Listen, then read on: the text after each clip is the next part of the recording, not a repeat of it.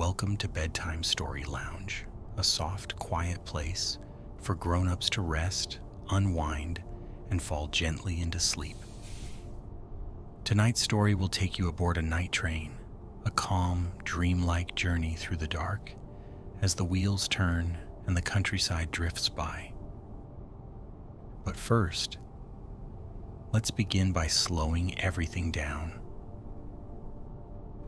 Take a moment to get comfortable. Tuck yourself in, loosen your shoulders, and let your body begin to settle. The day is done. There's nowhere else to be now but here. We're going to take 10 deep, steady breaths together using a simple technique called box breathing. Each breath has 4 parts: in, hold, out, hold. I'll guide you gently. Breathe in, hold, breathe out, hold. 1. Breathe in, hold, breathe out, hold. 2. Breathe in, hold, breathe out, hold. 3. Breathe in, hold, breathe out, hold. 4. Breathe in, hold, breathe out, hold. 5. Breathe in, hold,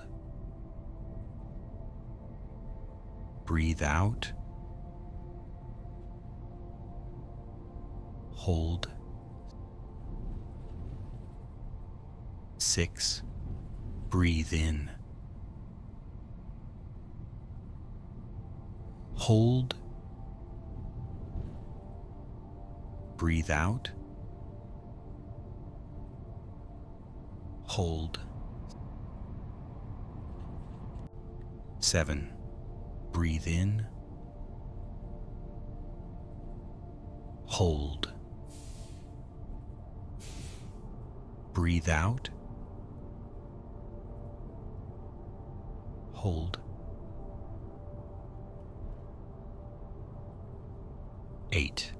Breathe in, hold,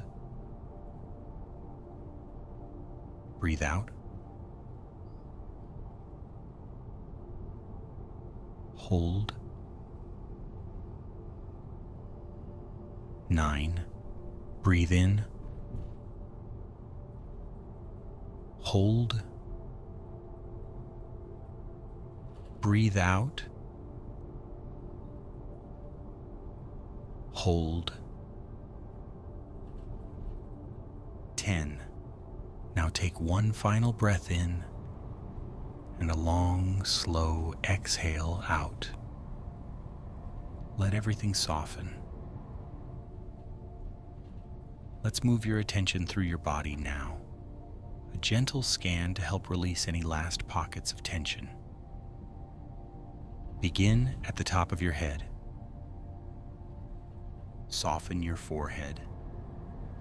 Let your eyes close. Release your jaw. Let that warmth drift down to your neck.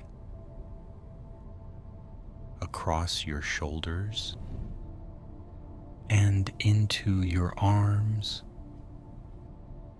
Feel your hands resting heavy and warm.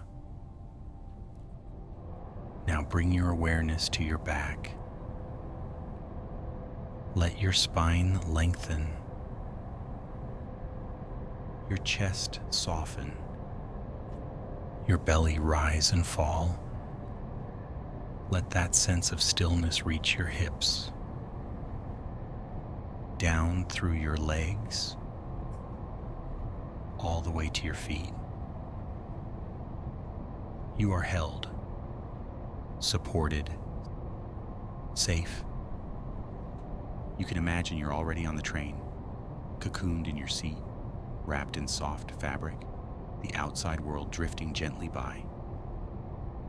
No need to move, no need to think. Just listen and rest. Let's begin.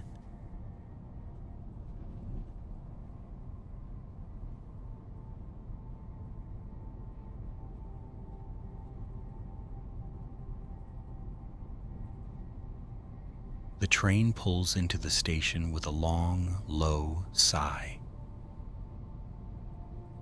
Its windows glow like lanterns in the dark, and inside people are already beginning to settle. You step aboard, welcomed by the soft hush of carpeted floors and the gentle hum of the engine. The carriage is warm and dimly lit, golden light reflecting off polished metal and wood grain panels. You find your seat by the window, one of those with a fold-down table and just enough space to tuck your legs up under you. You ease into it slowly, arranging your coat and bag, already feeling the pull of stillness in your bones. A soft blanket rests over your knees. The door slides shut behind you with a soft hiss. There's the faint scent of tea, a distant rustle of someone unwrapping a sandwich, the occasional beep of a phone being silenced. Outside the window, the platform is still for a moment, just puddles glinting under the lights and a few passengers moving toward their seats. And then the train begins to move. There's a gentle lurch, not unpleasant, and the world outside starts to slide backward. Lights blur, shadows stretch, and your journey has begun. The wheels click into their rhythm beneath you. You feel the motion through the soles of your feet, through your arms where they rest, through the soft rise and fall of your breath. No more to-do lists. No conversations. Just the steady, familiar sound of being carried forward. You lean your head against the window, eyes half closed, and watch the night roll past. The carriage is quiet now. Not silent, just hushed, like everyone has agreed to speak in whispers. Across the aisle, a woman flips slowly through a book, her fingers barely making a sound as she turns each page. She's wearing a long scarf, loosely looped, and her shoes are tucked off to one side. She glances up now and then, not really reading, just letting time pass. Further down, a young man nods off with his headphones in. His chin rests on his chest, his hands folded around a water bottle. Every so often, the train sways and he stirs, then settles again, breathing deep. A few rows back, a couple sits close together, one with their head on the other's shoulder. They aren't speaking, just watching the darkness outside roll by like a slow moving dream. You notice a conductor pass through, her footsteps soft, her expression gentle. She doesn't interrupt anyone, just checks her list quietly, smiles, and keeps walking. The lights in the carriage are low now. Not off, just dim enough that everything feels slower, softer, safer. You catch your own reflection in the glass, quiet, relaxed, bathed in the golden glow of travel. The motion of the train continues beneath it all. The gentle sway, the rhythmic hum. It's like being rocked, cradled by the journey. Your eyes close for a moment, then open again. The night is still waiting out there. And so is the story. The countryside outside is mostly dark now. Just the occasional farmhouse light, a flicker of something in the distance.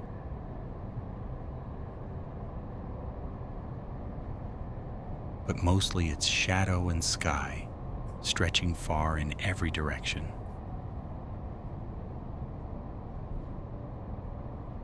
The perfect canvas for drifting thoughts.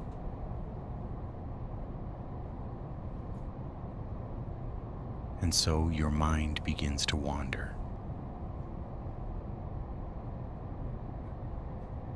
You remember another train ride, long ago now. You were a child, legs too short to reach the floor. Your feet swung freely beneath the seat as you pressed your face to the window, mesmerized.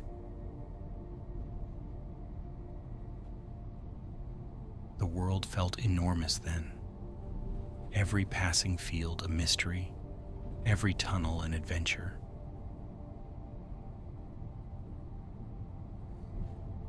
There was a sandwich wrapped in foil and a juice box with a bendy straw, and your mum smiling at your wide-eyed wonder.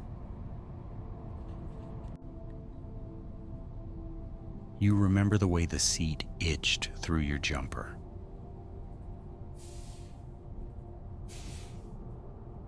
The way the tea trolley clattered down the aisle.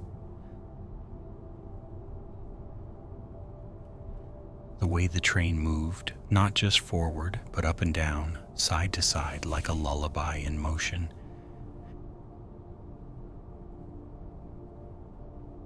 And at some point, you must have fallen asleep.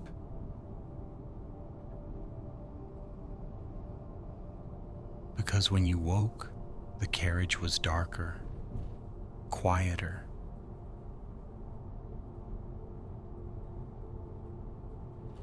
And someone had tucked a coat over you.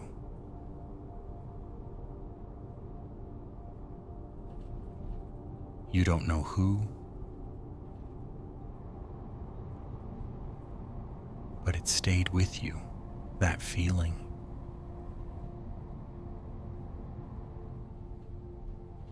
of being looked after, of being safe. Back in the present, you're still by the window. The memory lingers like warmth in your chest.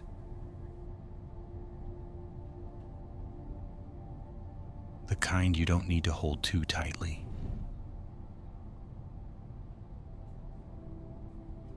It's just there.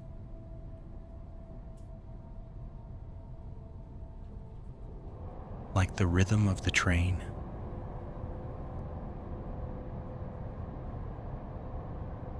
Like the night rolling on.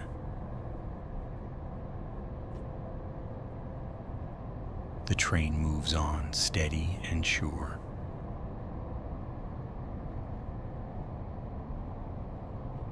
The lights inside the carriage have dimmed further now. Just the soft glow above your seat, like starlight caught indoors.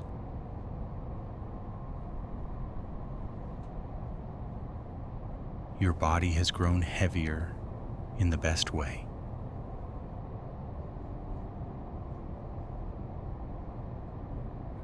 Warm, relaxed, supported.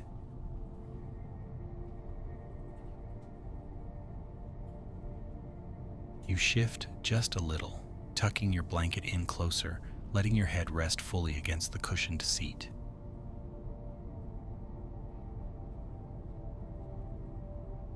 The motion is constant now.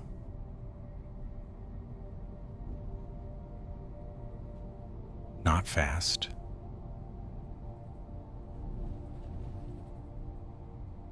Not slow.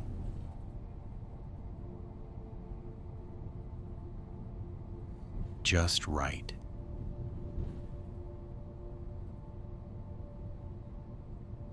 A gentle, measured rhythm that seeps into your bones, like being rocked in the world's oldest cradle.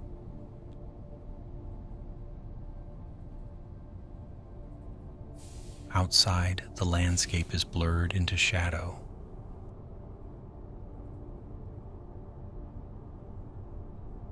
A tree here, a house there, and always the endless dark beyond.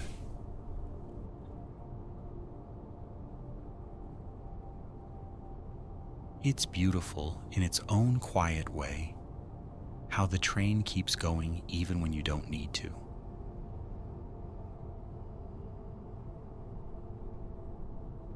Even your thoughts are beginning to wander more slowly now.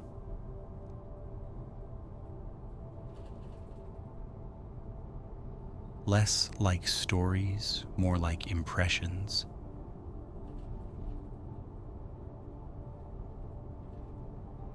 A flicker of moonlight on metal.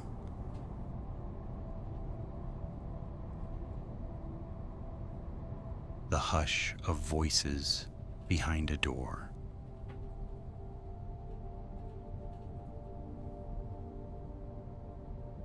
The way the seat cradles you without asking anything in return.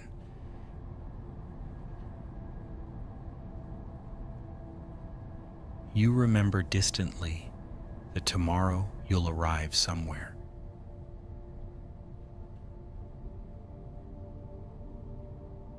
That morning will come with coffee and light and new places to see.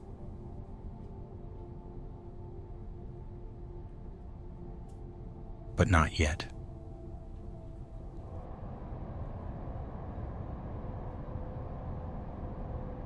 Not now.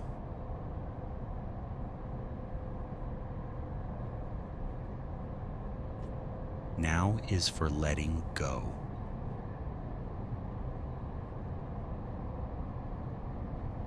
The train will keep moving.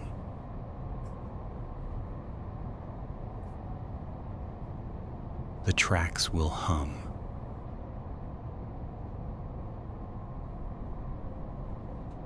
The night will unfold outside like a soft, dark blanket.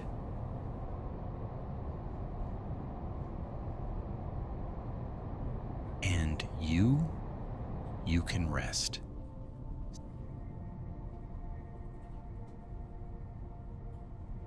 Safe in the knowledge that everything is taken care of.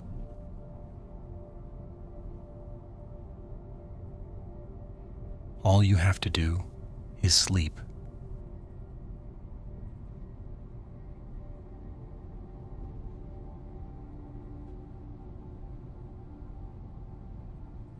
Good night from Bedtime Story Lounge.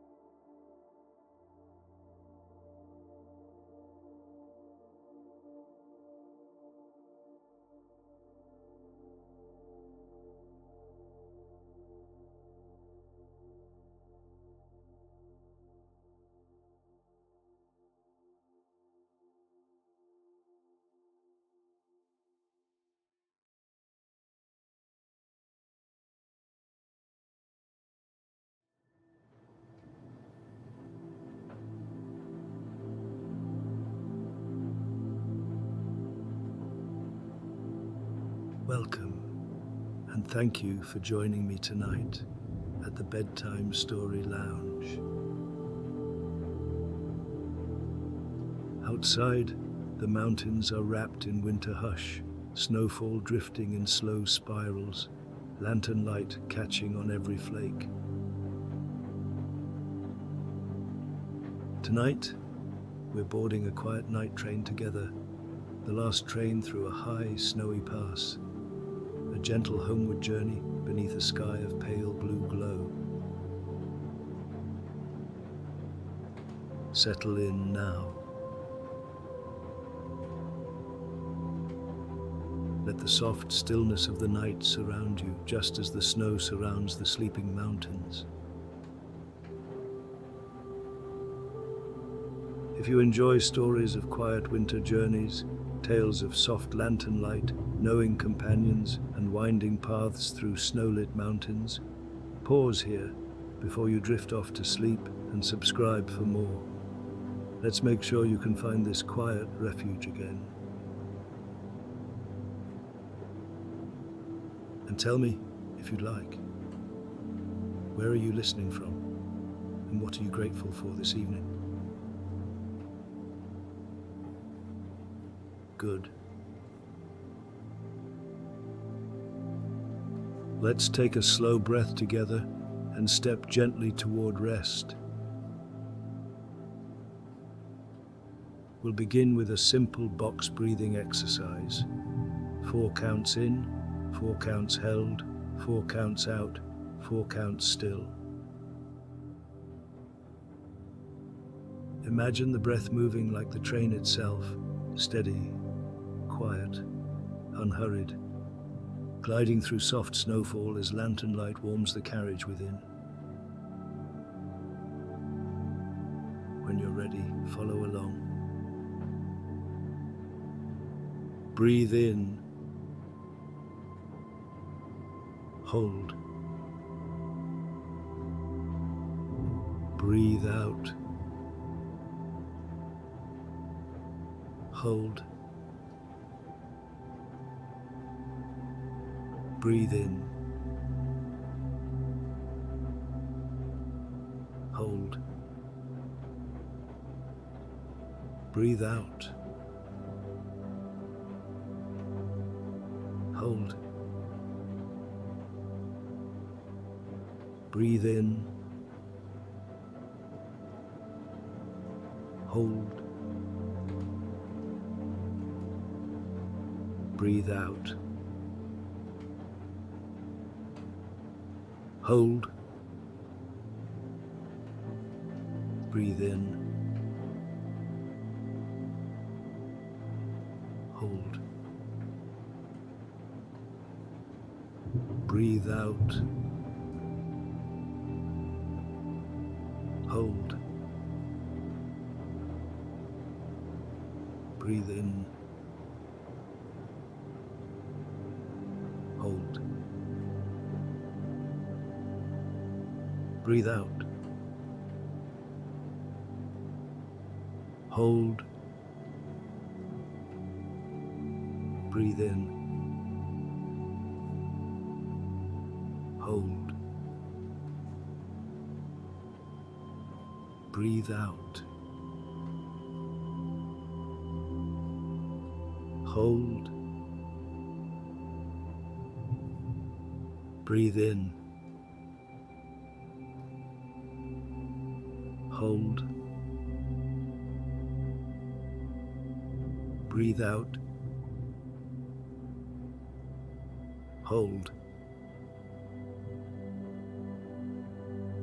Breathe in. Hold. Breathe out. Hold. Breathe in. Hold. Breathe out. Hold. Breathe in. Hold. Breathe out. Hold. Good. Now allow your breath to gently return to its natural rhythm. Let's begin with your head. Feel the cool, crisp stillness of the mountain air brushing past as the train glides into night. Soft, spacious, settling your thoughts like snowflakes drifting to rest. Your forehead smooths. Your eyes soften, heavy and calm, like lanterns dimming for the journey ahead. Let that ease travel down into your shoulders, loosening as though a warm wool blanket has been wrapped gently around you, the way a kind guard might settle one across your lap on a cold night. Your arms relax, from upper arms to elbows to wrists,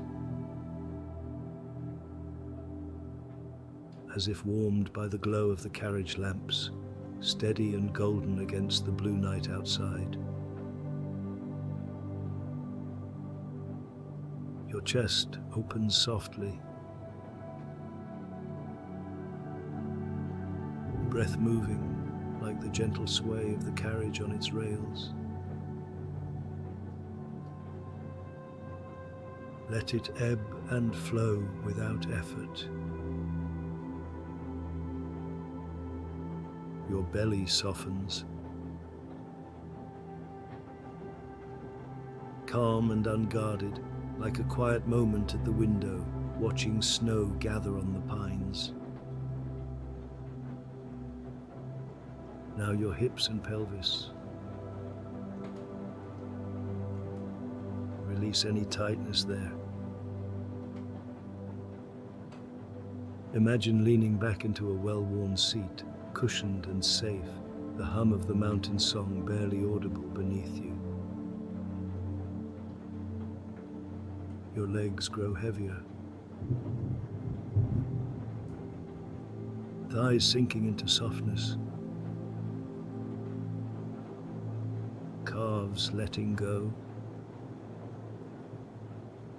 as though your body knows this is a long-awaited rest. And finally, your feet. Settling, grounding, arriving. As if feeling the faint warmth rising through the carriage floor, promising that the journey ahead is gentle, steady, and guided. Good.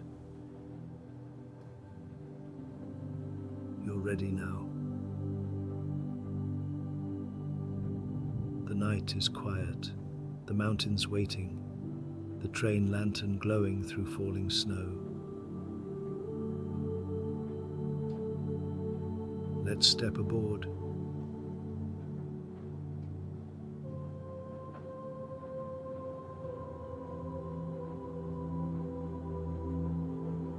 Snow was falling in soft, unhurried spirals over the mountain station. Each flake drifted downward as though it had all the time in the world, settling gently on stone, on rail, on the quiet wooden platform. The night was calm here, deep, still. Lanterns swung lightly in the cold air, their warm gold glow brushing the snowflakes as they passed. A faint hush lay over everything, a hush so complete it felt almost like an out-breath from the mountains themselves. And through this hush, the last train waited. Its windows glowed with gentle light, soft, steady, welcoming. The kind of light one might walk toward after a long winter day. The traveler stepped onto the platform with slow, careful footsteps, as though drawn into the quiet rather than breaking it. He paused for a moment, letting the cold air touch his skin, letting his breath curl upward in pale silver ribbons. He was tired, not with heaviness, but with the softness that comes at the end of a long journey. The kind of tired that feels almost like drifting, almost like peace. A rustle came from the railing beside him. A small mountain cat sat perched there, tail wrapped neatly around its paws. Its fur was the color of dusk on fresh snow, and its eyes held a quiet, steady knowing. It blinked at him, a slow, warm blink, as though offering a greeting meant only for him. The traveler felt something ease inside his chest. The cat hopped down and padded toward the waiting carriage. Pausing, looking over its shoulder, inviting him on. A door opened with a soft sigh. The guard stepped out, brushing snow from his coat. His voice was warm in the cold air. "Evening," he said gently. "You're right on time." The traveler nodded, his breath still steadying. I don't think I have a ticket." The guard smiled, kindly, knowingly, as though this was something he'd heard 100 times before. "It's there," he said softly. "Right hand pocket." The traveler slipped his hand into his coat and his fingers brushed cool metal. He drew out a small pendant.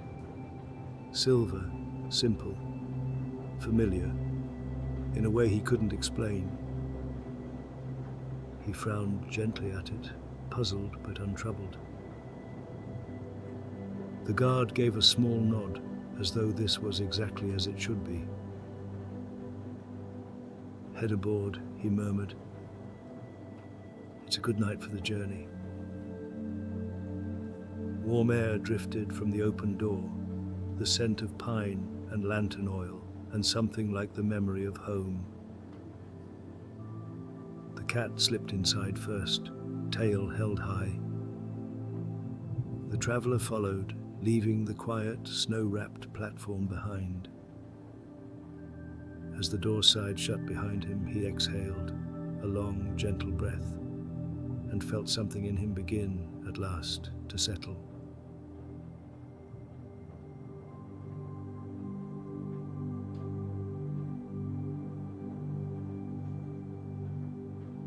The warmth of the carriage settled around him like a soft blanket, easing the chill from his skin. Lanterns glowed along the aisle, their amber light flickering gently with the movement of the train. The world outside the windows was a wash of blue and white, snow drifting down the glass in delicate wandering patterns. The little mountain cat padded ahead of him, its paws soundless on the wooden floor. It paused beside an empty pair of seats, looked up at him with that same quiet knowing, and hopped gracefully onto the cushioned bench. The traveler lowered himself into the seat beside it, letting the support of it cradle his tired body. He exhaled softly, a breath that seemed to carry hours, perhaps days of wandering. The cat shifted closer, brushing against his coat before curling contentedly at his side. Outside, snow deepened, falling in thicker, slower flakes, each one catching the lantern light as it drifted past. The hum of the train underfoot felt steady and reassuring, a gentle rhythm like a heartbeat beneath the floorboards. The guard appeared a moment later, moving calmly down the aisle with a folded blanket over one arm. Without a word, he draped it across the traveler's lap, tucking it lightly around him. "No charge tonight," he said with a warm, familiar smile. "Just rest, that's all you need to do." The traveler nodded, grateful. He hadn't realized how deeply the cold had settled into his bones until now. The guard held his gaze for a moment longer, a soft, steady look, as though seeing something he recognized, before continuing down the carriage. The cat shifted again, climbing onto his lap with a soft, rumbling purr that vibrated gently through the blanket. Snow shadows played across the ceiling as the train glided forward, the world outside passing in muted blues and silver white. The traveler leaned his head lightly against the window frame, breathing in the warm, pine-scented air. His eyelids fluttered, not fully closing but drifting, softening, carried by the gentle rhythm around him. The mountain song was faint still, little more than a distant hum beneath the rails. But every so often it rose just enough for him to feel it more than hear it. A note, a breath, a whisper. He wasn't sure why it comforted him so deeply. Only that it did. He let his eyes drift shut for a heartbeat. Just long enough for warmth and motion and quiet to blur together.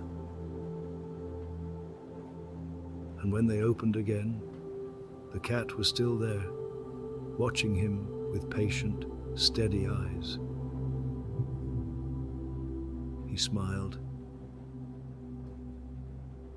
The cat blinked back, and the train carried them onward into deepening snow.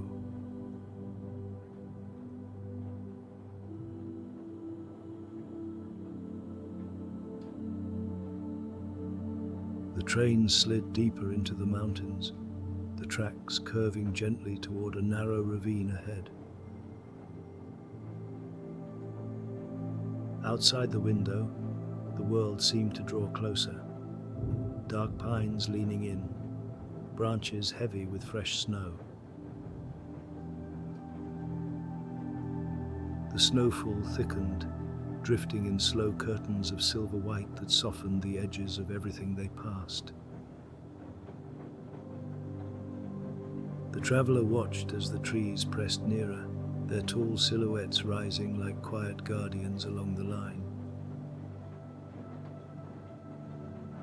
The cat lifted its head, ears pricking forward, as though listening to something only it could hear.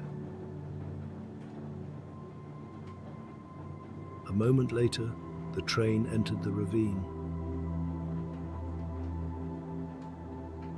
Sound changed instantly. A soft shift, a deepening, as though the air itself had turned into a resonant chamber.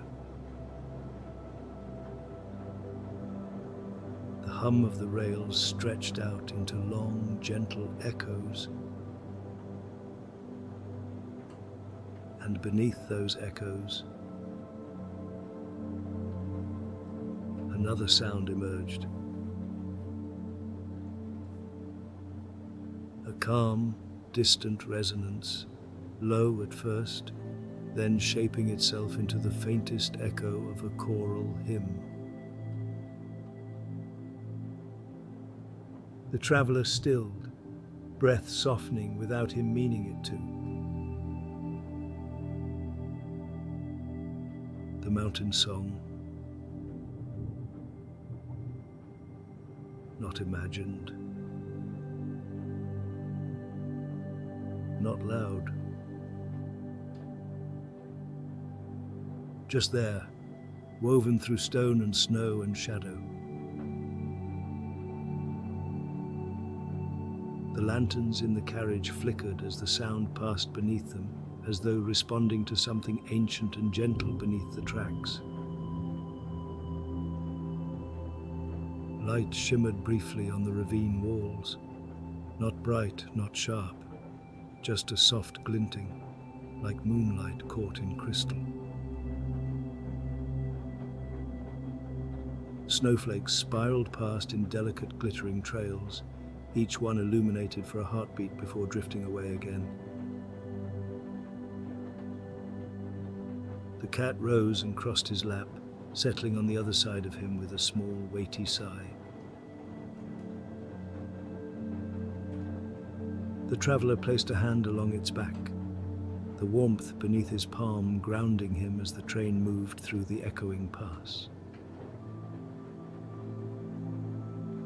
He felt his eyelids grow heavy, his breath deepen, his body soften into the seat as the hymn-like resonance swelled softly around them.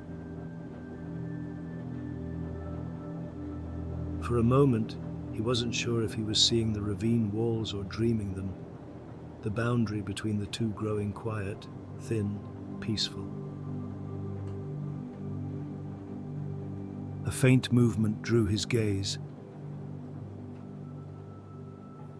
A soft glimmer of light among the pines perched along the ridge. It drifted with them for a little while, never approaching, never leaving, simply keeping pace like a gentle companion along the heights. He blinked slowly, letting the sight settle into him. It didn't feel strange, only right. The guard walked softly down the aisle, the steady echo of the ravine carrying his footsteps. He paused beside the traveller, voice a quiet murmur. "Good night for the journey," he said. The traveller nodded, unable to find words, wrapped in warmth and the mountain's gentle song. The guard touched the back of the seat lightly. A small, wordless reassurance. Before moving on, the train glided onward, snow brightening, glow deepening, song blooming softly through the stone. And the traveller, drifting between wakefulness and dream, let the quiet carry him.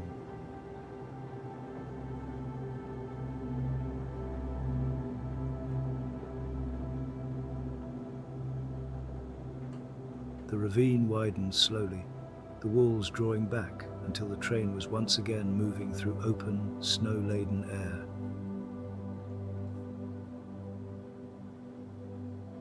The world outside seemed to breathe as it opened a long, gentle exhale into a valley bathed in soft blue light.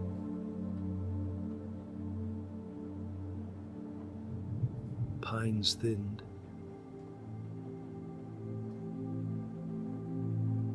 Then they faded away entirely, leaving nothing but white slopes rising into the night and a sky full of drifting stars. Snow fell here in a different way. lighter, slower, as though suspended for a moment before drifting downwards in shimmering trails.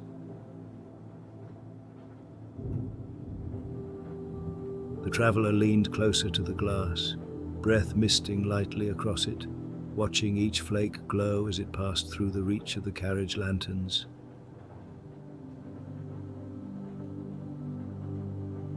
In the distance, a soft ripple of color shimmered across the sky, faint at first. A pale ribbon of blue that stirred the air like a sigh.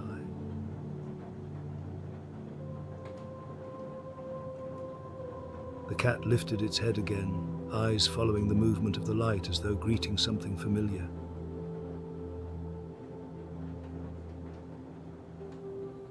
The traveler felt a quiet warmth bloom in his chest, even as the landscape grew colder, wider, more luminous around them.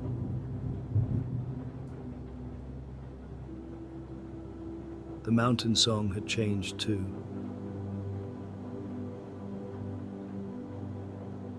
Still gentle,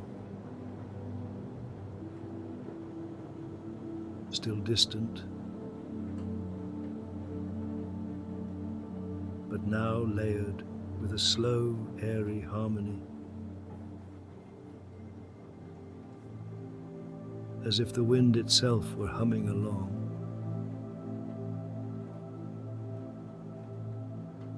A soft glow trailed along the ridges beside them.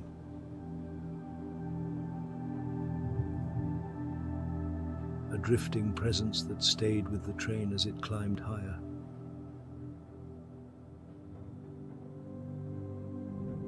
The pendant at his chest caught a glint of that glow, reflecting a faint line of silver blue light across his coat.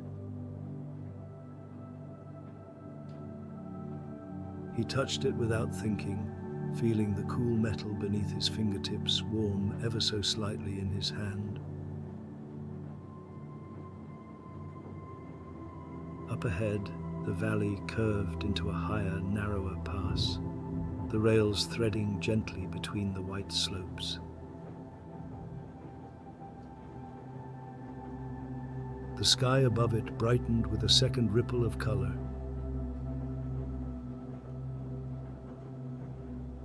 This one soft gold beneath the blue,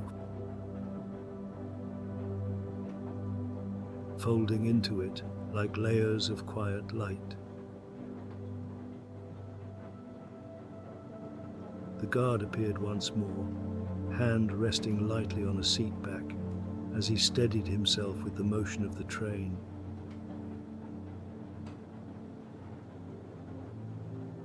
"We're almost there," he said softly.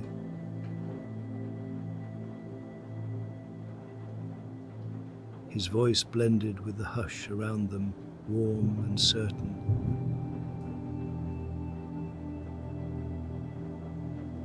"You can rest once we arrive."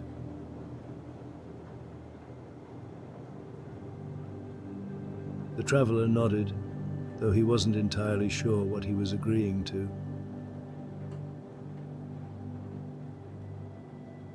It didn't matter.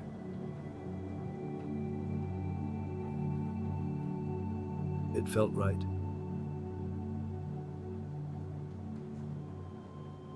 The cat stretched across his lap, then hopped lightly down, padding over to the aisle to peer toward the front of the carriage as though anticipating what came next.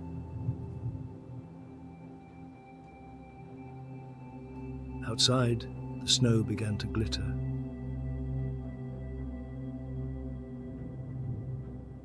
A soft scattering of tiny lights, like stars caught in motion.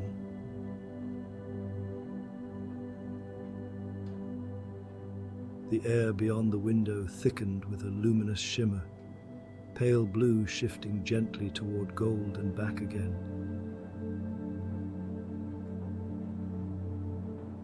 As if the sky itself were remembering something. The train climbed higher, into that soft glow, into that quiet knowing, carrying them toward the summit where light and snow met in perfect stillness. and the traveller, held in warmth and wonder, felt something within him unfold. Gently, like the beginning of a long-awaited return.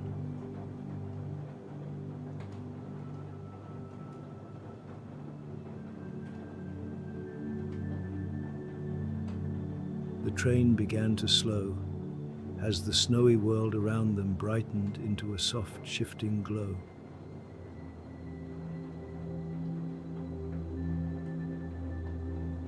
The high pass opened wide, revealing a gentle sweep of mountaintop, laid out beneath a sky of pale blue and gold.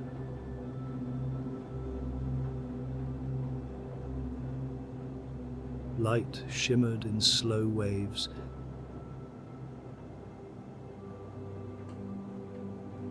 pale blues and golds drifting across the snow like breath made visible.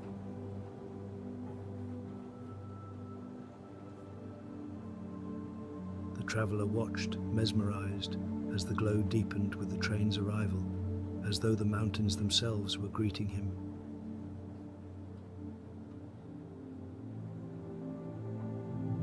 The little cat hopped down from its seat, tail flicking, and trotted to the door with a soft urgency.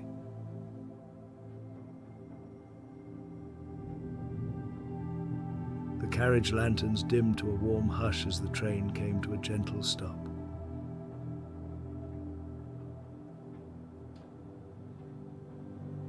The guard paused beside the traveller, resting a steady hand on the seat back.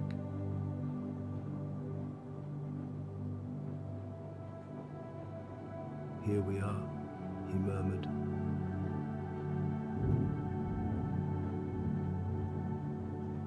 His voice was warm, certain, touched with a kindness beyond explanation.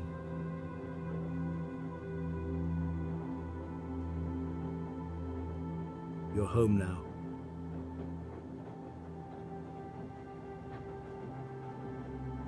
The doors slid open with a soft breath of cold air.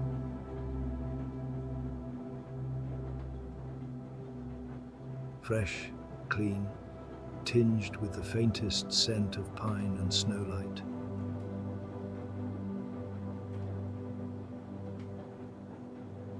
The traveller stepped down onto the platform.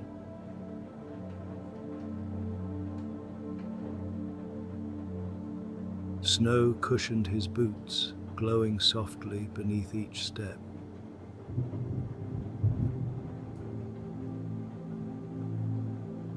He turned just in time to see the train slipping silently away into the snowfall, lantern light fading into the luminous blue and gold.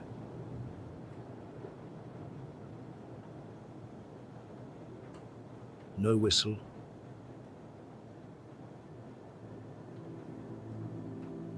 No sound at all.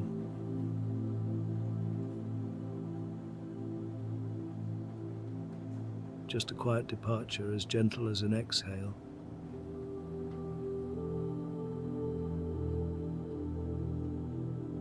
The mountain song softened with it.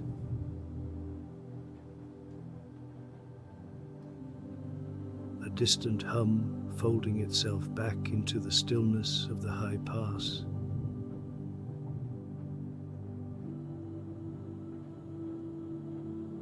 Then, a figure appeared through the glow.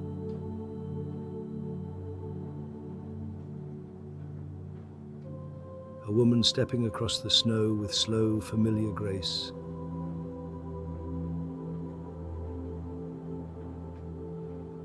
Her coat dusted with frost, her smile warm enough to melt the cold around them.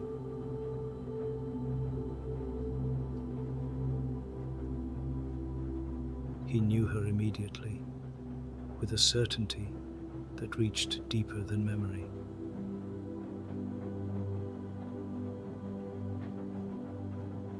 His mother.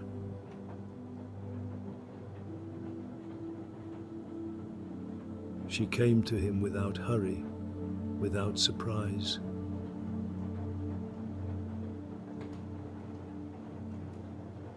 As though she had always known he would arrive on this night, in this place.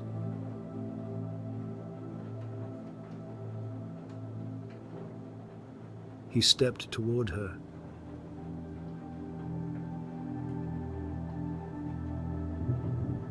She opened her arms.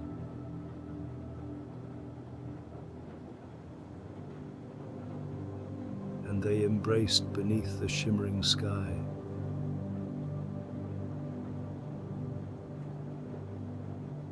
The little cat circled them and settled at their feet.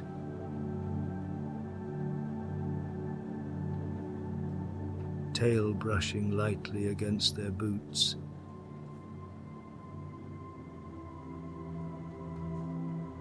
His mother touched his cheek, brushed snow from his coat.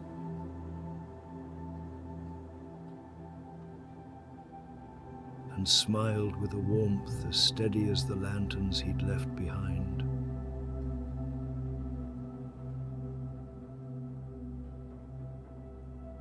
"Let's go home," she whispered.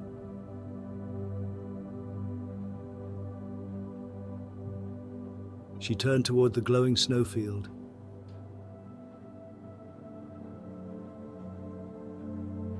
A soft path opening ahead as colors rippled gently across the sky.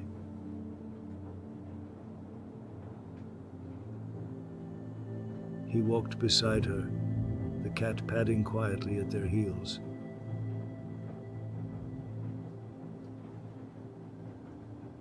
Their footsteps made only the faintest impressions.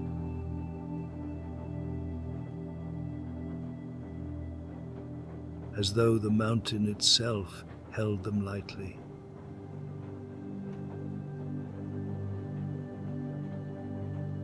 And together they moved toward the shifting glow.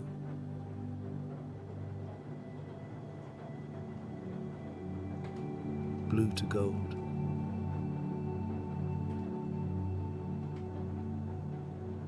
Gold to white.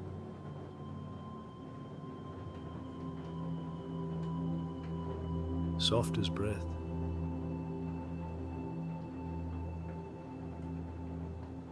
Steady as rest.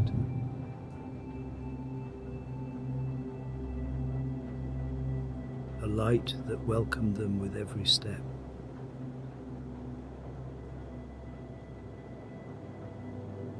The mountain song hummed once more, a final gentle echo beneath the colors.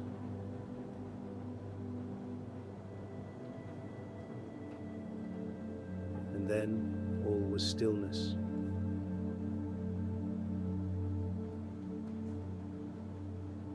And snow.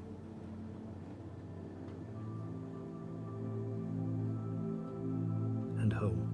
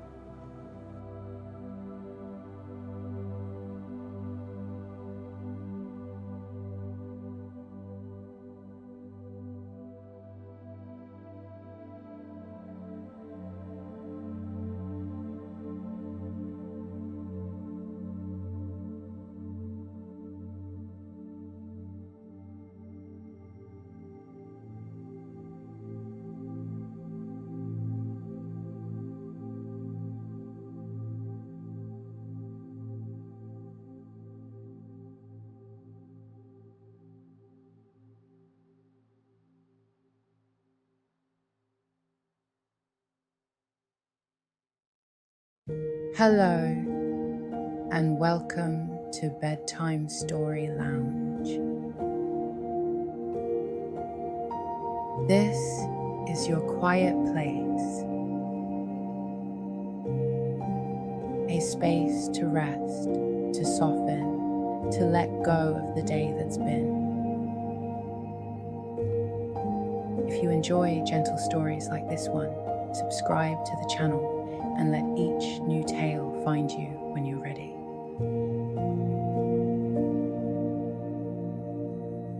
Tonight, we'll begin with a simple breathing practice to ease your body, to slow your mind, and to bring you fully into this moment. Then, we'll drift into a soft, sensory story set on a rainy evening in a home beside the river.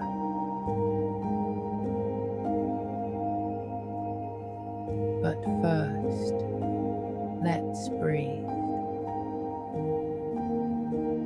We'll use something called box breathing. It's slow, it's steady. It feels like rocking. Breathe in for 4 seconds. Hold for 4. Breathe out for 4. Hold again for 4. We'll do this 10 times together. There's nothing to get right. If you get distracted, that's okay. Just gently return to me. Breathe in. 2, 3, 4. Hold. 2, 3, 4. Breathe out. 2, 3, 4. Hold. 2, 3, 4. That's 1. In.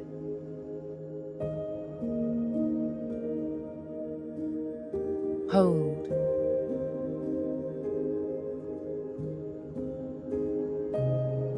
Out. Hold. 2. In.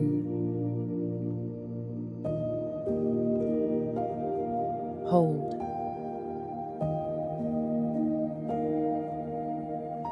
Out. Hold.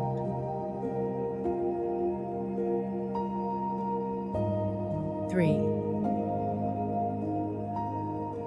In.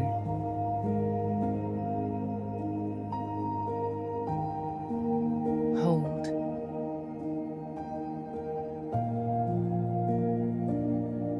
Out.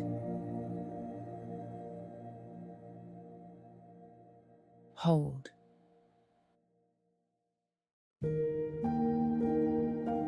4. In.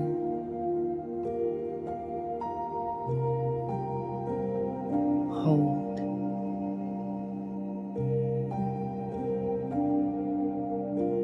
Out. Hold.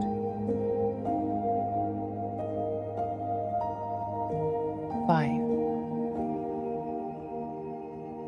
In.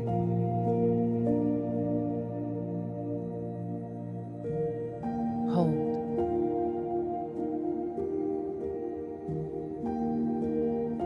Out.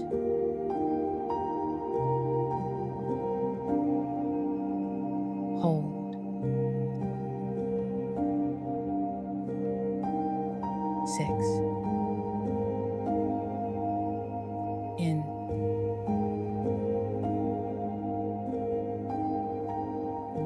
Hold. Out.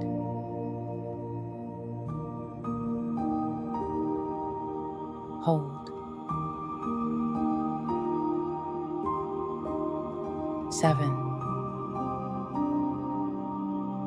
In.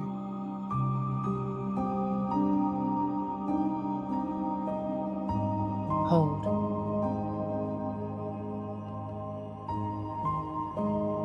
Out.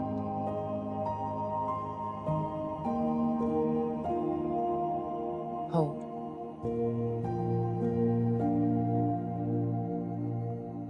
8.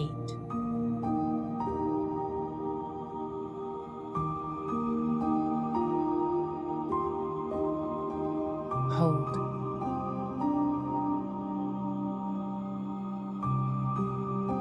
8.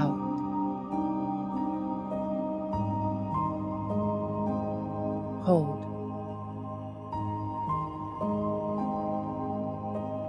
9.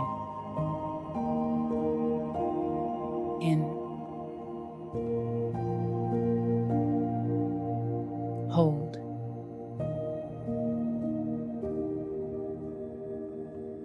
Out.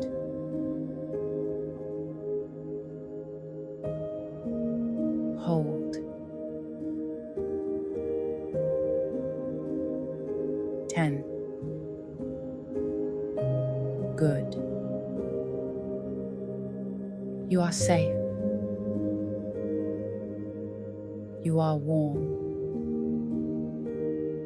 You are here.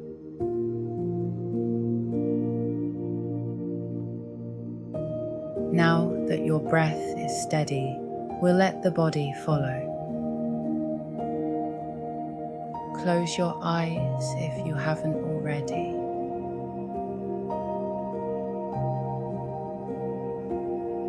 Let's begin at the very top of your head.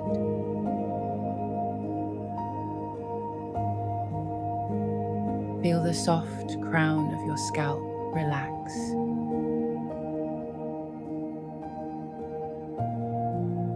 The space between your eyebrows smooth.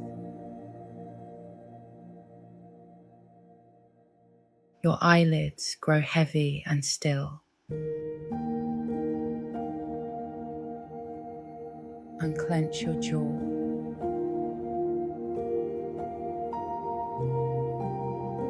Let your tongue rest.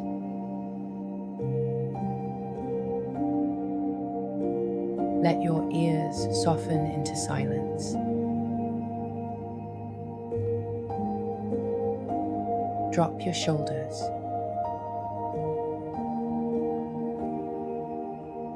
Release your arms.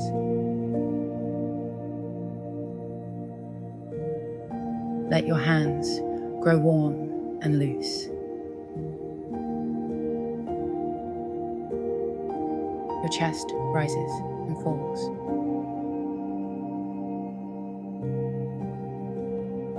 Nothing forced.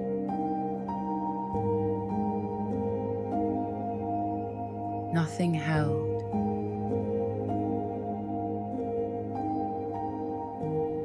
Let your belly soften.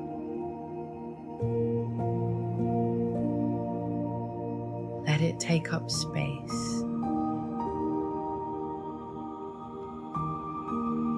Let your hips sink into the mattress. Let your legs rest without effort.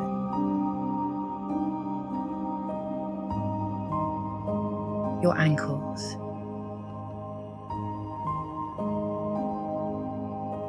Your feet.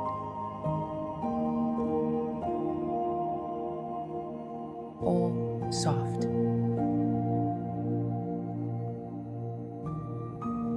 All still.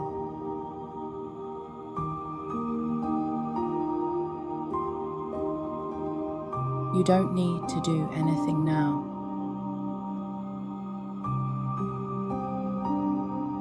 You're already here.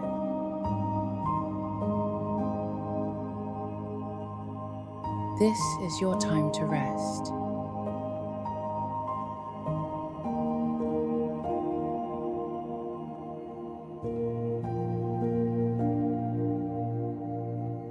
You got home not long ago. just ahead of the storm. You peeled off your coat, kicked off your shoes, felt the cool floor under your feet, that little reminder that summer has finally slipped away. The house smelled faintly of rain already, even before it started. That petrichor scent that rises from stone and soil just as the clouds gather. You left your bag in the hallway, your keys in the bowl. The kettle went on, and in the time it took to steep your tea, the sky began to change. You noticed it first in the light, how the gold of early evening turned the color of brushed steel. Clouds rolled in slowly from the horizon. Dark at the center, soft at the edges, like something blooming in reverse. You leaned your arms on the windowsill, still holding your mug, feeling the warmth of it in your hands. And then, the first sound. Not thunder, not wind, just rain. Thin, silvery rain drifting down like threads, barely touching the pavement, barely there.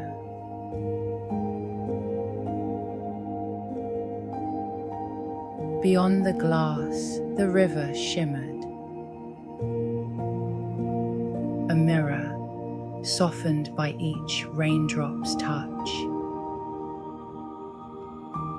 It was quiet.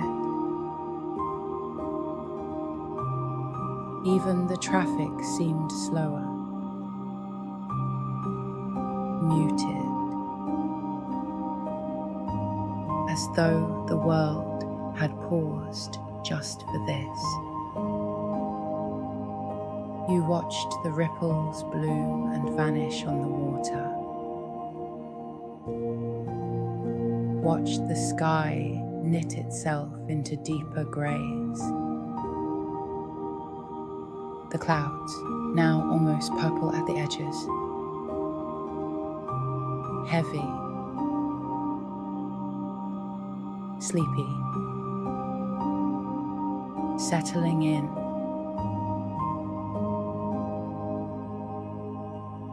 Across the street, a neighbor darted from his car, hood pulled up, post clutched under his arm.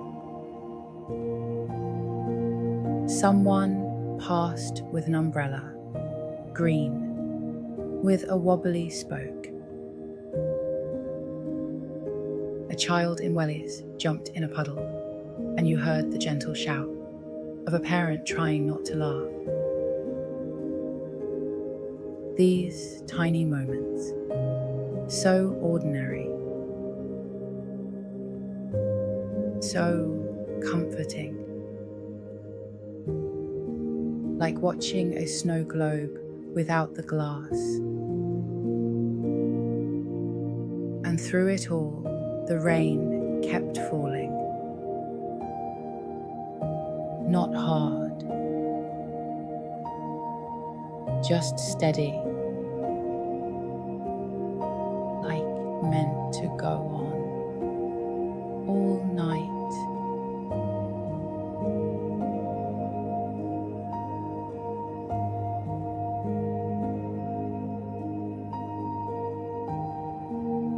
The mug is nearly empty now, but you're still standing by the window. You haven't turned on any lights just letting the grey twilight wrap itself around the room. There's something sacred in this kind of quiet, where nothing needs to happen, where you can just be.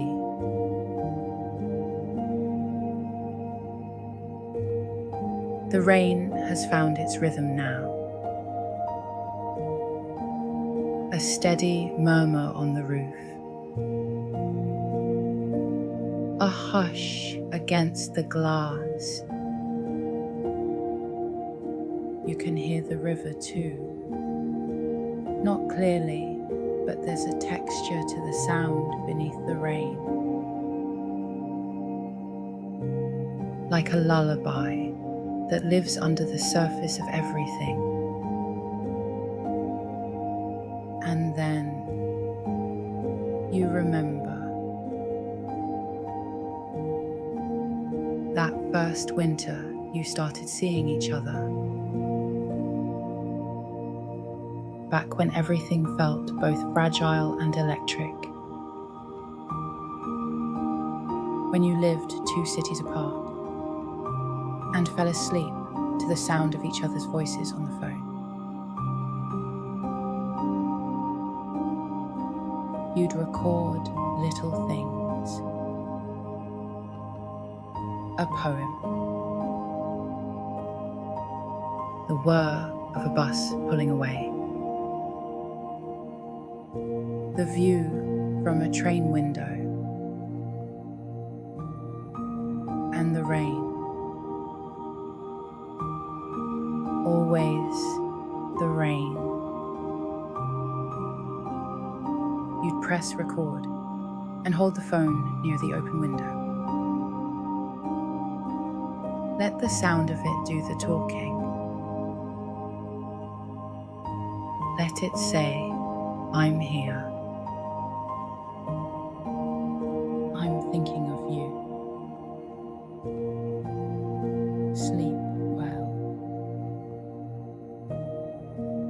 And now, years later, you're standing here in a house that holds both your names. Still listening to the rain. Still thinking of them. You wonder if they're listening too. If they can hear it on the other side of the house. If they've noticed how the drops change their tone when they land on leaves instead of stone. You smile because they always did.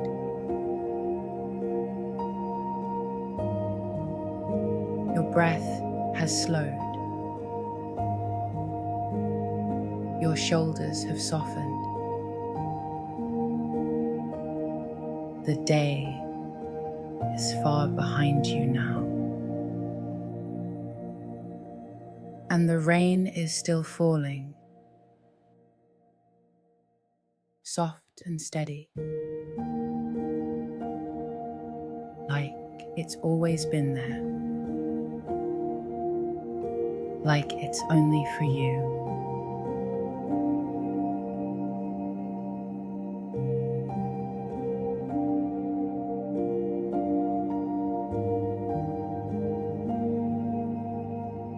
You move away from the window. Slowly. Reluctantly. Like stepping back from a painting you weren't finished looking at. But the view will still be there in the morning. And right now, your body is asking you to rest. You turn off the kitchen light. gentle clicks in its cradle. The room folds itself into twilight. You move to the living room, blanket in hand. The soft one, the one that smells faintly of lavender and home. You switch on the small lamp in the far corner. The warm, amber one. That makes everything feel quieter. You curl up on the sofa. The window still nearby, still open to the sound. The rain is softer now. Not gone, just gentler. Like it's growing tired too. You lie back.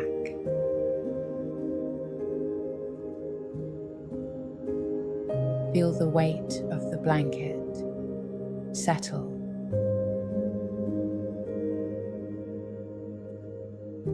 Feel the cushions beneath you mold to your shape.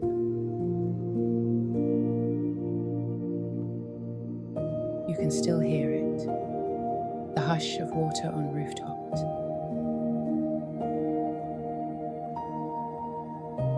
The whisper of droplets kissing the river.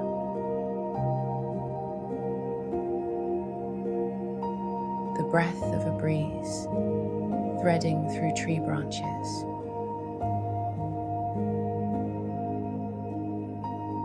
You close your eyes.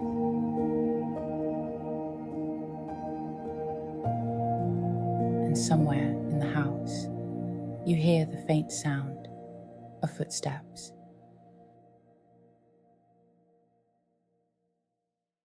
Familiar.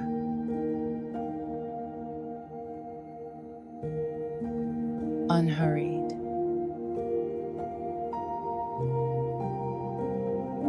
Maybe they're going to bed too.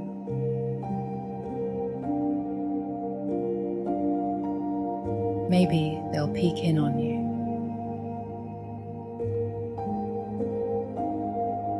Maybe they already have.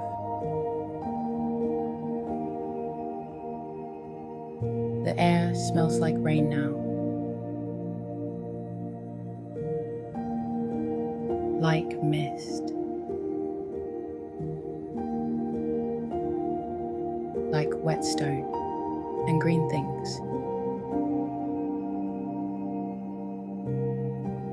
Like sleep.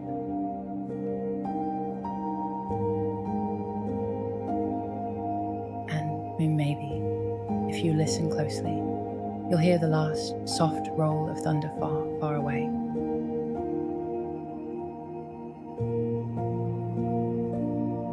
So distant, it feels like a memory.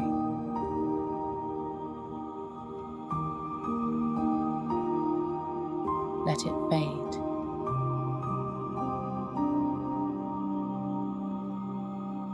Let everything fade.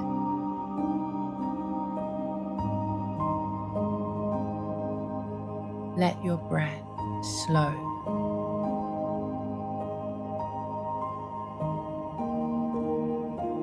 Let your body grow heavy.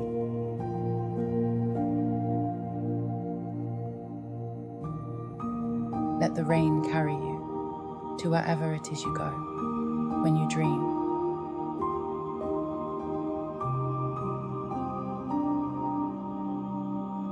You are safe.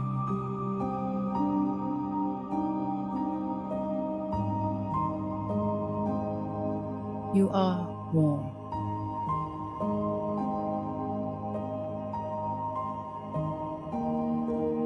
You are loved.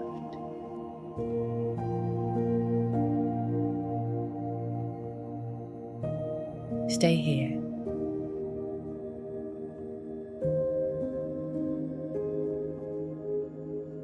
Stay still.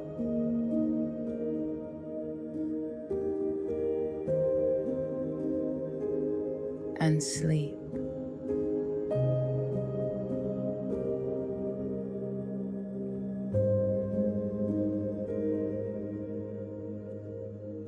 Good night from Bedtime Story Lounge.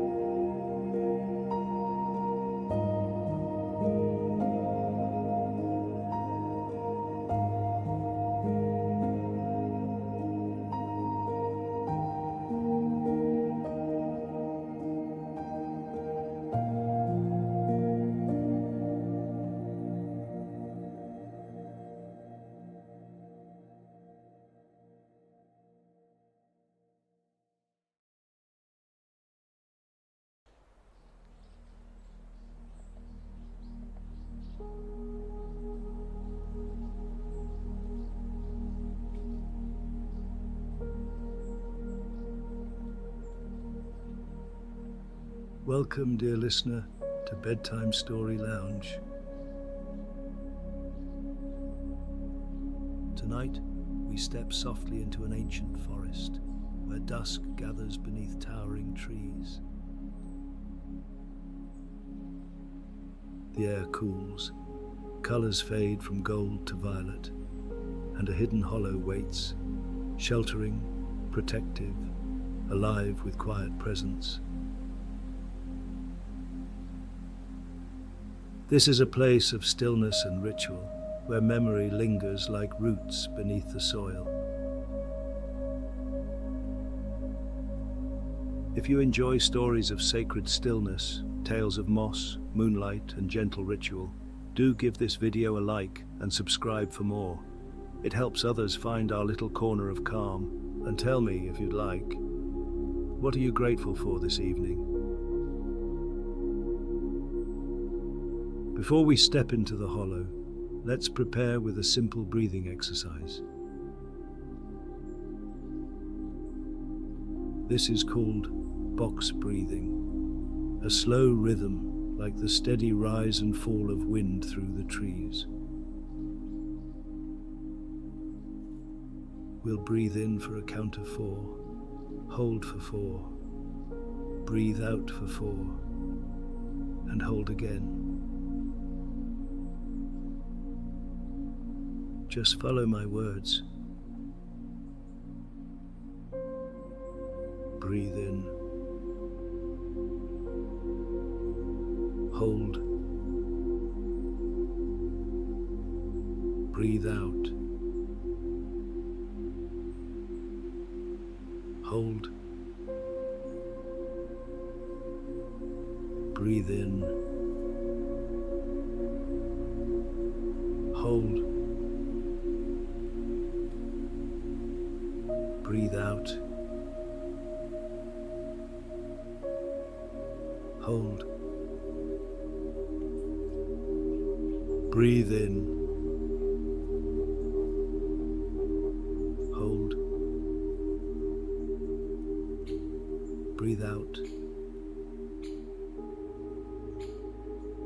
Hold. Breathe in.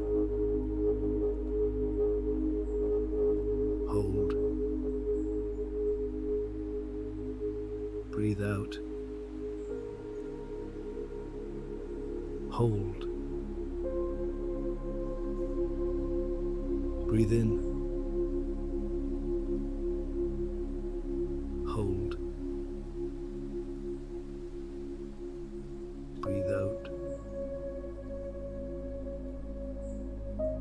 Hold. Breathe in. Hold. Breathe out. Hold. Breathe in. Hold. Breathe out. Hold. Breathe in. Hold. Breathe out. Hold. Breathe in. Hold. Breathe out. Hold. Breathe in. Hold. Breathe out. Hold. Good. Now allow your breath to gently return to its normal rhythm. Feel your head grow heavy, as though crowned by branches swaying softly above. Your shoulders release, loosening like moss falling gently from a tree. Arms resting by your side, steady as the roots pressed into the earth. Chest softening, rising and falling like a quiet breeze through the leaves. Belly easy, deep and calm like rich soil after rain. Hips grounded, supported by the earth itself, steady and secure. Legs heavy, strong as the trunks around you, still and unmoving. Feet sinking deeper, as though the ground accepts them, becoming one with the hollow. Now the forest waits. Let us walk together into the hollow, where the Druid begins their nightly ritual.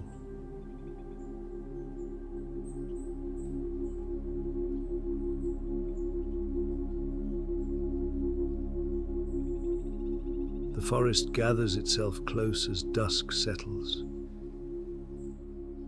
Between the roots of oak and ash, a path winds inward, leading to the hollow. The Druid comes with quiet steps, steady as though the earth itself knows their weight. A simple robe brushes the moss, soft against stone. In one hand they carry a small lamp, in the other, nothing at all, for one hand must always remain free to greet the land. The hollow waits. It is not an empty space, but a living companion. Roots arch together like arms bent in welcome. Stones form a low circle, and ferns bow at the edges. The air feels different here, cooler, touched with the scent of damp earth, yet safe, as if the forest leans inward to protect this place. The Druid pauses at the entrance. They lower their head in silent greeting. A palm rests upon the ground, fingers tracing the curve of soil. The hollow seems to breathe in answer. Stepping within, they move with slow familiarity. This is not a hurried arrival, but a ritual of presence. Each gesture matters. The lamp placed gently on a flat stone, the soil touched again in acknowledgement, the deep inhalation that matches the rhythm of the trees around them.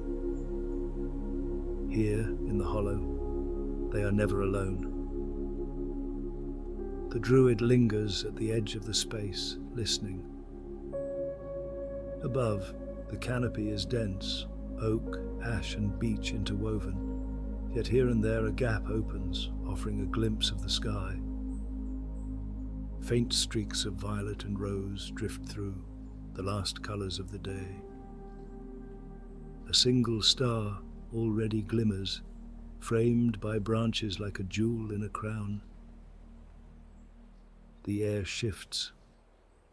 Cooler now, with a subtle drop in temperature, it brushes across the skin like a soft cloak. The scents are layered, earth darkened by yesterday's rain, moss damp and alive, the faint sweetness of crushed fern. A blackbird calls far away. Then silence falls, broken only by the hum of small night creatures waking. Within the circle of trees, the hollow feels close and sheltering, yet not confined. The roots arch overhead, their twists and turns like the ribs of a great cathedral. The mossy stones form a boundary, not a wall, but a gentle marking of sacred ground. The Druid stands still, drawing it all in. No words are needed. The hollow speaks in its own way, in colour, scent, the hush of leaves against the evening wind. And the Druid, as always, listens. Only when the silence settles into something deeper, not absence but presence, do they take a step forward, into the embrace of the hollow.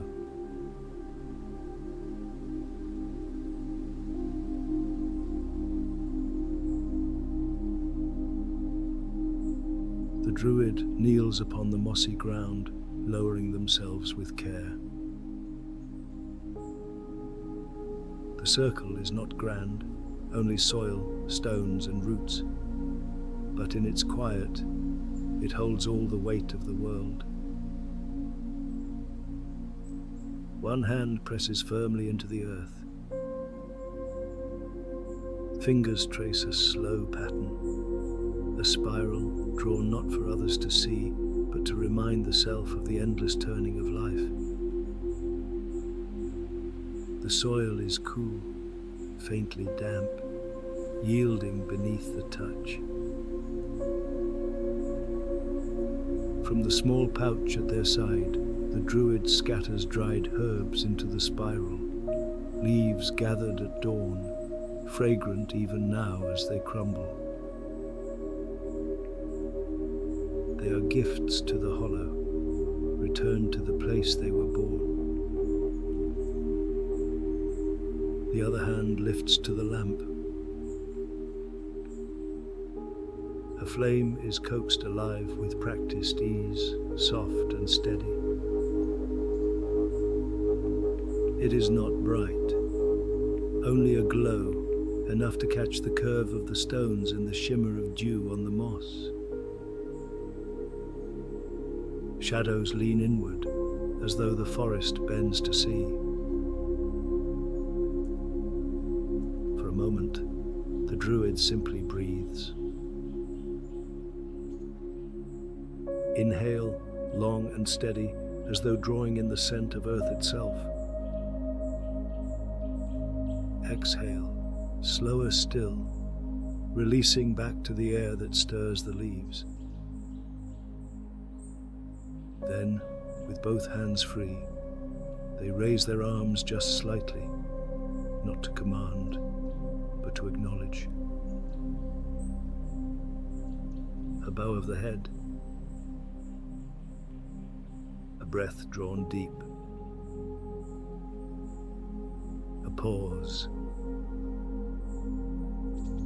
and then the hands lower again, palms resting flat against the ground, sealing the gesture like a circle completed. The hollow answers not with words, but with stillness. The silence has a weight to it now, a fullness as though something vast has joined them, invisible but near. The Druid does not seek more. They do not call out. The ritual is enough. Each night the same. Each night the hollow remembers.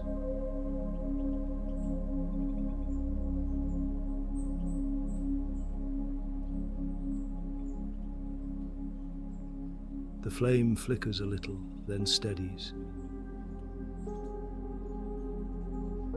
Its glow softens the stones, the moss, the curve of roots overhead.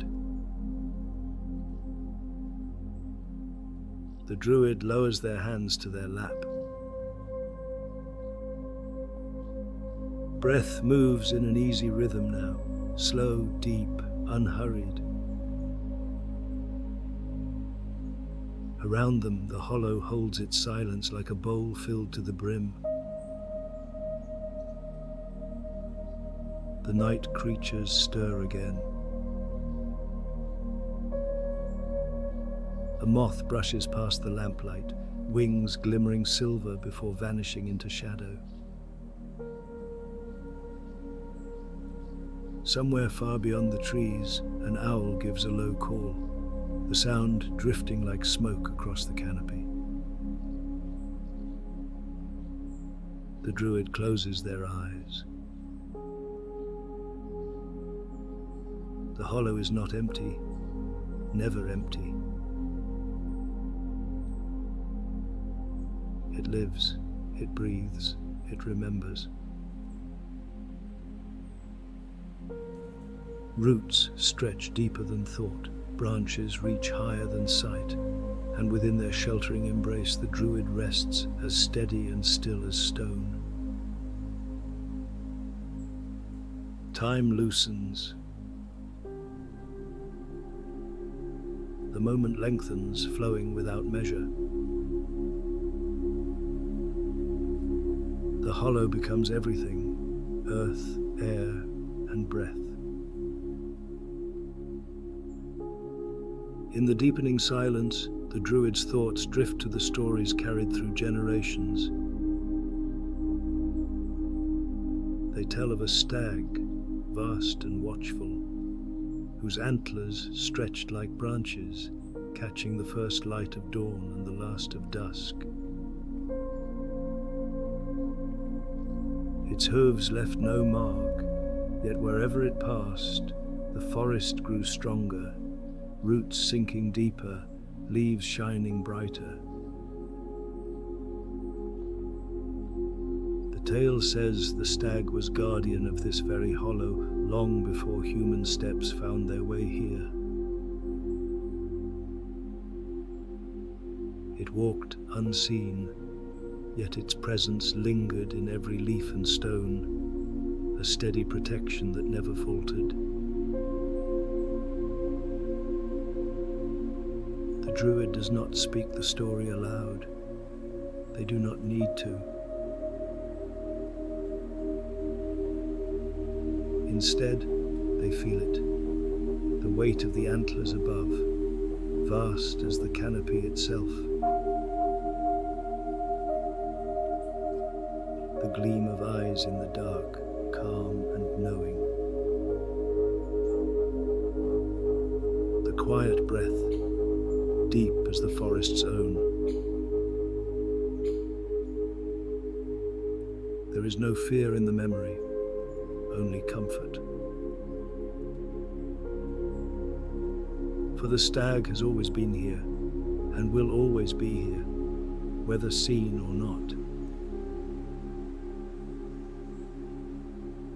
The Druid bows their head, acknowledging. Not summoning, not asking, simply recognizing the companionship that endures. The flame burns low, the air grows cooler.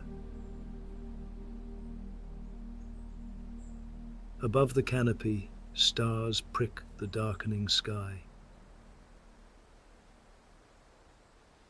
and in the hollow the stag's presence settles quiet and eternal, as though it has been here all along.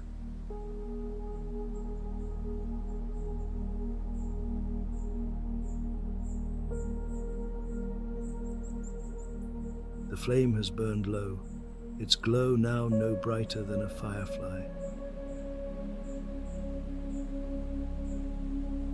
The Druid leans forward, breathing softly upon it until it fades into a curl of smoke.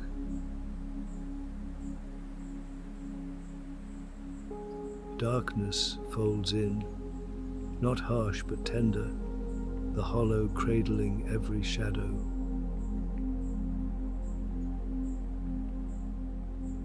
With both palms pressed once more to the soil, the Druid bows their head. The earth feels cool, alive, steady beneath their touch, as if it holds not only the roots of trees, but all that has ever been remembered here.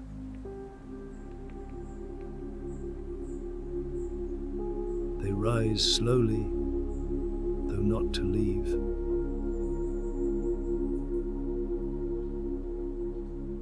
Tonight, as every night, the ritual ends in stillness.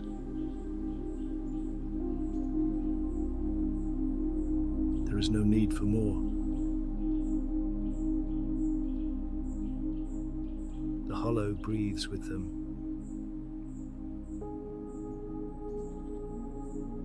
The forest settles.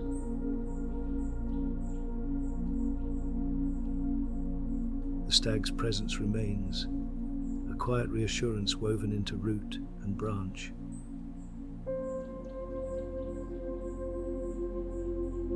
Above, through the gaps in the canopy, the stars shine more brightly now.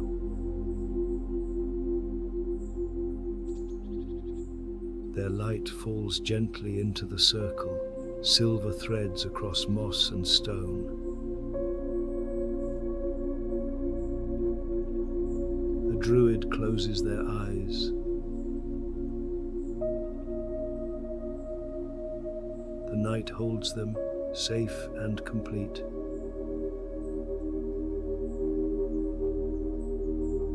And in that stillness, peace deepens.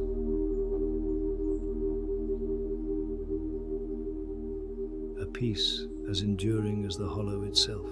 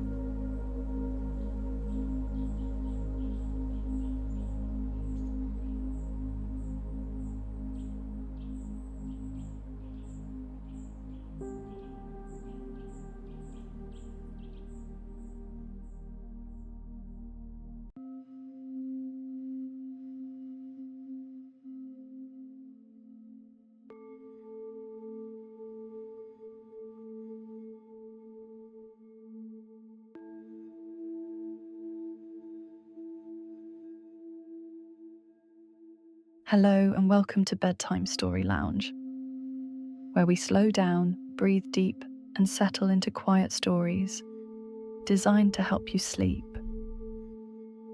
If you enjoy these calm, descriptive tales, please consider subscribing so you'll have something soft and peaceful waiting for you at the end of every day. Tonight's story is about new beginnings, gentle exploration, and finding comfort in a brand new place. But before we begin, let's take a few moments to breathe. We'll use a method called box breathing, a steady rhythm to help you feel calm and present. We'll breathe in for 4 seconds, hold for 4 seconds, breathe out for 4 seconds, and hold again for 4 seconds. Let's begin. Just follow my voice. Breathe in, hold, breathe out, hold. 1. Breathe in, hold, breathe out, hold. 2. Breathe in, hold,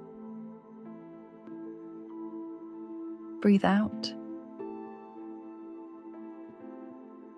hold. 3. Breathe in, hold, breathe out, hold. 4. Breathe in, hold, breathe out, hold. 5. Breathe in, hold, breathe out, hold. 6. Breathe in, hold, breathe out, hold. 7. Breathe in, hold, breathe out, hold. 8. Breathe in, hold, breathe out, hold. 9. Breathe in, hold, breathe out, hold. 10. Good. Now let's let your body relax too. Bring your attention to your toes. Let them soften. No need to hold or clench. Your feet, your ankles. Let them sink gently, letting go of the day. Your legs grow heavy. The muscles in your thighs loosen and rest. Now your back. Feel it melt into the surface beneath you. Your chest, your arms, your hands resting just as they are. Soften your jaw. Let your forehead smooth. Let your eyes rest, however they wish to close. The day is done. There is nothing more you need to do now.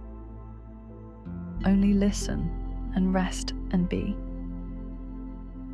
When you're ready, we'll begin the story of a small cat and a quiet new home and the softest kind of welcome.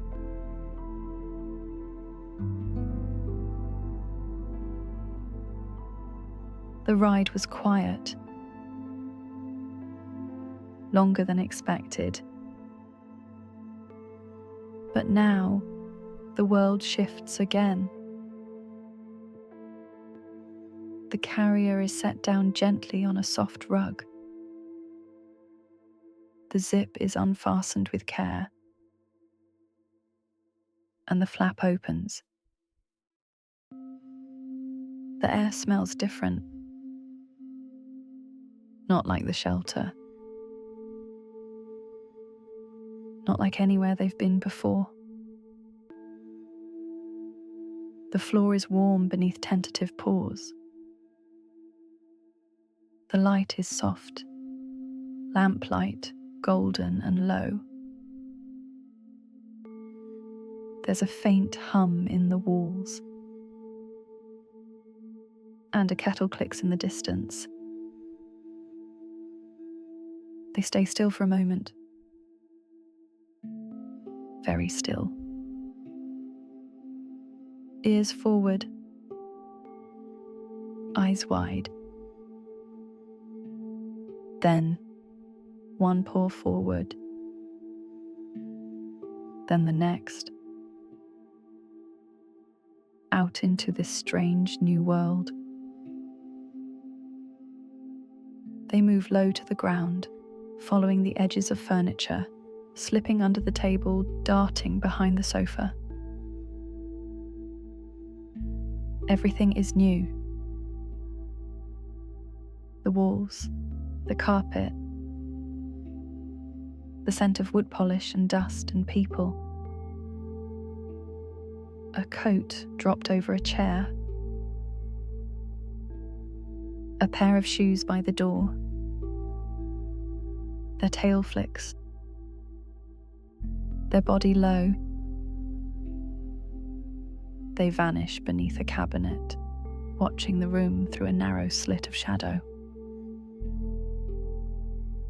And from that dark, safe place, they see the shape of the person who brought them here. The new human. The human doesn't reach and doesn't speak.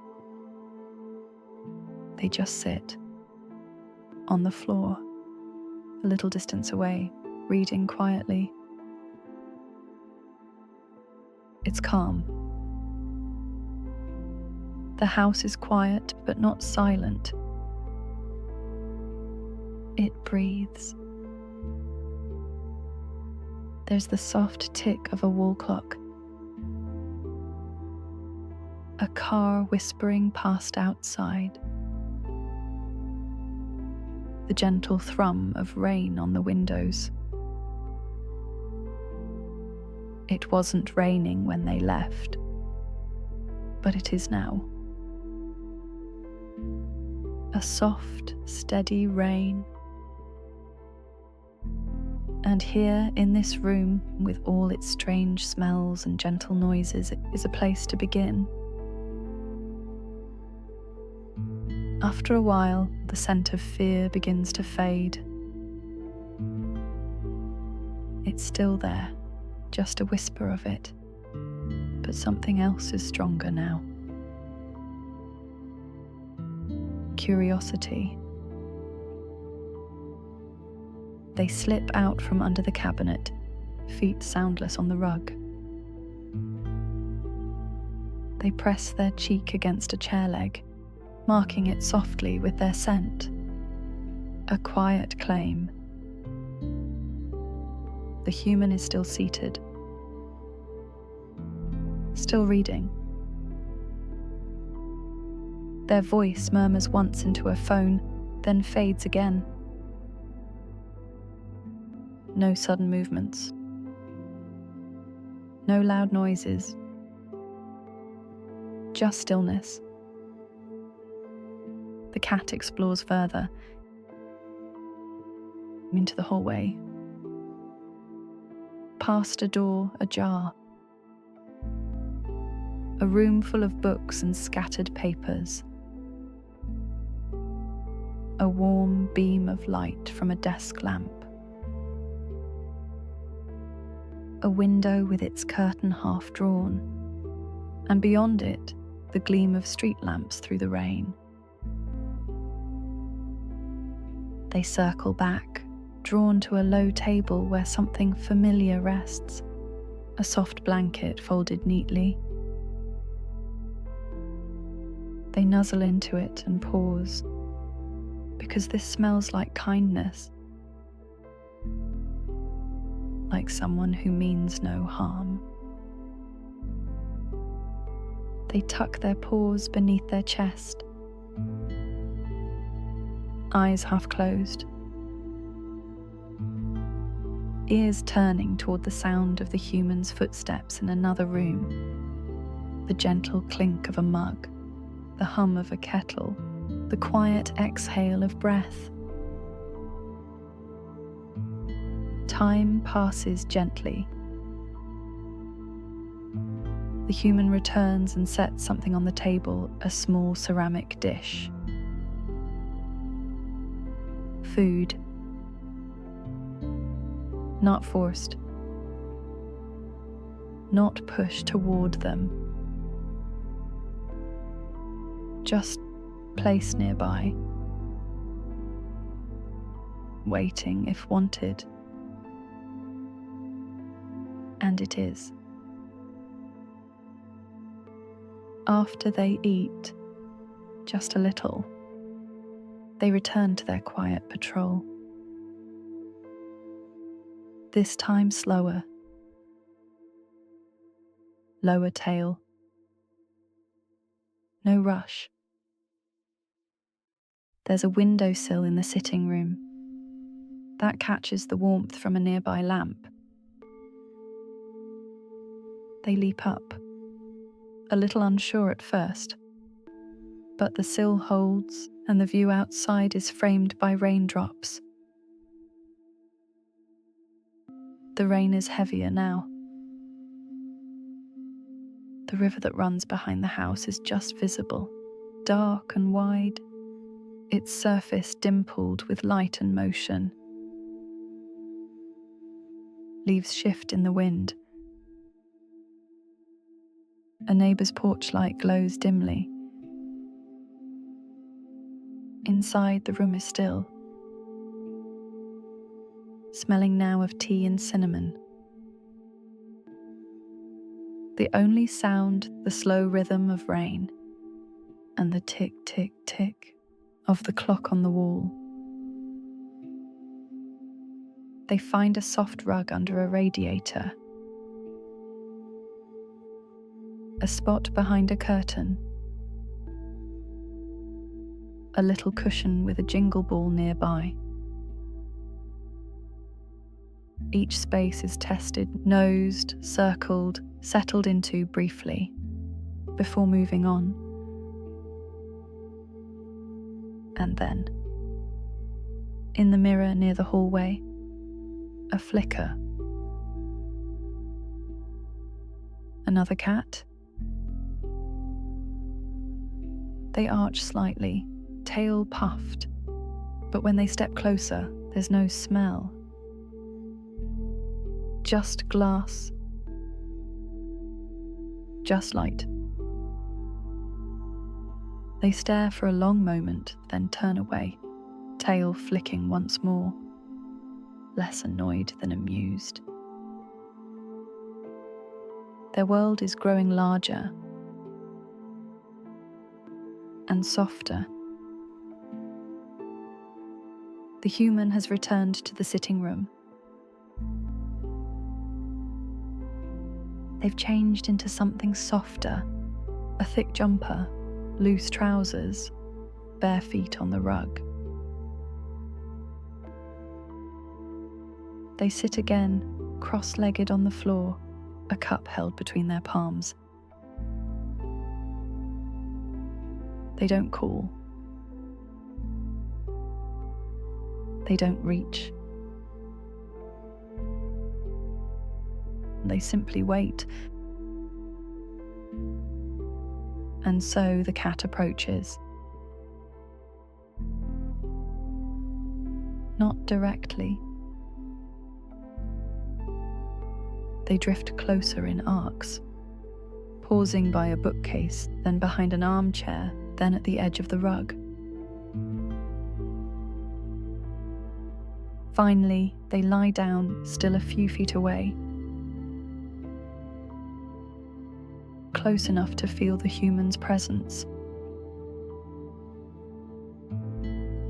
far enough to retreat if needed. The human sets down their cup. They lie back, resting on one elbow. Eyes closed. Breathing slow.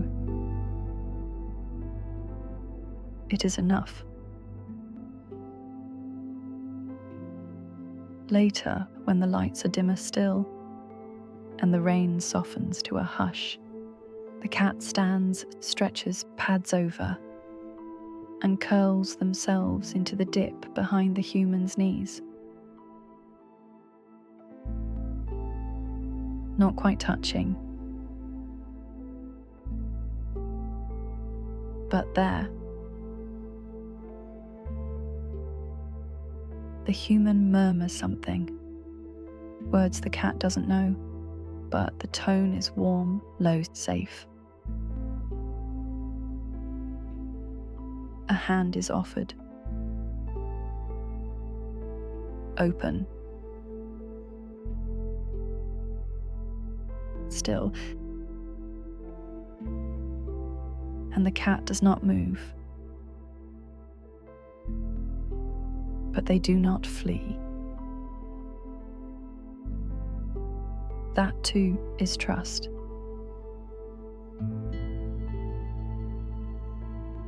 Later still, the house is nearly dark.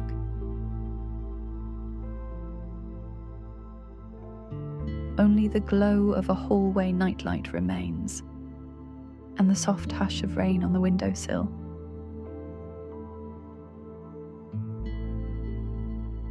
It's late, but time doesn't feel sharp here. Only round. And quiet. The cat has found their spot. Not on the bed, not yet, but on the thick rug beside it, where the scent of sleep lives.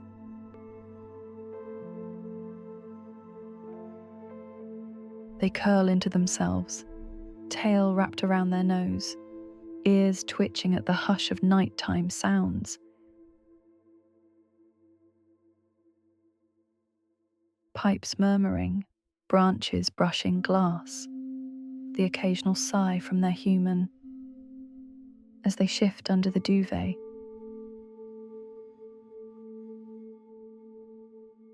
It is warm. It is safe. And they are home.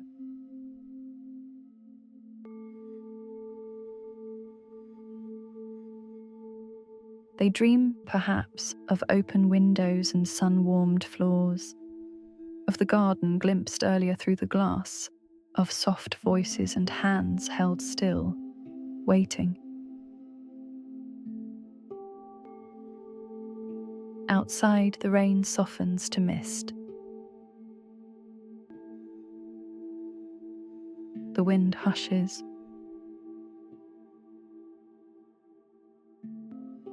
And inside the house, under the blanket of night, nothing stirs.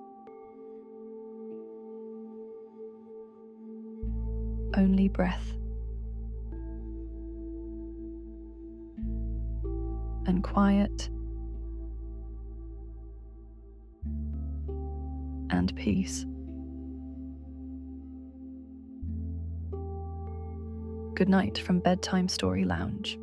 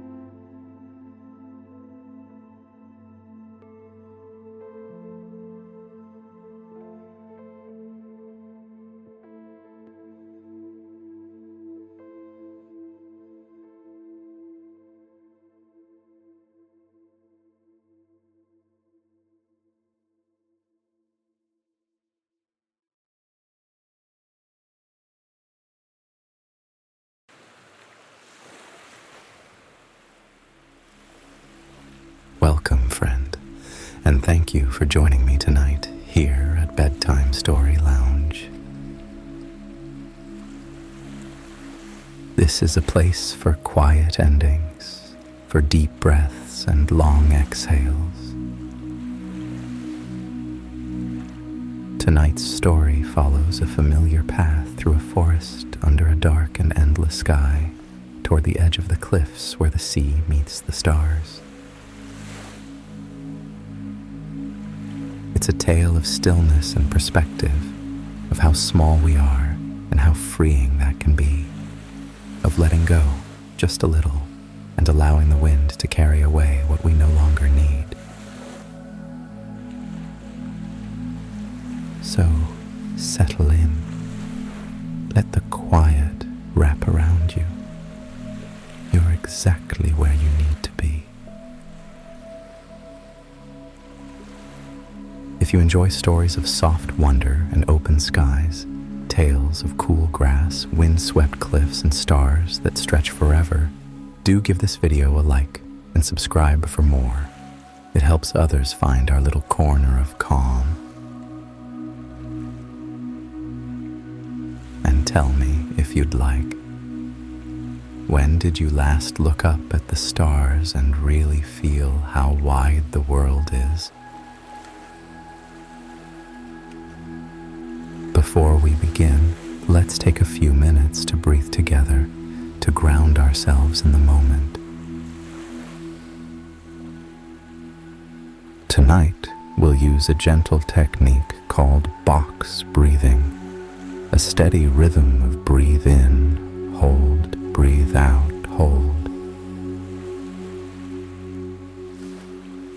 Imagine the wind at your back as you walk the forest path, the hush of the waves below, the sky opening above you like a great dark ocean scattered with stars. Let's begin. Breathe in. Hold. Breathe out. Hold. Breathe in. Hold. Breathe out. Hold. Breathe in. Hold. Breathe out. Hold. Breathe in. Hold. Breathe out. Hold. Breathe in. Hold. Breathe out. Hold. Breathe in. Hold. Breathe out. Hold. Breathe in. Hold. Breathe out. Hold. Breathe in. Hold. Breathe out. Hold. Breathe in. Hold. Breathe out.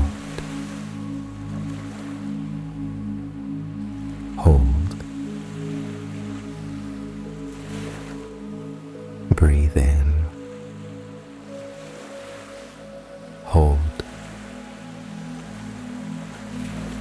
Breathe out. Hold. Good. Now let's ease into the body, one part at a time, with the same gentleness as a night breeze moving through the trees. Begin at the top of your head. Imagine the air cooling your scalp, like the first gust of wind as you clear the forest's edge. Let that breeze drift down to your forehead, smooth and easy, and soften the tiny muscles around your eyes. Feel your shoulders drop as if gently laying down a heavy pack you've carried too long.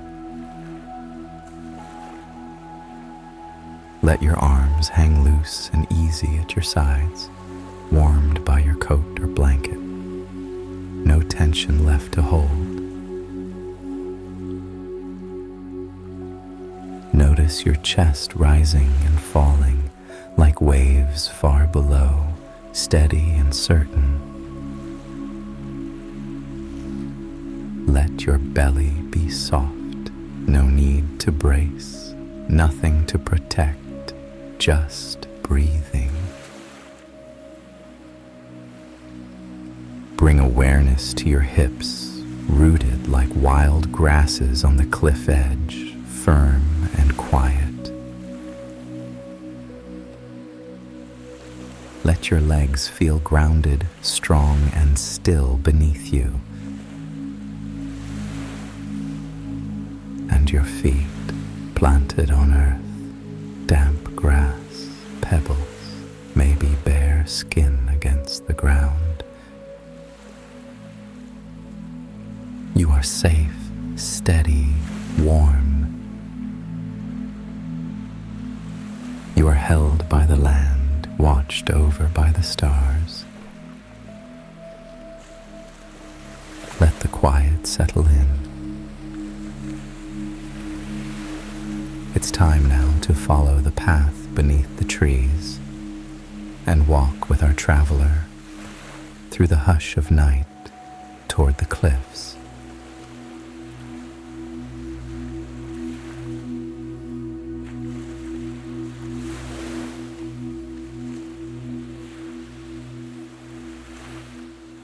The path begins like it always does, between two leaning oaks, where the soil is soft and the air carries the faintest scent of salt.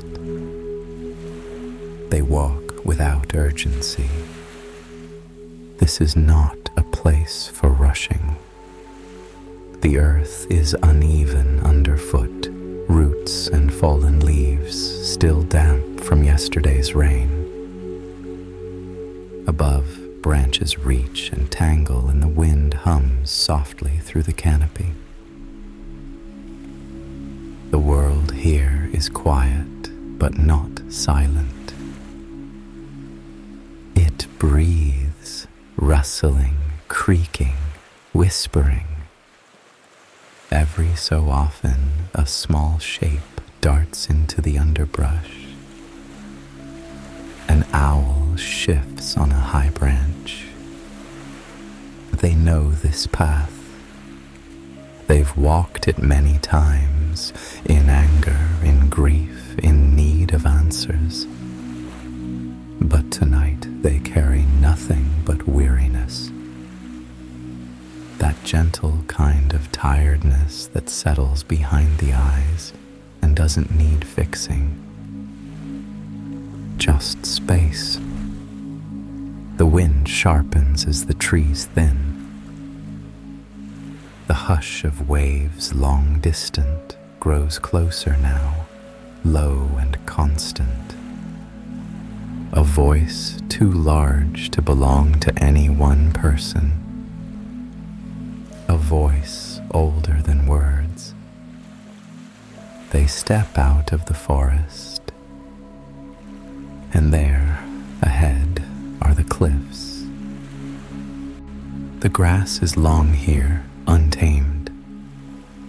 It brushes their shins as they walk, trailing cold across their skin. There's a bench, familiar and weathered, just a few paces back from the edge. But they don't stop there.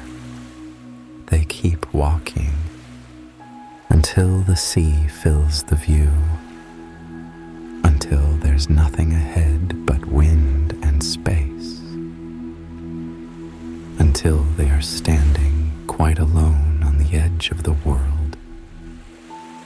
Above them, stars, so many stars, bright and still, scattered across a sky so vast it makes something shift inside the chest. Not in fear, but in recognition of just how small they are, of how long the sky has been here, of how long the sea has whispered to the cliffs below. They breathe. The wind moves through them. The world holds its shape, and slowly so do they.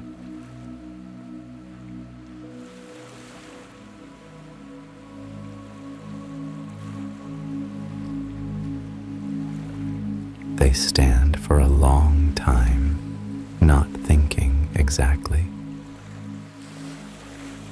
not remembering, not solving, not turning things over in their mind,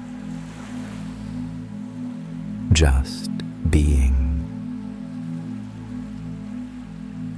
The wind brushes against their coat, lifts strands of hair, catches the loose edge of a sleeve. It carries the smell of salt and cold stone. It hums low and steady, like the earth breathing out.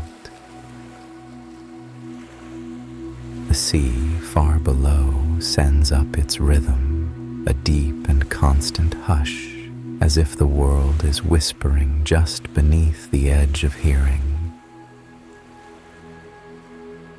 A memory comes, not sharp but soft, of walking here one summer, barefoot in the grass, of stopping to pick a sprig of wild thyme growing stubbornly between the rocks, of someone laughing beside them saying, "You always spot the tiny things." The memory does not hurt, not tonight. It doesn't drag or demand, it just arrives, like the breeze, like the tide, and passes through them gently.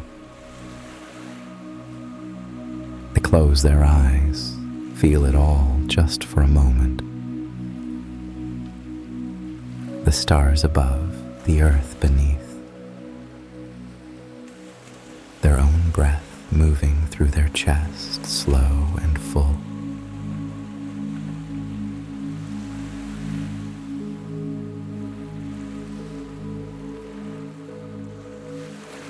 Without realizing, their hand has curled into a fist. Not in anger, just in the old way, that reflex of holding on when the world feels too much. But here, under this endless sky, they no longer need to grip quite so tightly. They breathe in and let go. The wind brushes past, not sharp, not cold, just present. It moves through the grass, over their coat, against the edges of their face. They let it pass without bracing. Somewhere below, the sea continues its endless conversation with the cliffs, too far down to reach them, too distant to disturb. The last time they came here, Months ago, maybe longer, the sky was iron gray and the wind howled through the grass like it was angry.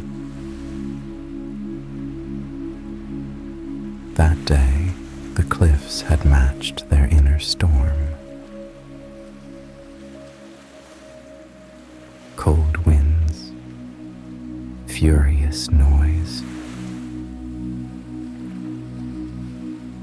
The air had whipped so wildly around them, they'd wondered if they'd ever feel stillness again. There'd been no stars to see, no space to think, just sensation, just the churn of thoughts and storm and sky all pressing too close. Life had felt impossibly hard then. Tonight, the sky is clear. Not just a break in the clouds, but wide open, endless, unbroken, and deep. The stars are scattered in their thousands, sharp and steady, their light older than anything they carry inside. The Milky Way stretches across the darkness in a quiet arc, soft as smoke and bright as frost. They tilt their head back and let the light fall into them, feeling the slow pull of distance, of time, of scale.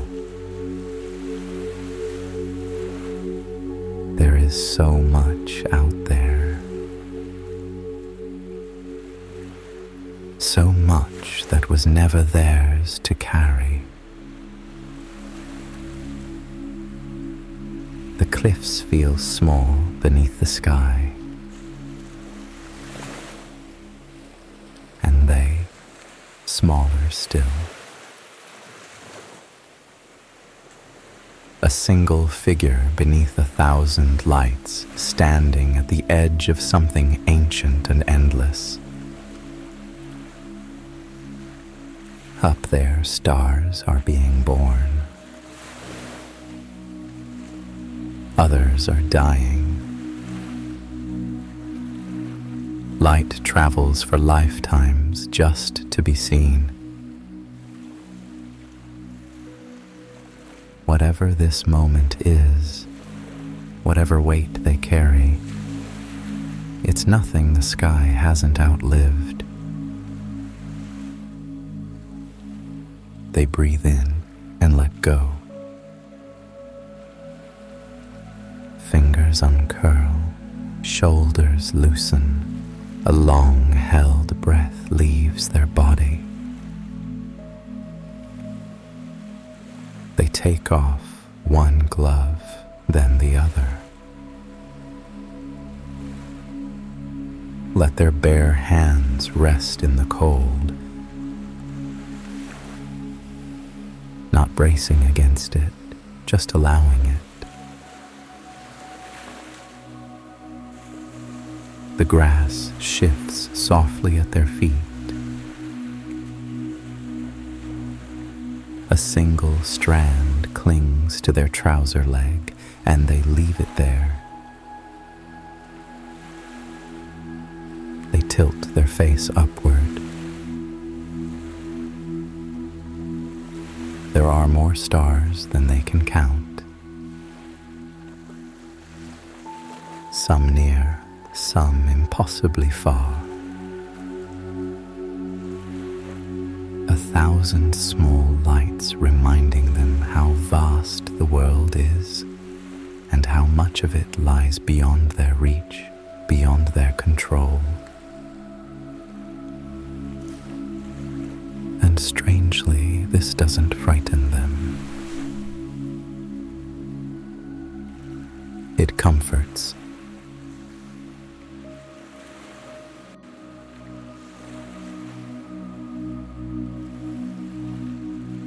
They sit, finally, not on the bench, but on the ground itself.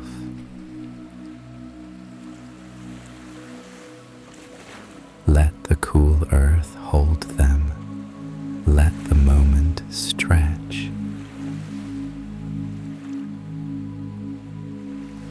The grass is slightly damp, soft with yesterday's rain.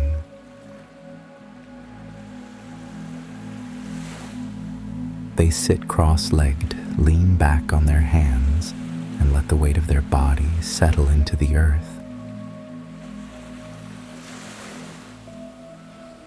There's a hint of petrichor in the air, that faint, earthy scent that follows rain, and something steadying in the way the soil holds them without question.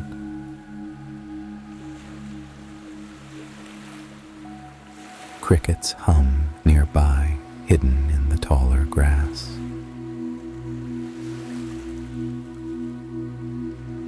The breeze has quieted, but not gone.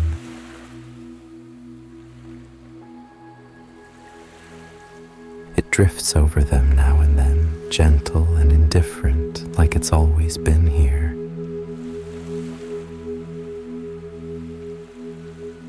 They don't think.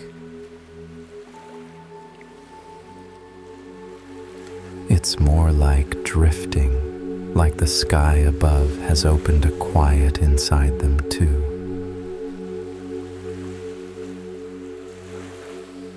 No plans, no story. Just stars and breath and the cool weight of the world beneath them.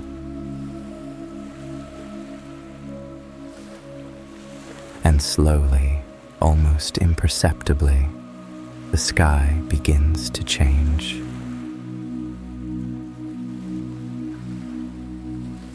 Not yet dawn, but close.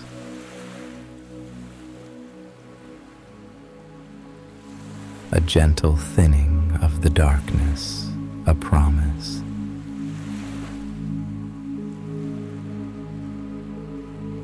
Eventually, they rise. Not because the moment is over, but because the world moves on and they are ready to move with it. The walk back is quiet. Their steps make soft sounds on the path. The trees welcome them like old friends. Somewhere far off, a fox barks. A leaf tumbles from a high branch and drifts across the trail. They carry their gloves in their hands now, not wearing them.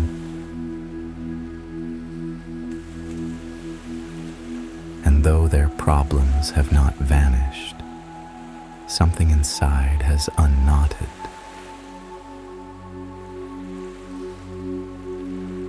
Not solved, not erased, just loosened. And under the stars, on a path they've always known,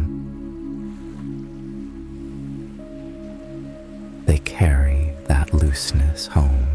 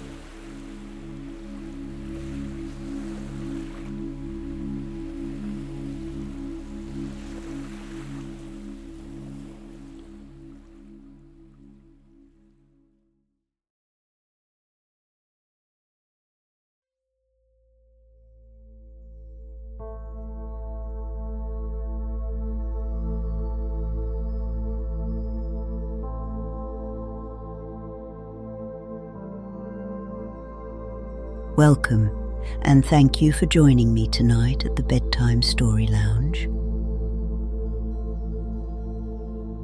Outside, the world is wrapped in winter's hush, frost shimmering on every branch, the sky brushed with the faintest glow of distant auroras.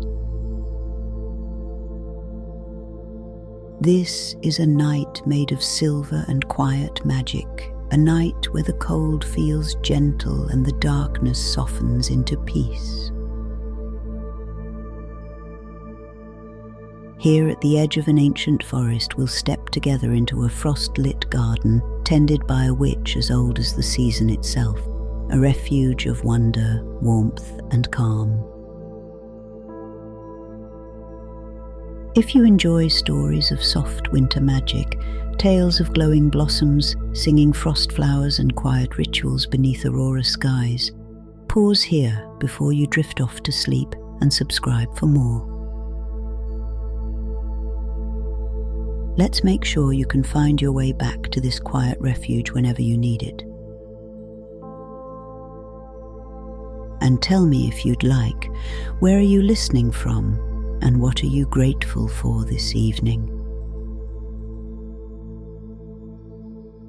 Now, before we walk beneath the frost-bright branches, let's take a moment to settle your breathing. Imagine the cold, clear air of a winter night, the kind that tingles softly against the skin, and picture yourself breathing in its stillness. We're going to use a simple box breathing rhythm. Breathe in for a count of 4. Hold for 4. Breathe out for 4. And hold again for 4. Let's begin. Breathe in. Hold. Breathe out. Hold. Breathe in. Hold. Breathe out. Hold. Breathe in. Hold. Breathe out. Hold. Breathe in. Hold.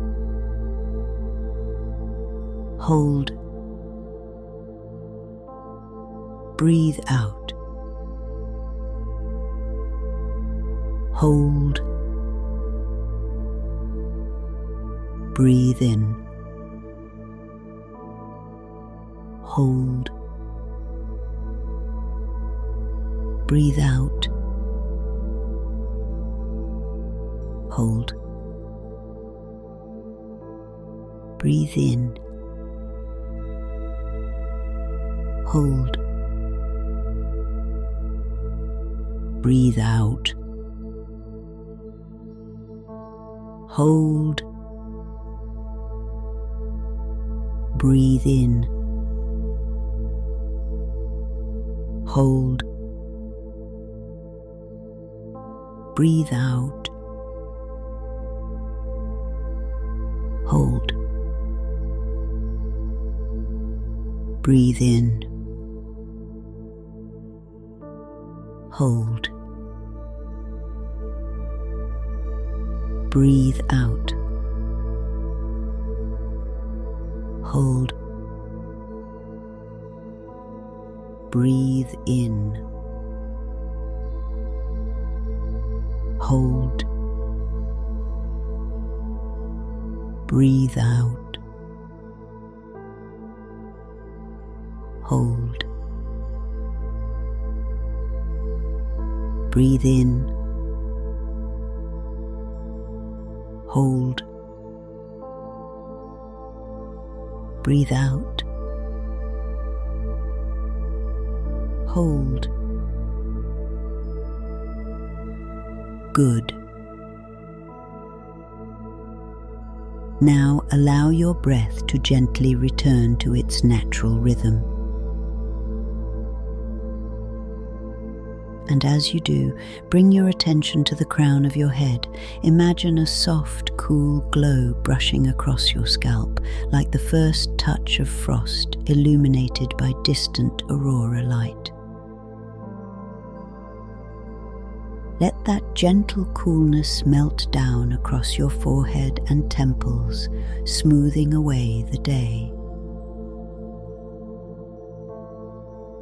Feel it drift around your eyes, relaxing every tiny muscle.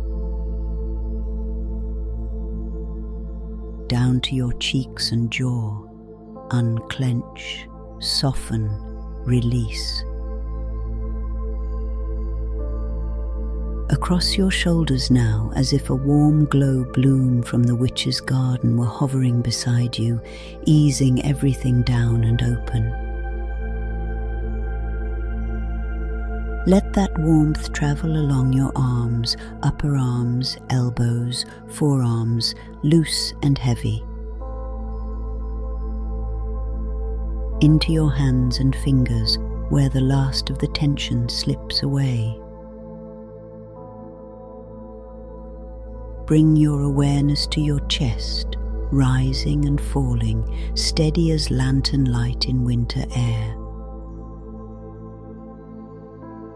Then to your belly, softening with each slow breath.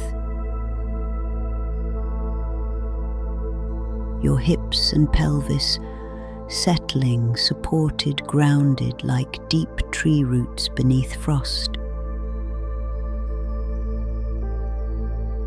Let it flow down your legs, thighs, knees, calves, loosening, lengthening, easing. And finally your feet resting completely, like stones warmed by magic and tucked beneath snow. You're ready. Let's step into the frost garden together.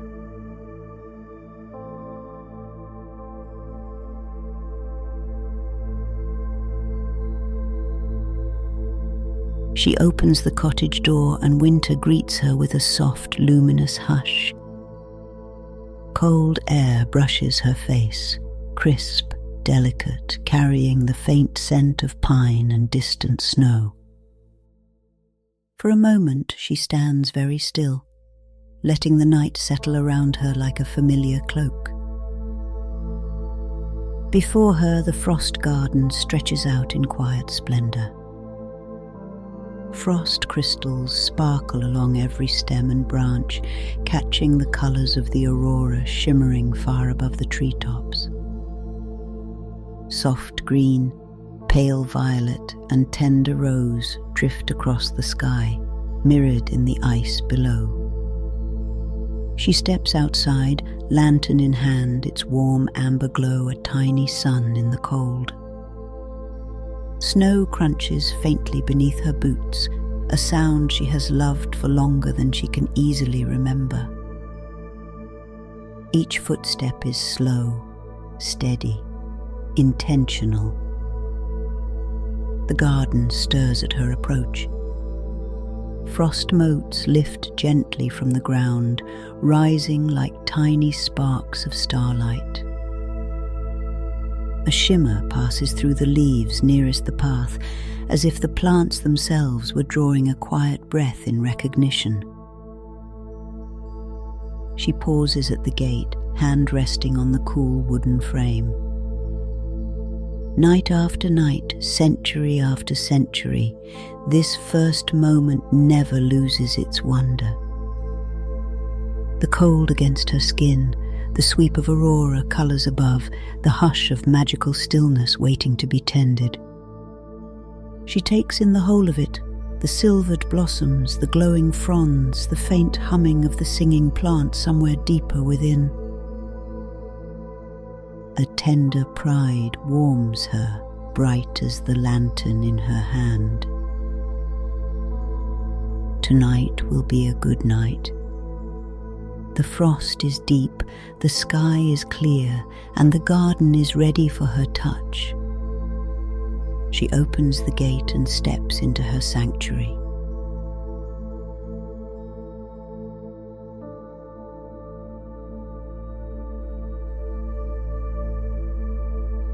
The moment she steps across the threshold, the garden responds. Frost motes drift upward in a soft swirl, as though greeting her with a silent welcome. The air feels different here, clearer, brighter, threaded with quiet magic. She lifts her lantern, its warm amber glow washing gently over the nearest plants. The light settles on shimmering leaves and crystalline stems, each one reflecting a flicker of aurora from the sky above. The singing plant hums first. Its delicate frost petals tremble, releasing a soft melodic vibration that rings like glass kissed by moonlight. The note shifts as she brushes a thin layer of ice from its bloom, an echo of gratitude or perhaps recognition. Beside it, the leaning plant reaches slowly toward her. Its vine arcs like the back of a stretching cat, leaves shimmering with pale blue light. She strokes it gently, and it presses closer, comforted by her touch. Further along, the warm glow bloom brightens at her approach. Its golden center pulses once, twice, then opens like a tiny sunrise. She cups the blossom carefully, and a wave of warmth spreads through her palms, traveling up her wrists in a soft, glowing rush. Her breath leaves her in a quiet sigh as the warmth settles into her bones before fading back into the cold. The aurora ferns catch her attention next. Their fronds ripple with greens and violets, bending in patterns that follow the dance of the sky above. When she shakes off the fresh snow resting on them, the flakes don't fall. They drift upward, carried by the garden's magic. She walks deeper still. The snow-bloom lattice vines cling to the archways, their blossoms blooming only in frost. Tonight they glow brighter than usual. Thick frost suits them as sunlight suits summer flowers. Everywhere she looks, the garden is alive with small wonders. A shimmering pulse through a cluster of ice fruits. A low resonance from deep roots responding to her footsteps. Aurora light drifting through the air like slow-moving fireflies. To anyone else, this place might feel enchanted, strange, otherworldly. To her, it simply feels like home. She moves with the same calm intention she always has, slow enough to honor each plant, steady enough to reassure the garden that all is well. The night deepens around her in shimmering colors, and her sanctuary glows in answer. Here in the heart of the frost garden, everything is exactly as it should be.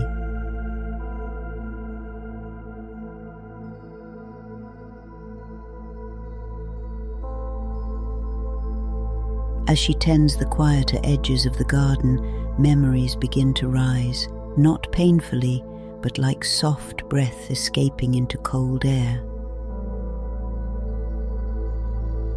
They come rarely now, drifting up from centuries of winters gentle as snow. She pauses beside a cluster of frost-lit blossoms, brushing the ice from their petals. In their glow, she remembers the first visitor who ever followed her lantern light.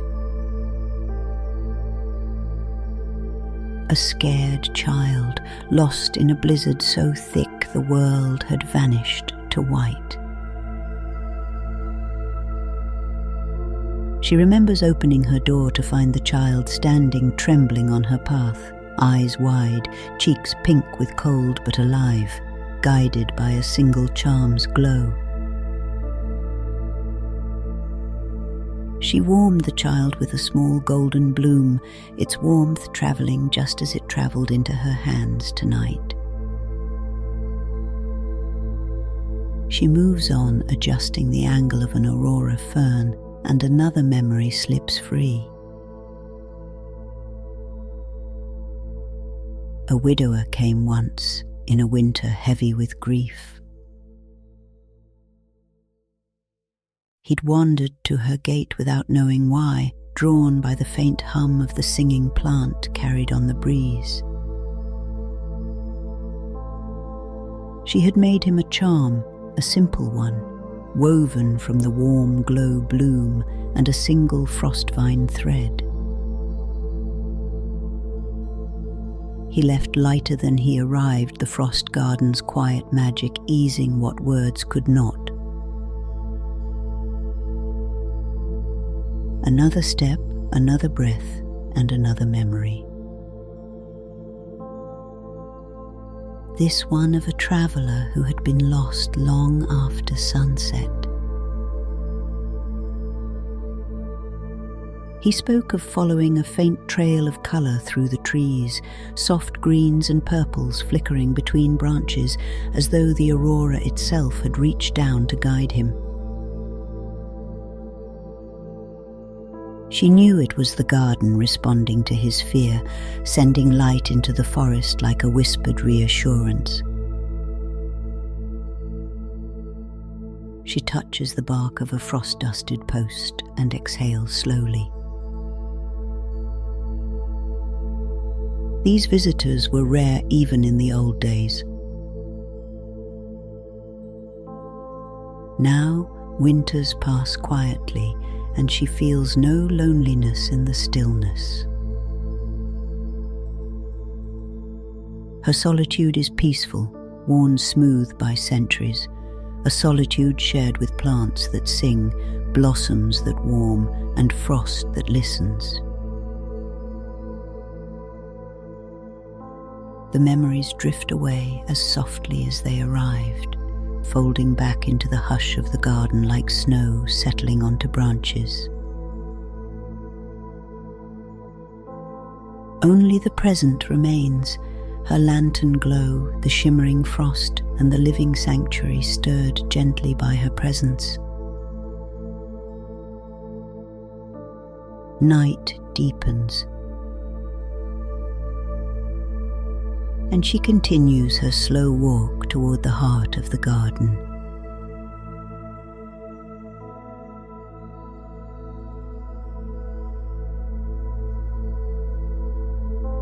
She walks deeper into the garden, where the air grows still and the colours shift into quieter hues.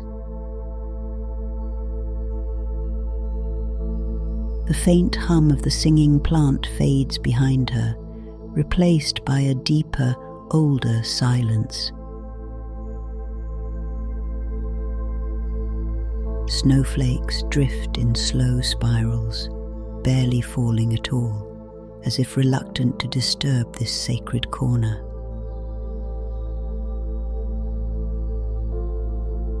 The guardian tree stands waiting. Tall as a tower, wide as a winter sky, its bark glimmers with threads of starlight caught in ancient ridges.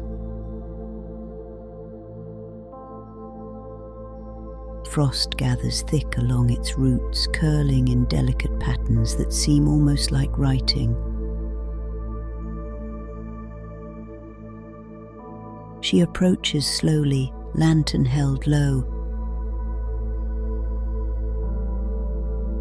The closer she gets, the more the garden quiets around her, as though every plant is holding its breath. When her fingertips touch the bark, the earth beneath her boots gives a deep, gentle rumble.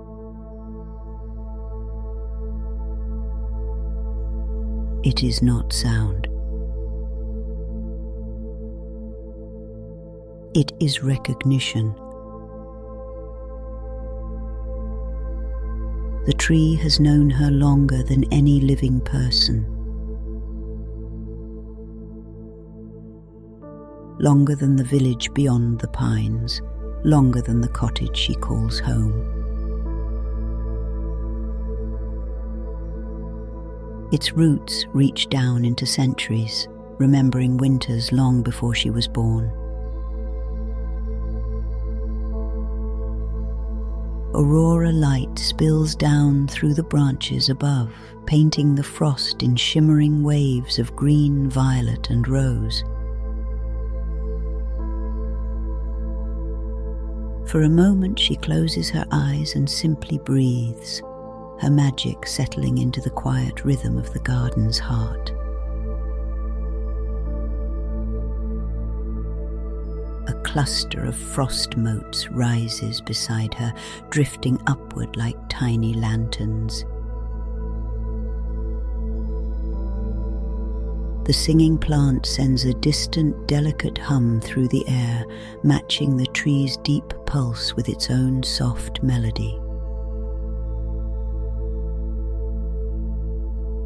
Snowflakes hover around her, suspended in mid-air, caught in the gentle sway of the tree's enchantment. They glow faintly in her lantern light, like fragments of the aurora brought down to earth.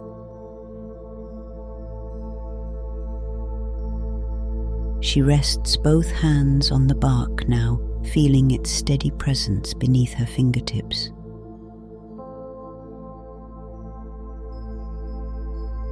A quiet understanding passes between them, wordless, timeless, older than language. This moment has repeated itself for centuries, and it will repeat long after she is gone, for the tree remembers and the garden endures. She opens her eyes and watches the colors shift one more time. Then, with a soft breath, she steps back from the guardian tree and prepares for the night's final tasks.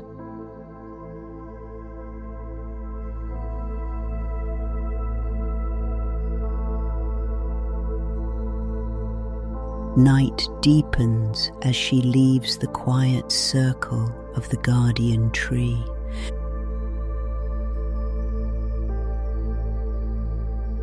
The aurora drifts slowly above her, softer now, as though settling into its own kind of rest.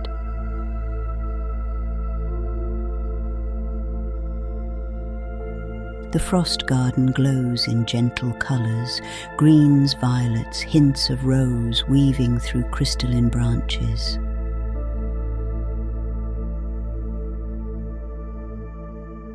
She moves between the plants with the ease of long routine, checking each final corner of her sanctuary before the night closes fully.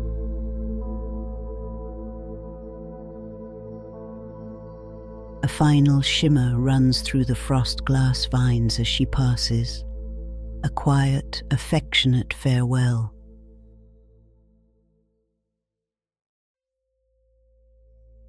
At the base of a frost-lit arch, she kneels.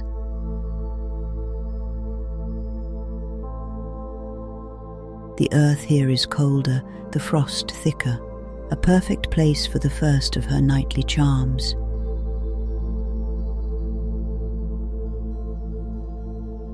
She leans close to the ground and whispers a protection spell into the ice, her breath curling in white tendrils across the frozen soil.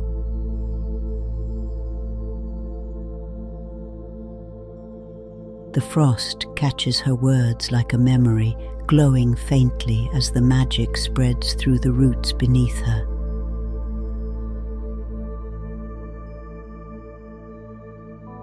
A soft tremor moves through the garden in answer, not a shaking but a deep, peaceful settling.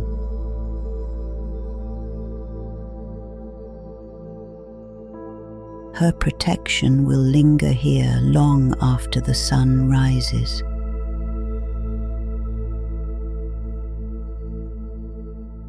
Rising slowly, she wipes a light dust of snow from her hands and makes her way toward the small copper pot waiting by the gate.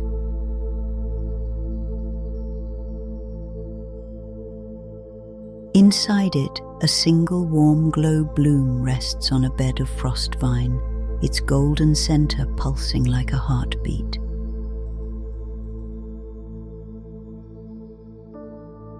She touches the bloom gently.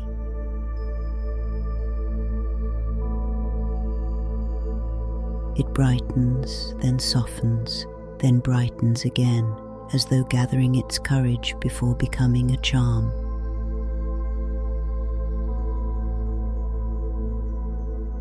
With a breath of focused magic, she coaxes the light into the charm's waiting shell.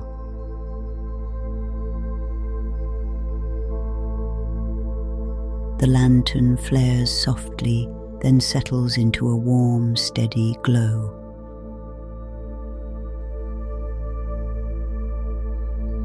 She hangs it on the gatepost.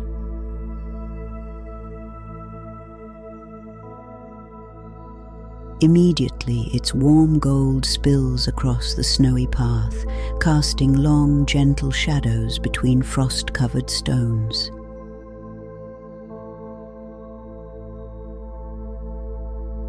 This light, she knows, will travel further than its brightness.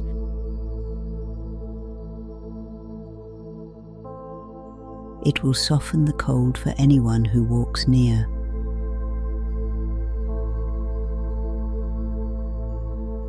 It will guide the lost.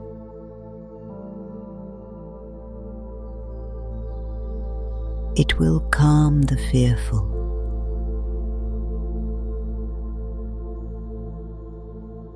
And it will carry her quiet promise of safety through the night.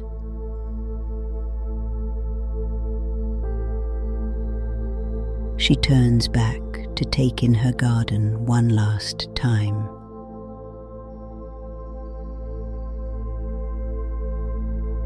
Aurora colors glide across crystalline leaves.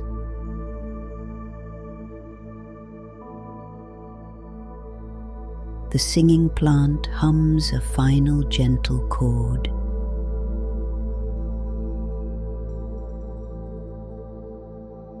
The guardian tree stands tall and watchful, holding centuries within its silent frame.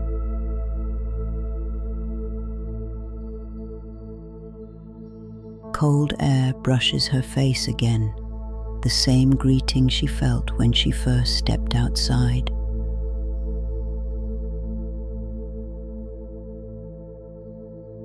But now it carries something warmer, a sense of completion, of the night settling into itself.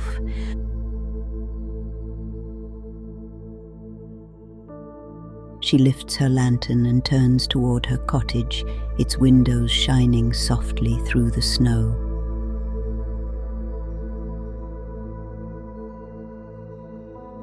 Behind her, the frost garden shifts.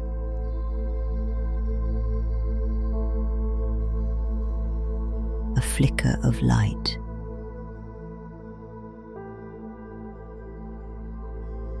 A rising of frost motes.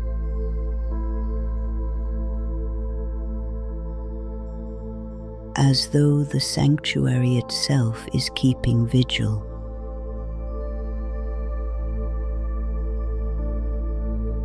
The night will be safe.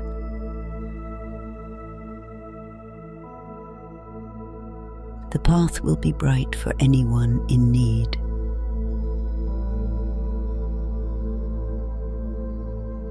And the garden will watch over all who sleep beneath its shimmering sky.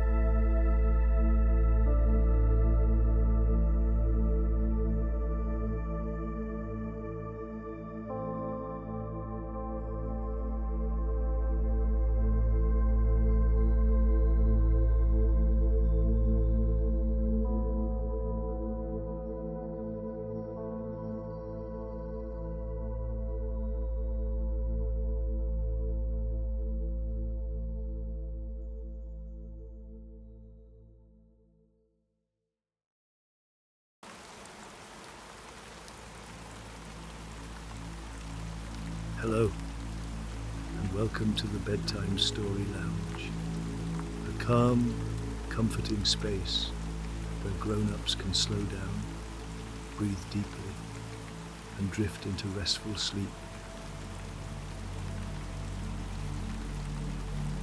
Tonight, we begin at the edge of a quiet harbour. The rain is falling steadily, not hard, not cold, just a gentle silvery curtain over cobbles and crates and coiled rope. The lanterns are lit, the tide is turning, and the night shift draws near its end. You'll walk the dockside with me, slow and steady, past sleeping gulls, damp canvas, and the warm light spilling from a galley window. If you enjoy stories of soft rain and quiet purpose, tales of nightfall and stillness and gentle routine, do give this video a like and subscribe for more. It helps others find our little harbour of peace.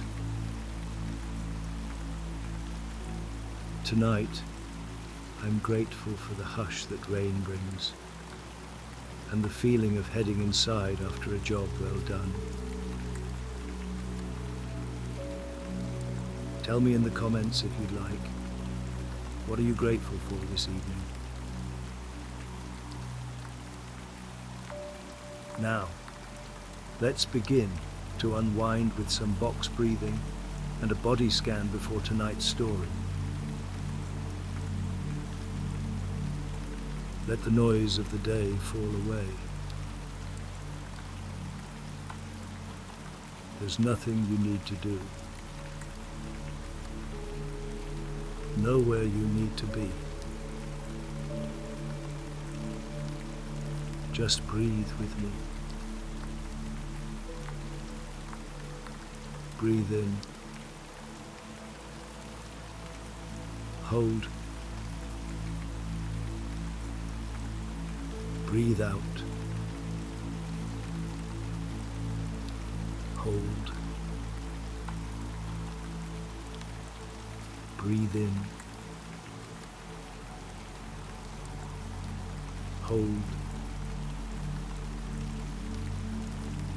Breathe out. Hold. Breathe in. Hold. Breathe out.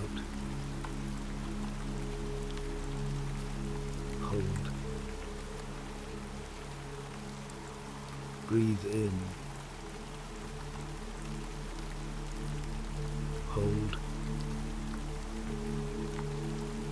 Breathe out. Hold.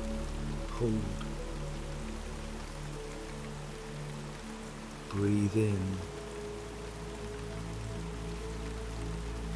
Hold. Breathe out. Hold. Breathe in. Hold. Breathe out. Hold. Breathe in. Hold. Breathe out. Hold. Breathe in. Hold. Breathe out. Hold. Breathe in. Hold.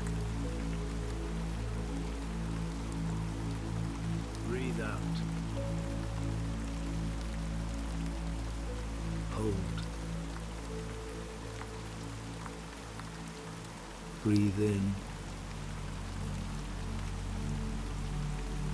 Hold. Breathe out. Hold. Good. Next, we'll move on to the body. Now bring your awareness to your toes. Notice the weight of your feet resting, grounded, and still. Let that awareness travel up through your legs, your knees. Let your thighs soften. Let your hips rest heavy. Let your back release into comfort. Let your shoulders drop away from your ears. Unclench your hands. Soften your jaw. Let your eyelids fall closed. You are safe. You are still. You are welcome here.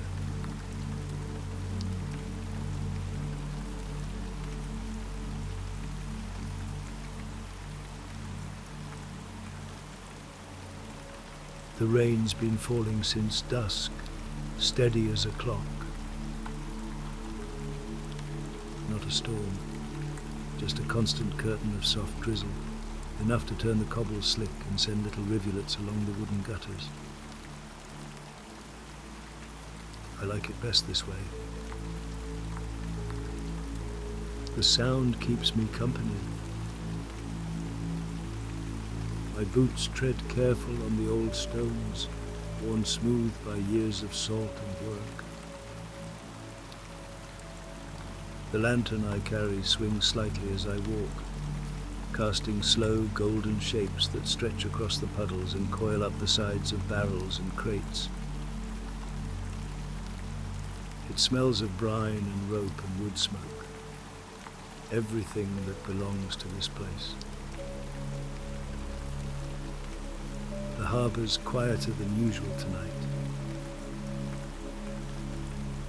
No shouting, no hammering, no cartwheels. Just the creak of the moorings, the soft slap of water against the hulls, and the rain, always the rain, tapping on tin roofs and trickling down the sides of the old brick warehouses. A gull calls once, somewhere off near the fish sheds, but even they have mostly tucked themselves away. I pass a row of crates wrapped in canvas and tied fast, each one glistening with rain. I check the knots as I go, habit more than need. They're firm. The tide's slow tonight. I can feel it in the stillness. Nothing rushed. No need to be. I start with the moorings, thick ropes drawn tight around iron cleats, slick with rain but holding fast. I check each one, running my hand along the fibre, making sure there's no slip or fray. A tug on the line, a glance at the swell. All sound, all steady. Next comes the stack of canvas-covered crates by the long warehouse wall. Tarred covers, heavy with rainwater, sag low in the middle. I take my time, shifting one just enough to let the water spill off into the gutter. It splashes and swirls away, lost in the slanting dark. My lantern casts a slow glow as I move, picking out shapes in the quiet. There's a coil of chain I hadn't noticed before, tucked behind a barrel, rust slick and puddle caught. I lean it upright against the wall. I'll clean it tomorrow, if I remember. Somewhere to my right, beyond the stacked fish boxes, there's a soft mew. I pause, lifting the lantern slightly. Sure enough, there she is, the little dockside cat, black as soot and just as quick. She ducks under a cart and disappears again, tail twitching. Evening, Tansy, I murmur, more to myself than her. She never comes close, just watches. But I like to think she's keeping an eye on things same as I am. Back to work. The tide's pulling now, slow and steady. I can feel it in the ropes, The dock creaks beneath my boots as I step carefully along the edge. Rain patters on my hat, slides down my coat, seeps a little at the cuffs. But I've had worse, much worse. Past the old galley, someone's left a stovepipe going, a gentle curl of steam rising into the damp night. The scent is faint but warm. Maybe it's stew or spiced tea. It trails into the rain and disappears like breath on glass. There's a rhythm to it all. The walk, the check, the listen. One thing, then another, then another. That's the work of the night. The rain's never really stopped, just shifted now and then in tone.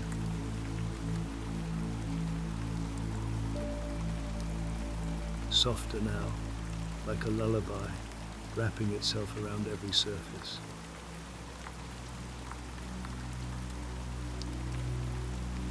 It drums on the tin roofs of the warehouse in a lazy rhythm. Tap, tap, tap, tap, tap.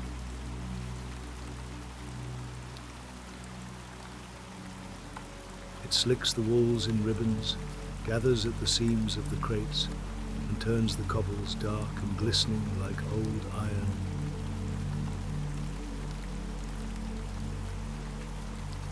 There's a pleasure in it, this kind of rain, honest and clean.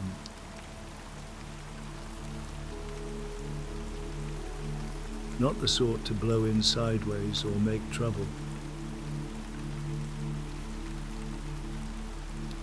Just enough to hush the world and soften the sharp edges.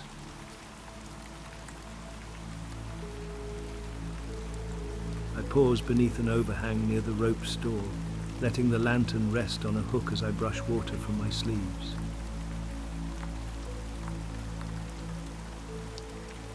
The ropes inside smell of salt and pitch and age, thick hanks looped on pegs, each with its own weight and shape like old friends lined up in quiet company. The sound of the harbour is all softened by the rain. The boats groan a little where they're tied, timbers shifting gently.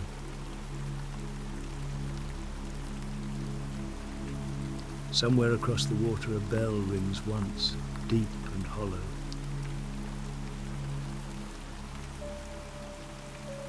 It's not a warning, just a call to mark the hour.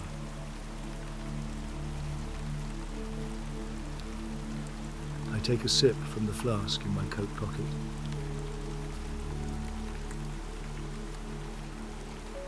Warm, still, barely, but enough to stir my chest with the ghost of cloves and orange peel.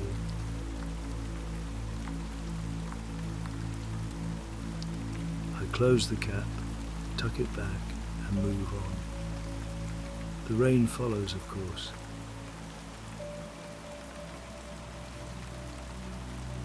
It patters on the brim of my hat, catches on my lashes, seeps into the frayed threads of my gloves.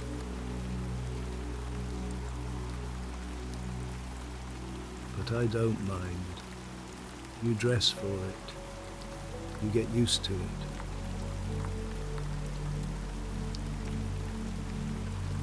And when the work is done, well, that's the part I like best.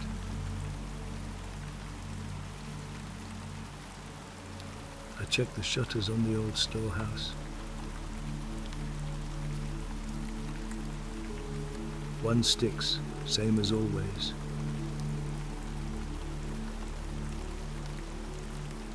I give it a shove with my shoulder and it groans shut.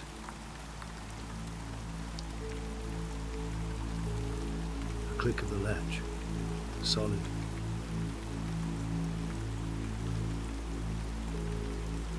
A gull shifts somewhere overhead, rustling its wings before settling again.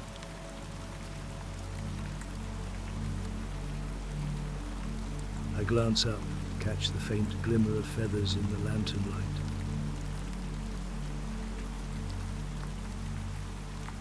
Then I'm on my way once more, boots squelching slightly now on the sodden path.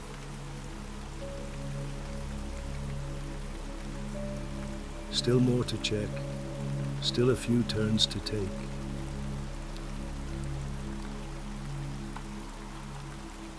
But I'm in no rush. Everything has its place, everything in its time. The last stretch is always the quietest.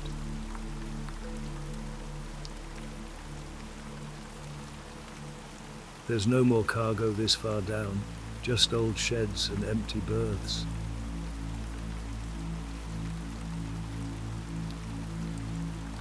The dock narrows here, hemmed in by stone on one side and water on the other.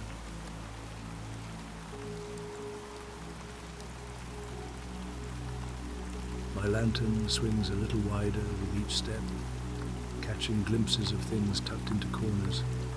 A dented tin pail, a bundle of sailcloth, a single boot left and long forgotten.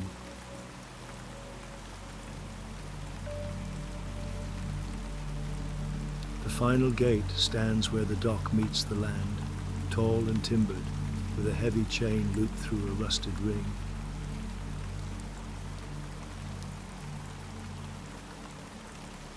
I rest the lantern on the post beside it and reach for the lock, fingers working slow, deliberate.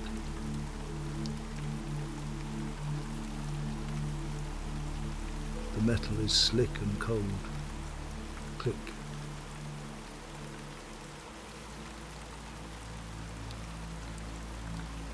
I always wait a moment before I leave it, just to look back.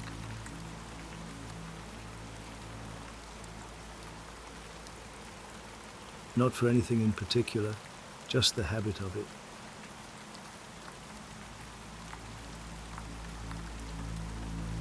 The harbour stretches behind me, soft with rain and lamplit shadows.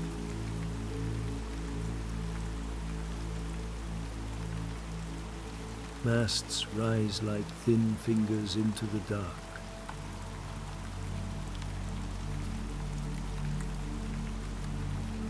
Ropes sway just a little in the breeze, and every now and then something creaks or sighs or shifts, as if the whole dock is breathing in its sleep.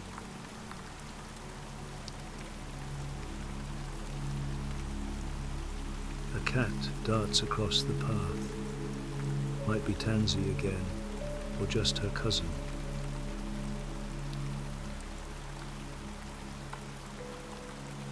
They all look the same in the dark.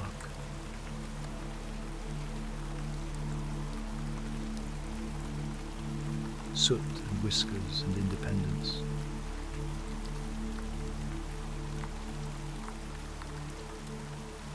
I lift the lantern and begin the slow walk back.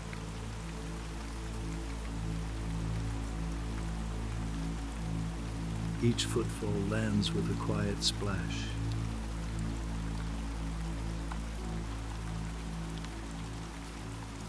The kind of sound that says, it's nearly time.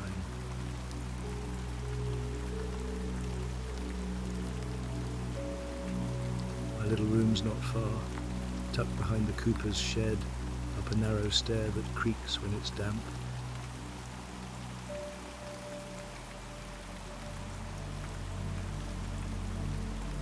I duck inside, careful with the lantern, and hang it by the door.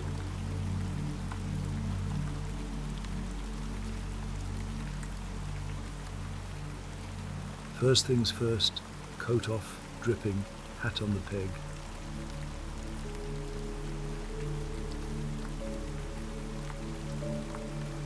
Boots by the hearth, steam rising faintly as the chill slips away.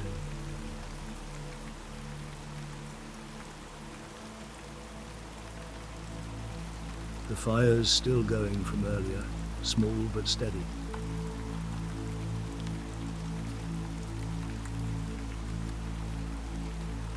I kneel beside it, feed in a twist of paper and one dry log.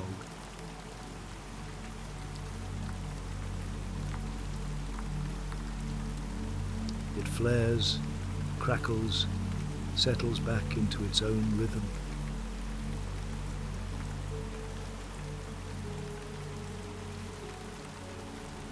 The room smells of smoke and wool and old rope.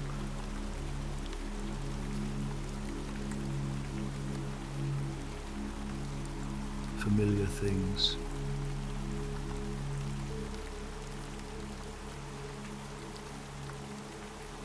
Things that know how to wait.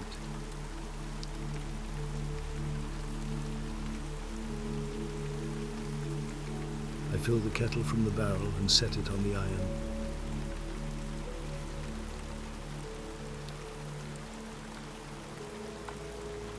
The water takes its time, so I strip off my damp gloves, flex my fingers, and change into dry socks.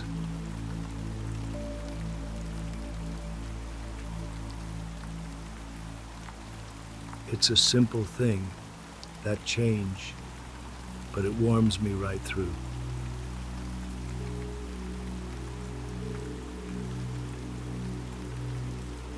The kettle begins to hiss.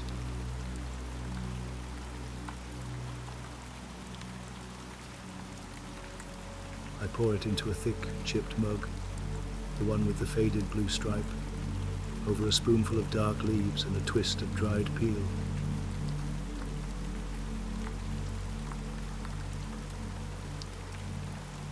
Let it steep.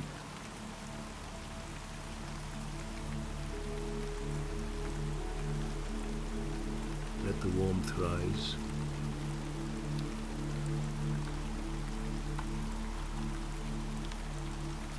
I sit in the old chair by the fire.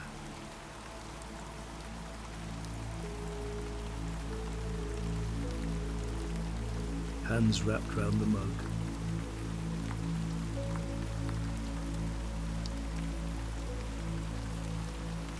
And I let the heat sink in.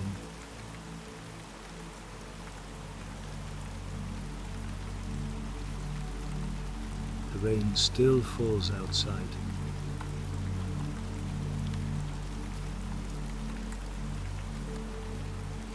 I can hear it.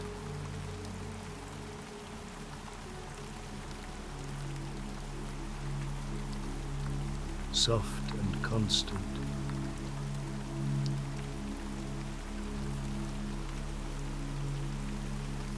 Tapping on the glass.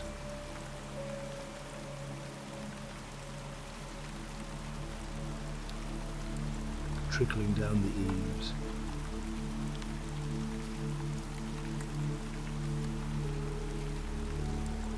But in here, everything is still.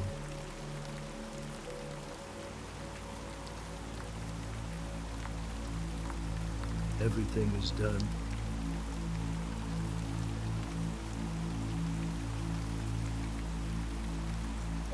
I take a slow sip.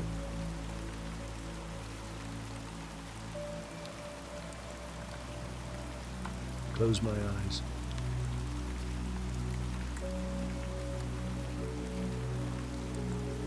And let the night hold me.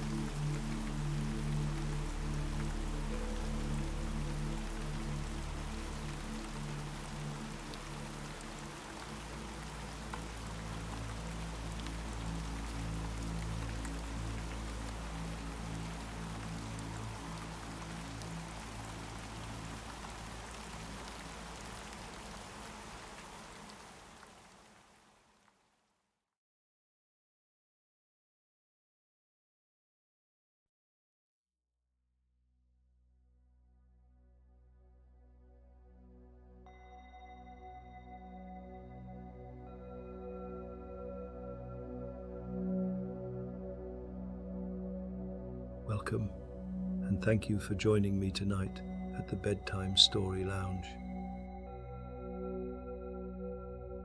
Outside, the forest rests beneath Midwinter's hush, branches silvered with frost, stars bright above the bare canopy, and the quiet kind of darkness that feels ancient and gentle.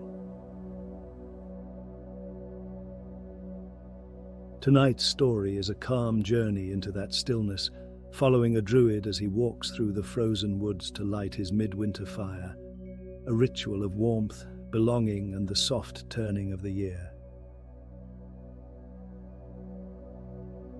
If you enjoy stories of winter rituals and quiet magic, tales of frost-bright branches, warm lantern light, and the forest breathing softly around you, pause here before you drift off to sleep and subscribe for more. Let's make sure you can find this quiet refuge again. And tell me, if you'd like, where are you listening from and what are you grateful for this evening? Before we begin, let's settle the breath. Imagine the cold, still air of a winter night, crisp, pure, and full of quiet, rising gently around you like the forest's own exhale. We'll use a simple box breathing rhythm. Breathe in for a count of 4, hold for 4, breathe out for 4, hold for 4, breathe in, hold, breathe out, hold, breathe in, hold, breathe out, hold, breathe in, hold, breathe out, hold, breathe in, hold, breathe out, hold, breathe in,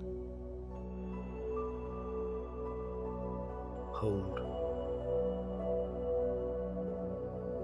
breathe out, hold, breathe in, hold, breathe out,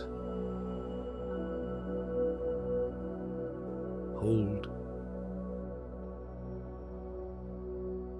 breathe in,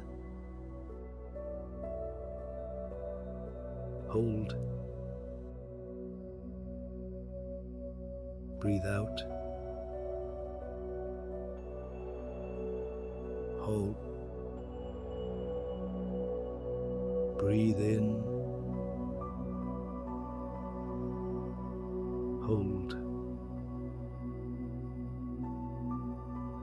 breathe out, hold, breathe in, hold, breathe out, hold, breathe in, hold, breathe out, hold. Good. Now allow your breath to gently return to its natural rhythm. Let's release any tension from top to toe, as though the forest's quiet is settling into your muscles. Start at the crown of your head. Soften your scalp, your brow, your eyes. Let your jaw loosen, your cheeks relax, your tongue rest gently. Feel your shoulders drop, like branches easing under the weight of snow. Warmth moves down your arms, to your elbows, to your wrists, and into your hands. Across your chest, let everything unclench. Imagine the cool night air expanding softly around your ribs. Down through your belly, your waist, and your hips, all softening, settling, grounded like roots beneath frozen earth. Let that ease travel through your thighs, your knees, your shins and calves. And finally your feet, relaxing completely, resting like stones warmed by a fading fire. When you're ready, follow me now into the Midwinter woods.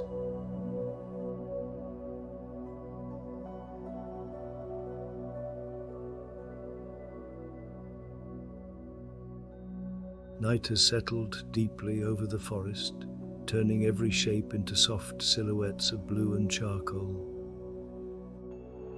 The Druid steps onto the path, and a tremble of light from his lantern spills across the frost, catching on tiny ice crystals that glitter like scattered stars beneath his feet. His breath lifts into the cold air in slow spirals, each exhale a little cloud that drifts upward before dissolving. When he inhales, the air feels sharp and clean, as though the whole forest has been distilled into winter's purest scent. The ground is frozen firm, and the thin crust of ice over moss gives a delicate, satisfying crunch with every step. It's a soft sound, the kind that echoes only a little before the night swallows it again. Beside him, the grand old stag moves like a shadow made of moonlight. Its coat carries a dusting of frost that glimmers faintly whenever the lantern sways. Its breath also clouds the air, two warm signatures drifting side by side through the cold.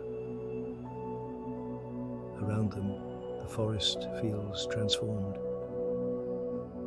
The broadleaf trees from autumn now stand bare and graceful, their branches arching overhead in patterns fine as silver filigree. Frost outlines every twig and curve, creating a lacework canopy that catches the lantern's light in shy, shimmering flashes. The path leads them past fallen logs furred with snow, their edges softened into gentle domes. Low shrubs are bowed under delicate crystals, each leaf rimmed in a thin halo of white. Here and there, pale feathers of frost cling to bark, standing upright like tiny frozen ferns. Above, the sky stretches clear and endless. Stars burn cold and bright, sown thickly across the darkness, as though someone has shaken a handful of light over the world. Through gaps in the branches he can see constellations he knows as well as old friends, steady, silent, guiding him onward. His lantern glows a warm amber against all that blue and silver. Its flame flickers gently inside the aged glass, giving the forest a soft glow that shifts and dances with each step.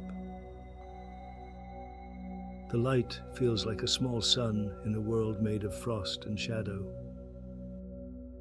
At his side, inside his satchel, The herbs rest with their quiet meanings: sage for clearing, rosemary for memory, thyme for courage, and rowan berries for protection. He can smell a faint trace of them each time he moves, a warm, earthy reminder of the seasons before this frozen night. As they walk deeper, the trees grow taller and older, their trunks widening, their presence almost ceremonial. The stag lifts its head from time to time, ears flicking toward distant sounds the druid cannot hear. But everything remains peaceful, a living silence, full but gentle. The forest feels alive tonight, alive and kind, as though the cold itself is simply another form of its embrace. This path, this ritual, this quiet companionship with the stag, all of it feels like returning home. Soon, the ancient stone hollow will appear ahead, waiting beneath a starlit canopy. But for now, he savors the walk, the long inhale of winter, the grounding rhythm of each step, the soft glow of lantern light leading him deeper into the heart of the season. And together, druid and stag continue through the frost-bright forest toward the place where the midwinter fire will soon begin.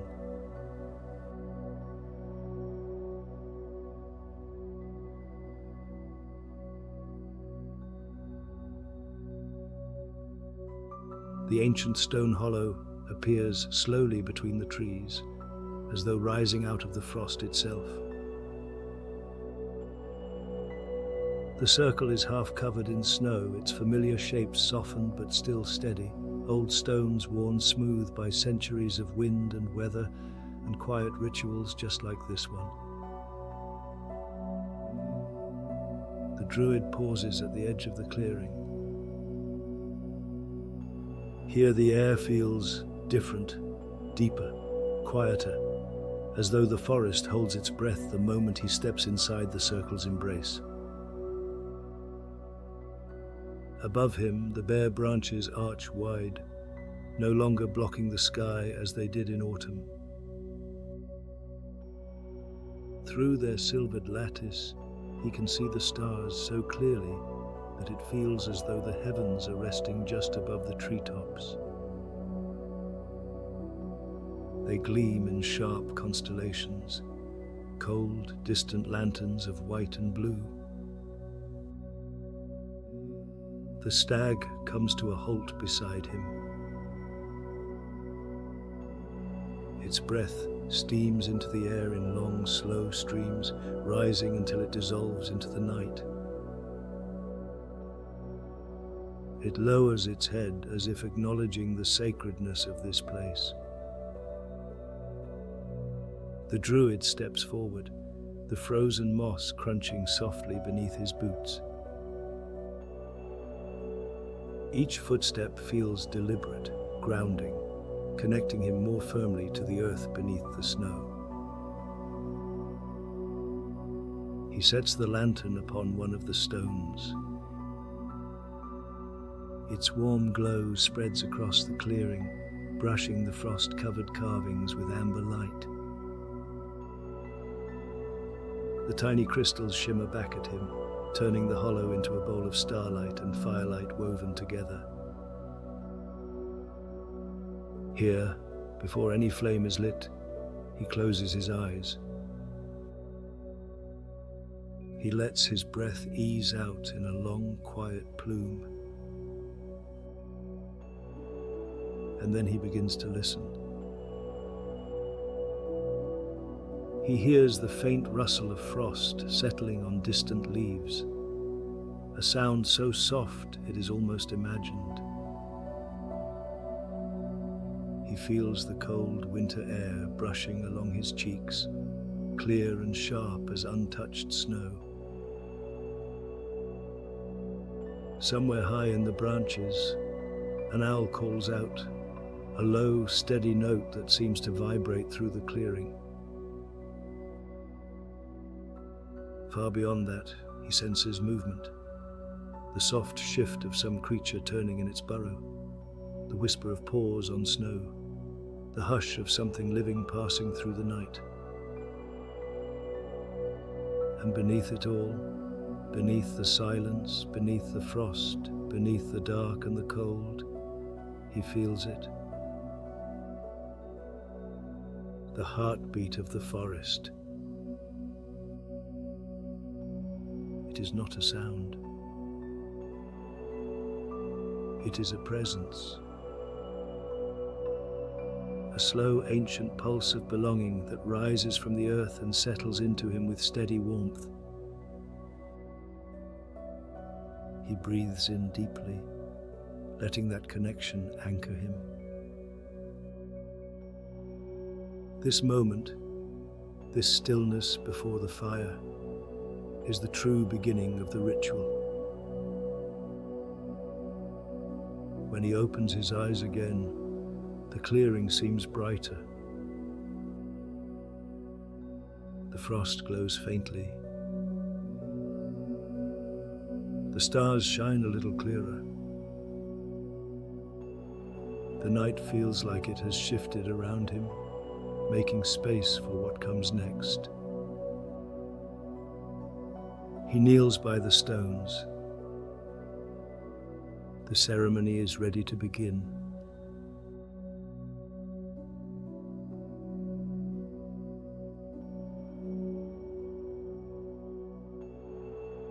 The Druid settles into the heart of the hollow, the stones curving gently around him like the ribs of some ancient guardian. Snow lies in soft drifts between each stone, untouched and pale beneath the lantern's amber glow. He unfastens his satchel with slow, deliberate movements, as though each gesture is part of a language spoken only here, only on this night. Cold air curls in against the warmth of the herbs he brings out one by one. Sage, with its soft grey leaves, folds the air with the scent of clearing and renewal.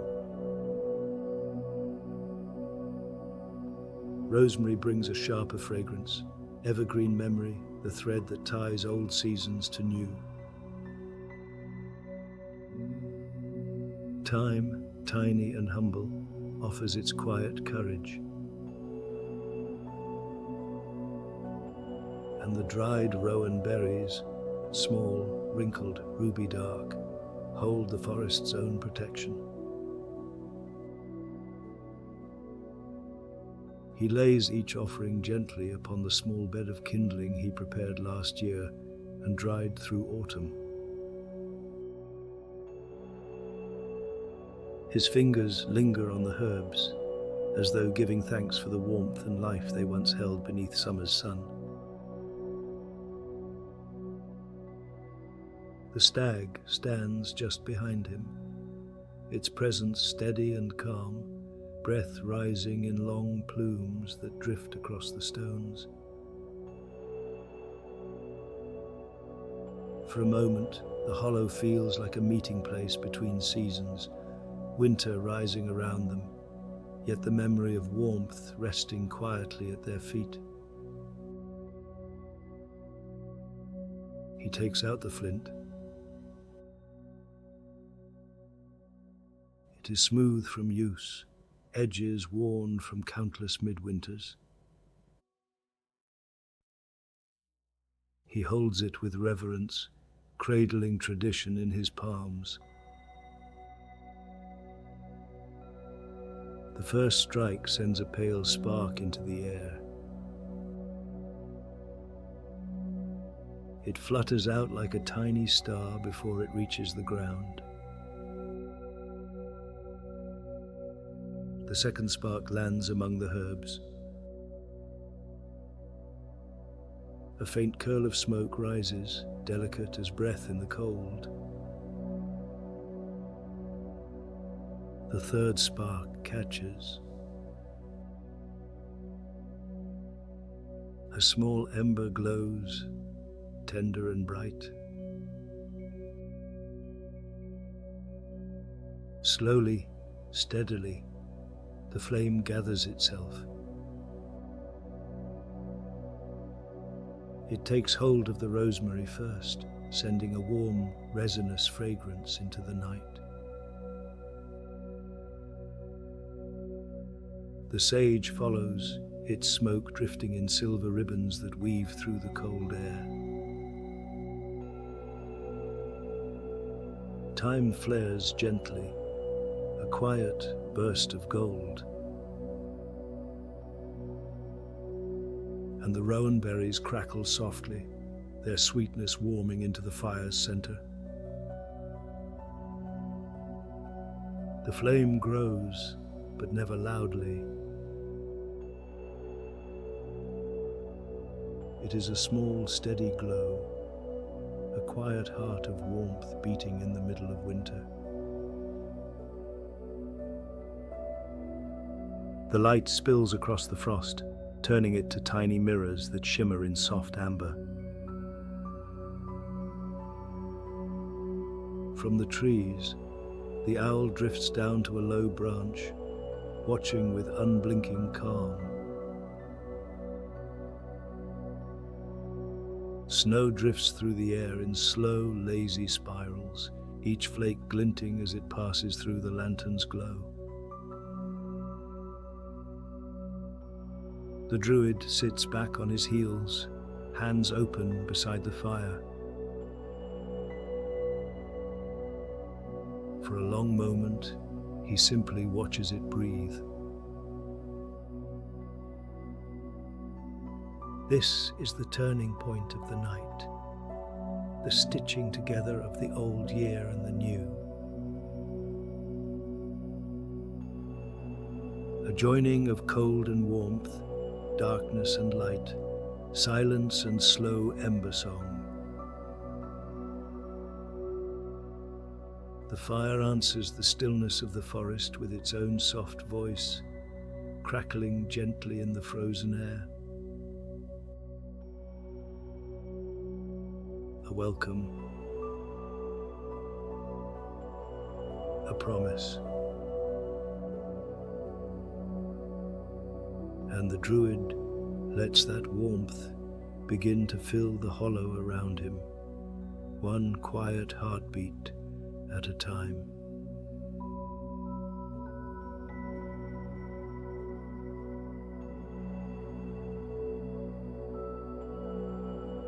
The fire settles into a steady glow, its light deepening to a warm amber heart that pulses gently against the frost. The druid sits beside it, palms open toward the heat, letting the warmth seep into his fingers and along the length of his arms.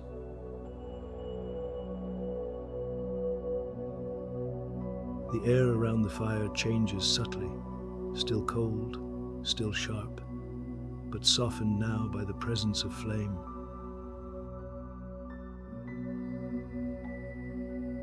The snowflakes fall more slowly here, drifting through the light like small shimmering feathers.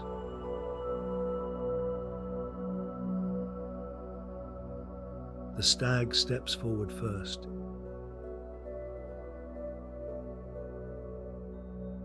It lowers its head, antlers catching the fire's glow so they appear crowned in gold.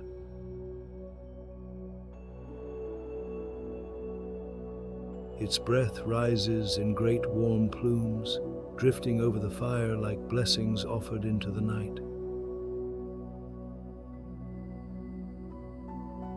From the dark edge of the clearing, a fox emerges, its paws barely sinking into the snow.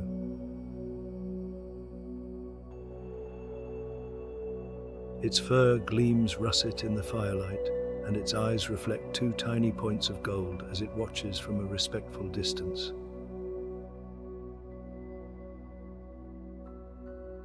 With cautious grace, it edges closer, circling around until it finds a place where the warmth just begins to touch its fur.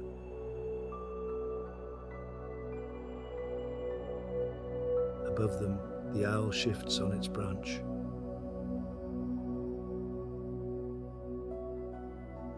It spreads its wings, a silent, snowy arc, before folding them neatly again.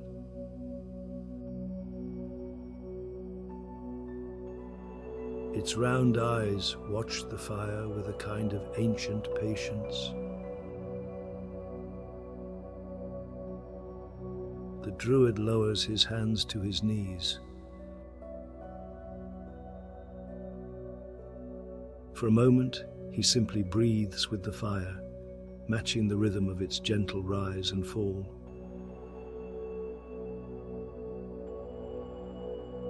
The warmth touches his cheeks, the tip of his nose, the front of his cloak, a slow unfurling of comfort in the winter air.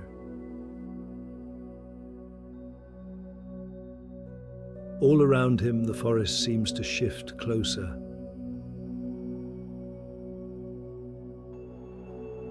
The cold no longer feels empty or wide. It feels inhabited, full of quiet presence. The night breathes with them, one steady living pulse shared between the Druid, the stag, the fox, the owl, and the silent trees watching over them.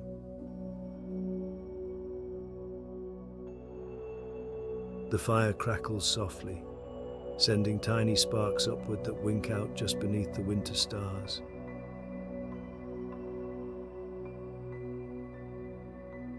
Each spark seems to stitch warmth into the air, thread by glowing thread. The Druid feels the truth of the night settle gently inside him. The forest is alive and kind.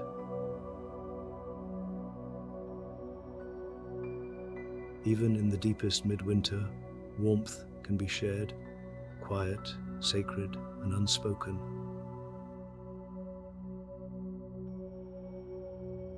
He closes his eyes for a moment, feeling connection ripple through the clearing like a soft tide.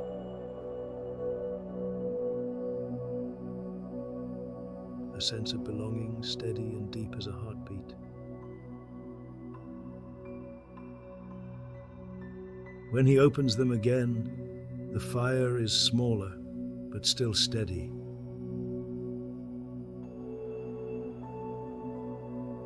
A companion in the heart of winter.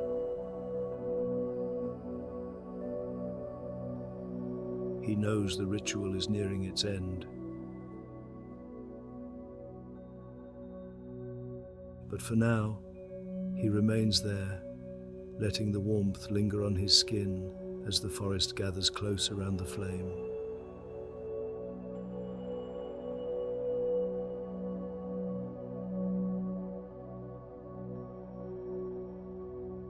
The fire has grown small, its flames folding inward like petals closing for the night.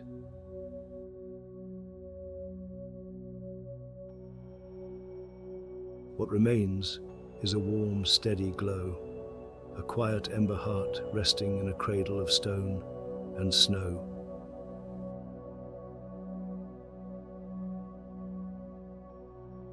The Druid watches it with calm, unhurried breath.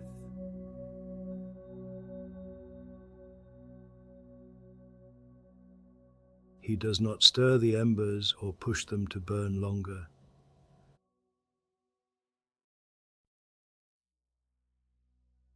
This is the way of the ritual, a fire welcomed, tended, and then allowed to return naturally to rest.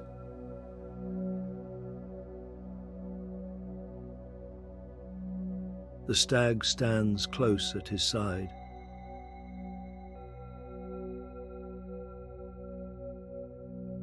Its breath rises in long white streams, peaceful and slow.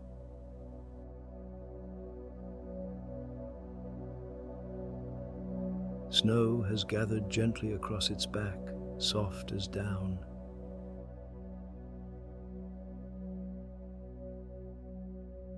The fox curls itself into a small crescent shape near the edge of the hollow.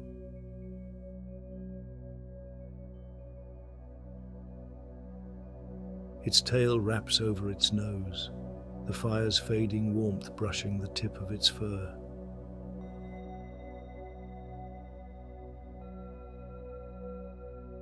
Above them, the owl blinks, solemn and slow, before turning its head toward the pale horizon.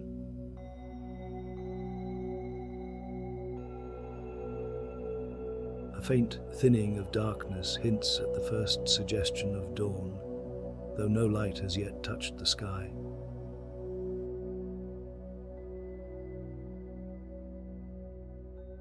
The Druid folds his hands in his lap.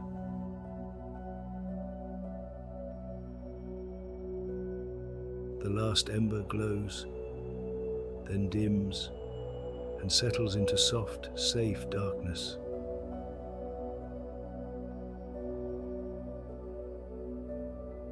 For a moment, everything is still.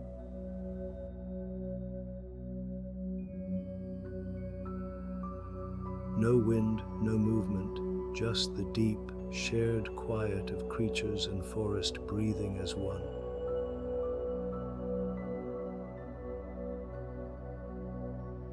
He rises slowly, careful not to disturb the snow.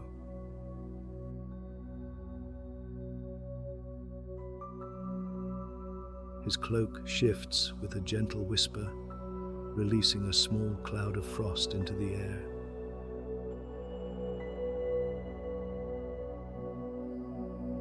Then he bows, a deep, grateful inclination of the head.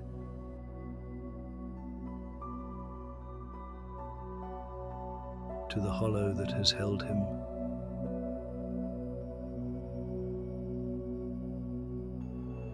To the fire that has warmed them.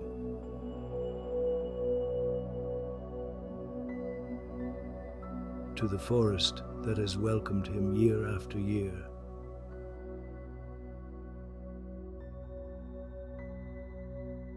The stag mirrors him, lowering its head in a soft, dignified gesture.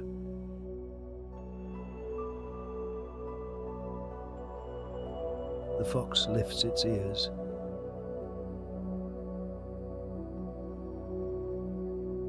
The owl shifts its talons on the branch.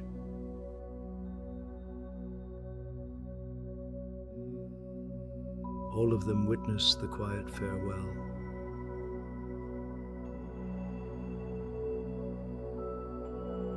The Druid lifts his lantern.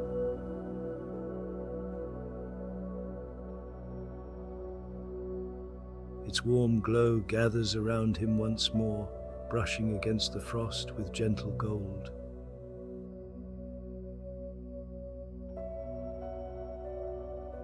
He turns back toward the path, the same one he walked hours before, now lying untouched and pale beneath the lingering night.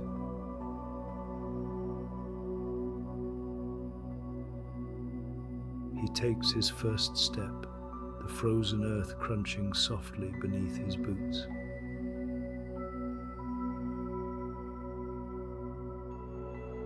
The stag watches him go, then melts silently into the trees.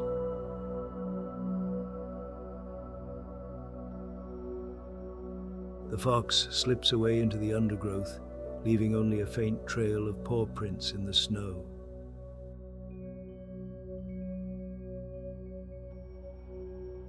The owl spreads its wings and glides into the thinning dark, silent as falling frost.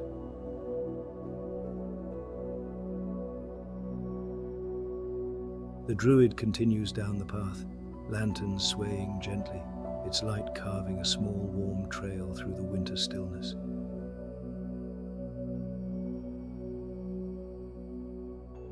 Far behind him, the hollow returns to quiet. The stones cold, the embers gone, the forest settling into its deep midwinter rest.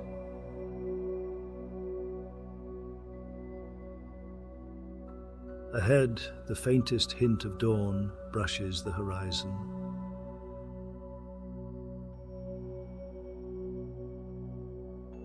Not yet light, but no longer fully night.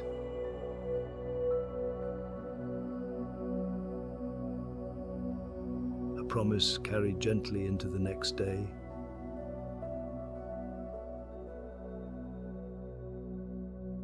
And so he walks home through the last breaths of darkness, calm, satisfied and warmed by the quiet truth the night has given him.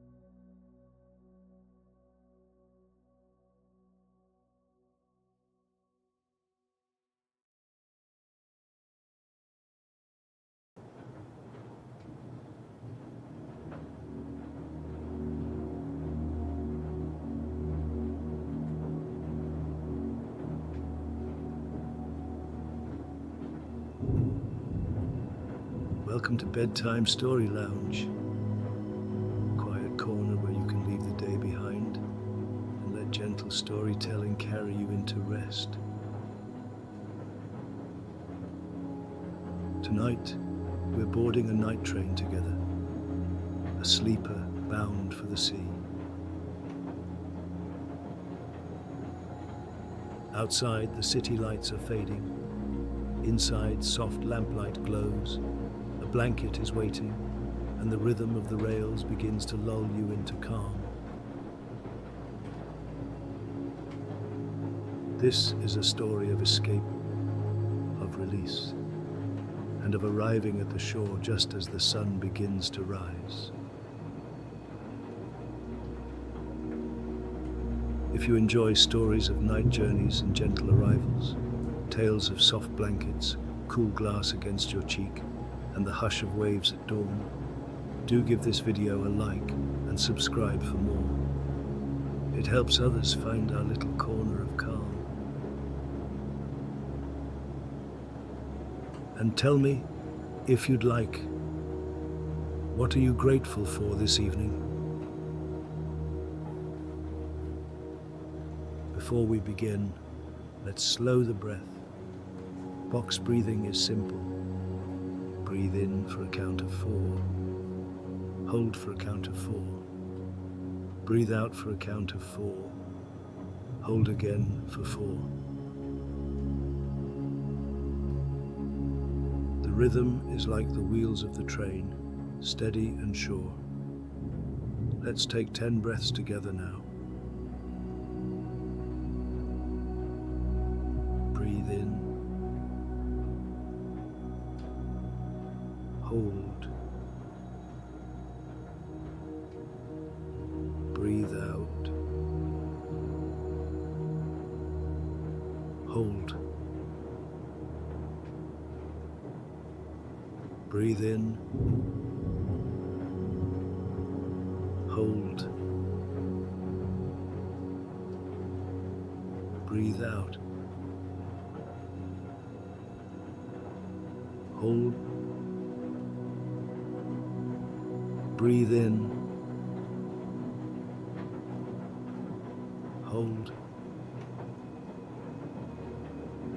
Breathe out. Hold.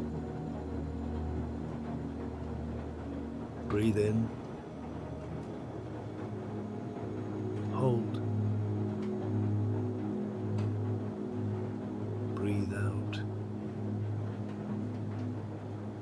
Hold. Breathe in. Hold. Breathe out. Hold.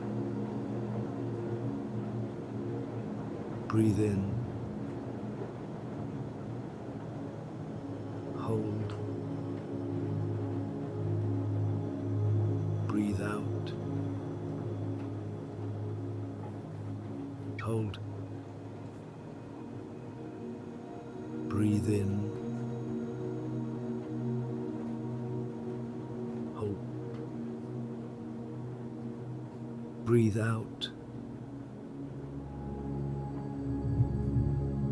Hold. Breathe in. Hold.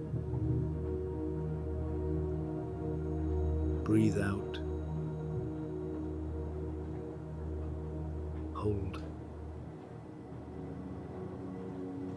Breathe in. Hold. Breathe out. Hold. Breathe in. Hold. Breathe out. Hold. Good. Now allow your breath to gently return to its natural rhythm. Let your attention rest at the top of your head, as though you are leaning back into a pillow beneath the lamplight. Soften your forehead, your brow, your eyes, as the train rocks gently. Release your jaw, your cheeks, your neck, feeling them supported. Notice your shoulders, loose beneath the weight of a folded blanket. Your arms sinking softly, hands resting as if on the smooth wood of the cabin. ease through your chest, rising and falling like the steady rhythm of the wheels. Soften your belly, light and unburdened. Relax your hips, your legs, the gentle sway matching the train's motion. And finally, let your feet rest, as though bare, soon to feel the cool sand, the hush of waves lapping at dawn.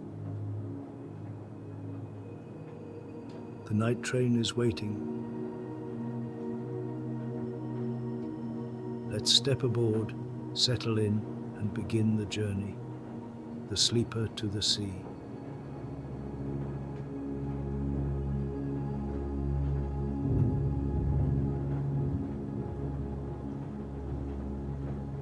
The platform is hushed beneath evening lamps, their glow softened by the faint mist that rises after the heat of the day. The train waits, long carriages stretching into shadow, windows glowing here and there with the promise of quiet cabins inside. The traveler steps aboard. Their bag is light, only what is needed for a few days by the sea. There's no hurry now, no rush. Each step down the corridor echoes softly against polished wood, the scent of varnish mingling with the faint trace of clean linen. They find their cabin, a narrow room, simple but kind. A folded blanket rests neatly at the foot of the bunk. An oil lamp glows above, casting amber warmth across the space. The window reflects their face for a moment, then offers a glimpse of the platform beyond. A few remaining figures saying goodnight, then parting ways. The door closes, and the cabin is theirs. The train gives a low, patient whistle. A gentle shudder passes through the carriage, like a deep sigh before sleep. Then the first tug forward, the first rolling pull, the first click of wheels gathering into rhythm. Outside, the city slips away, lights scattering into patterns, then dwindling to the faint glow of outlying streets, then to darkness. Inside, there is only the sway of the carriage, the hum of motion, and the sense of being carried. The traveler exhales, a breath they didn't know they were holding.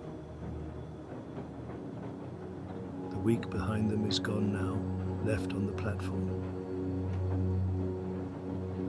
Here, on this night train bound for the sea, they are safe.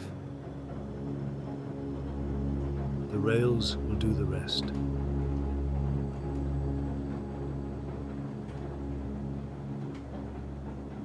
The cabin sways gently as the train gathers speed.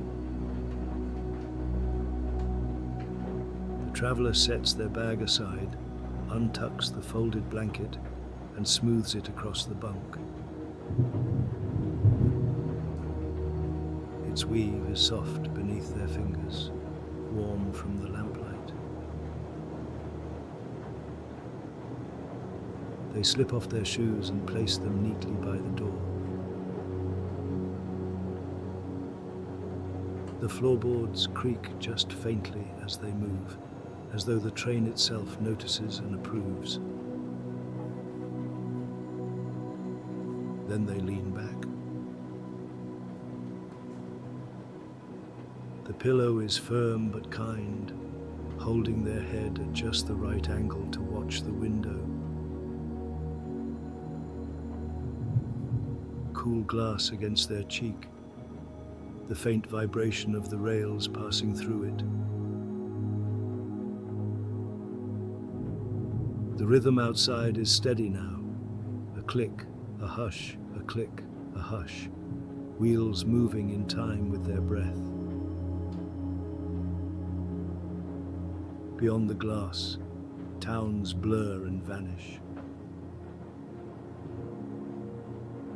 A scatter of lights, then nothing but the long stretch of fields and forest. A faint silvering of stars appears, glimpsed through breaks in the cloud. The traveler closes their eyes for a moment, then opens them again, just to be sure. And yes, the train is still there, carrying them forward, steady and sure. They breathe more easily.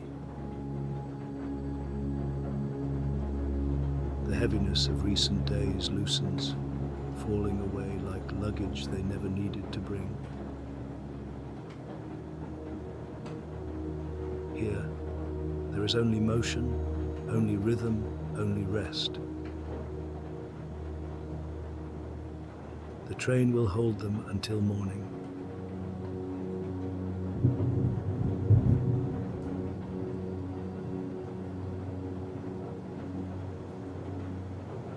The rhythm deepens.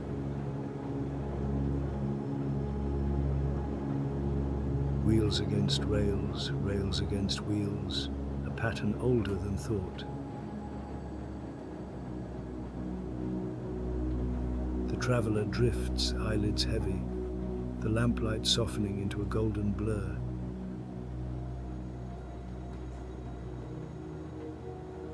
Somewhere between waking and sleep, another scene unfolds. They are kneeling at the edge of a stream, water dark and glassy beneath the moon.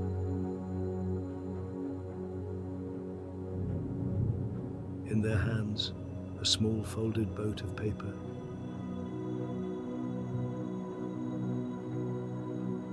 Its creases are sharp, its surface pale against the night.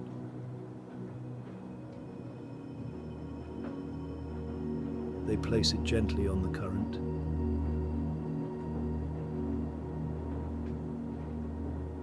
For a moment it trembles, then steadies and begins to glide forward. A tiny craft, fragile and sure, carrying with it the weight of everything they've left behind.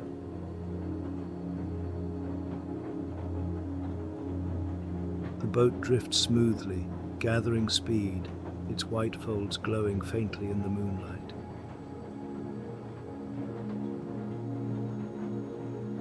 They watch as it moves downstream, unhurried, certain of its path. It rounds a bend and is gone.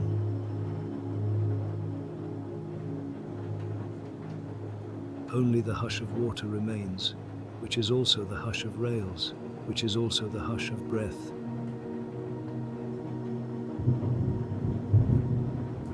The traveler's head tilts deeper into the pillow.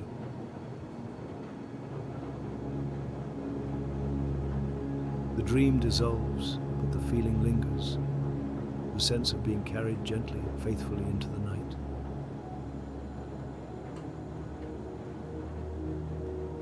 The hours pass quietly.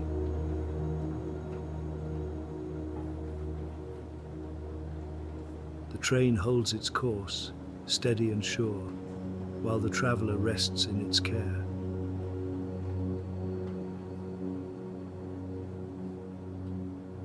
At first it is only a scent, faint, almost imagined.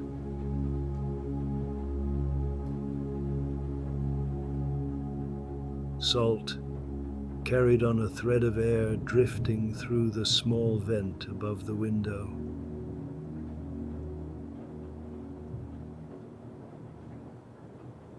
A promise of what lies ahead.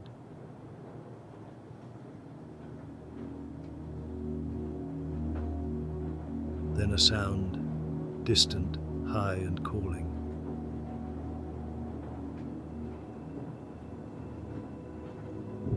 cry of a gull carried faintly on the morning breeze.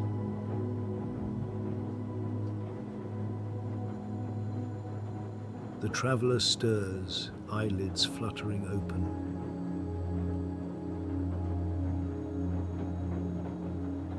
The cabin has softened.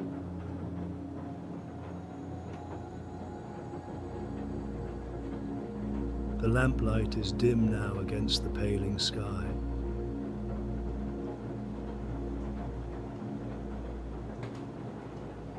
A glow steals through the edges of the curtain, pearled and tender.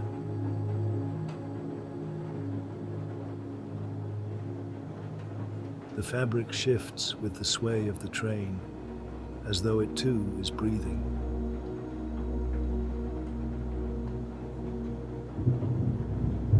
Outside, the rhythm of the rails begins to change.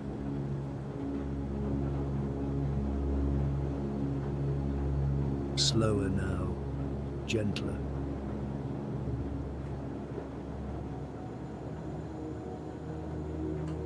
The train easing its stride as the journey nears its end.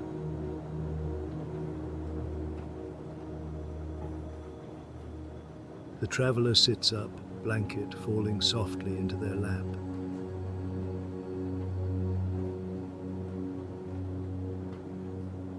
They rest a hand against the window, cool glass touched now by the first warmth of dawn.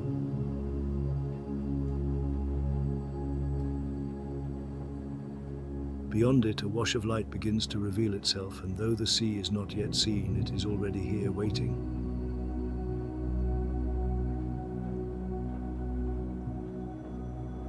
The train slows to a final sigh, then stillness.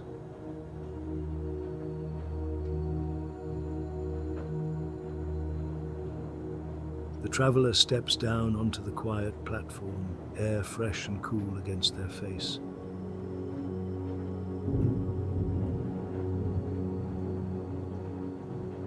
Few stir at this early hour. The town is only just beginning to wake.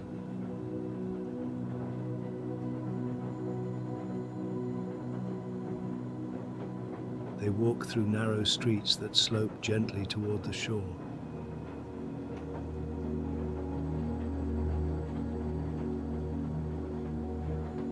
Each step lighter than the one before, as though the rails have unburdened them completely.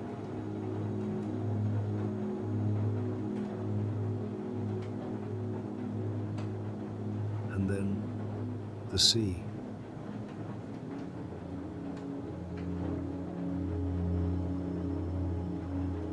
A sheltered bay, calm and wide, its waters tinted with the pink gold of morning.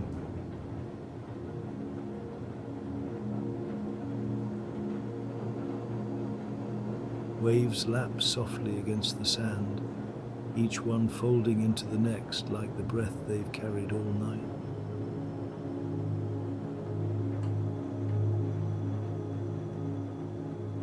Shoes left behind on the shore, they step barefoot onto the sand.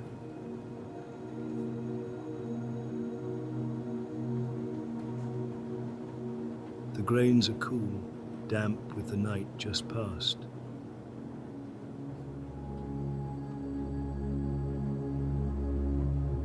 They walk to the edge, and the tide greets them, lapping gently over their feet.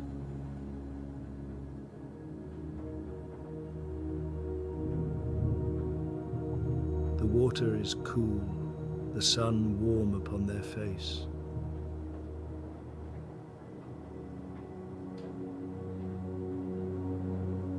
They close their eyes and breathe, the world slowing to the rhythm of the tide.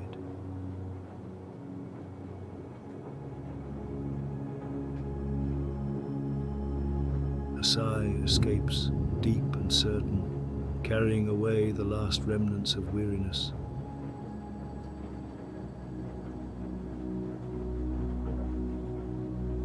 They linger there.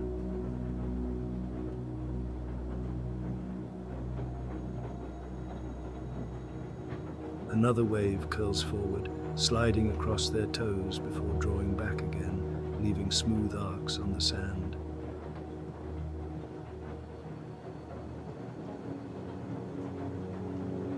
The gulls wheel overhead, their cries softened by distance.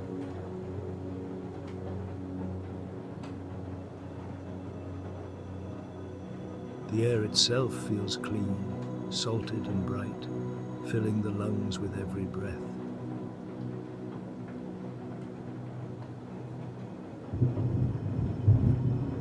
For a long moment they simply stand, cradled between sea and sky, dawn and day.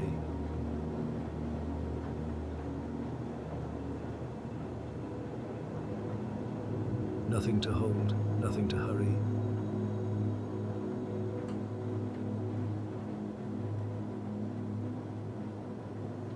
The paper boat is gone, the train rests behind them, and here at last, the sea holds them.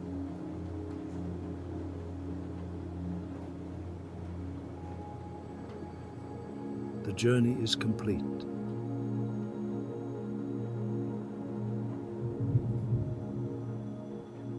And the days to come will be gentle.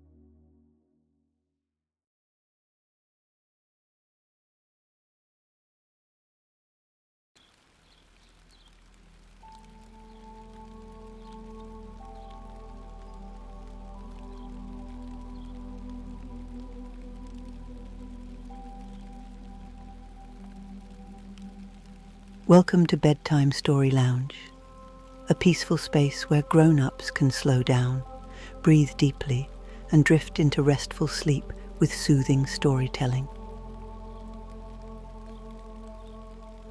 Tonight, we're headed to a quiet porch deep in a green and overgrown glade.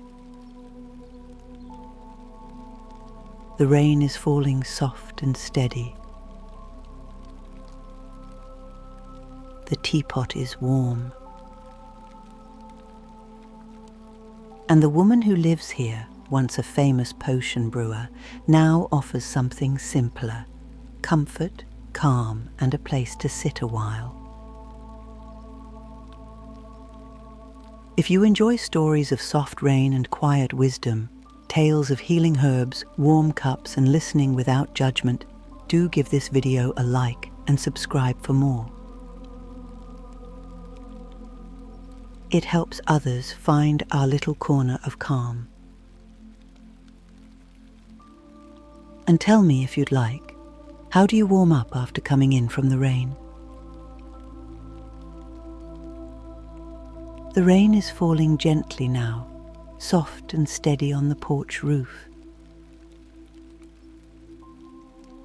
The kind of rain that quiets the world and calls you to rest. Before we begin tonight's story, let's take a moment to breathe together, to slow down and settle in. We'll use a simple pattern called box breathing. Breathe in, hold, breathe out, hold. Each breath like a gentle ritual, steady and soothing. Breathe in. Hold.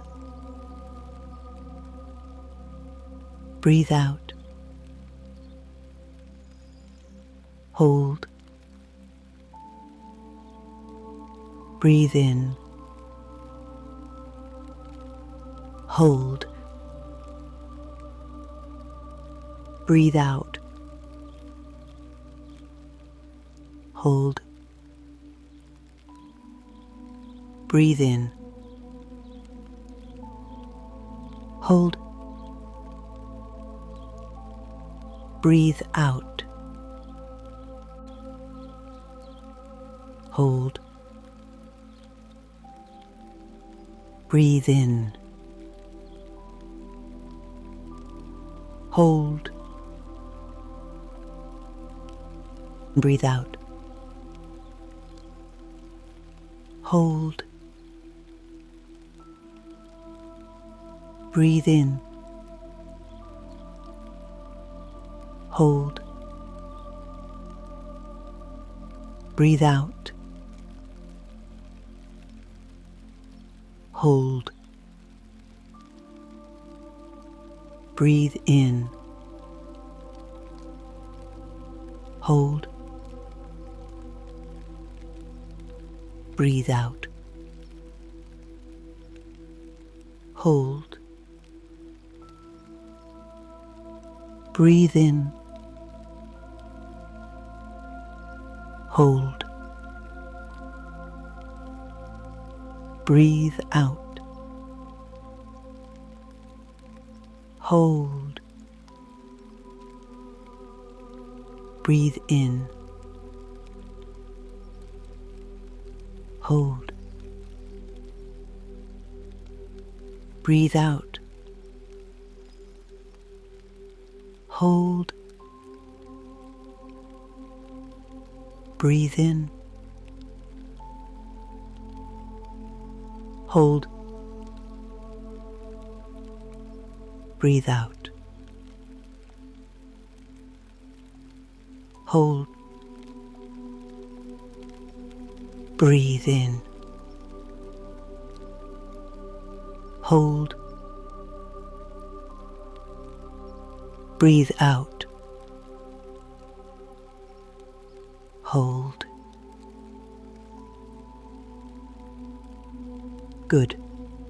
Now gently bring your attention to the top of your head. Imagine the scent of lavender and rosemary drifting on the air, softening your scalp and brow. Let it travel down across your face, easing your eyes, unclenching your jaw. Loosening your neck and shoulders like warm steam from a teacup. Let your arms grow heavy, as if you'd been holding a warm mug for hours and could finally set it down. Down through your chest and back, releasing tension like breath through parted lips. And finally, let that sense of soft stillness settle through your belly. Your legs, your feet, all the way to your toes. You are here now, safe, still, and ready.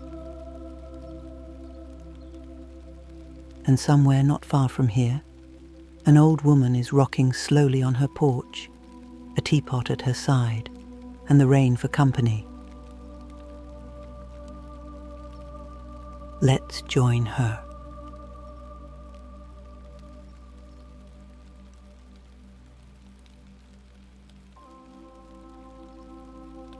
Rain fell in fine threads across the glade, stitching silver lines through the ferns and brambles. It pattered on the roof of the porch and gathered in puddles along the mossy flagstones. The old woman sat quietly in her rocking chair, a shawl drawn close around her shoulders. The porch creaked now and then beneath her weight, but the sound was soft, familiar, like a lullaby remembered from long ago. She didn't speak. She didn't need to. The rain did the talking. Beside her, a teapot steamed gently.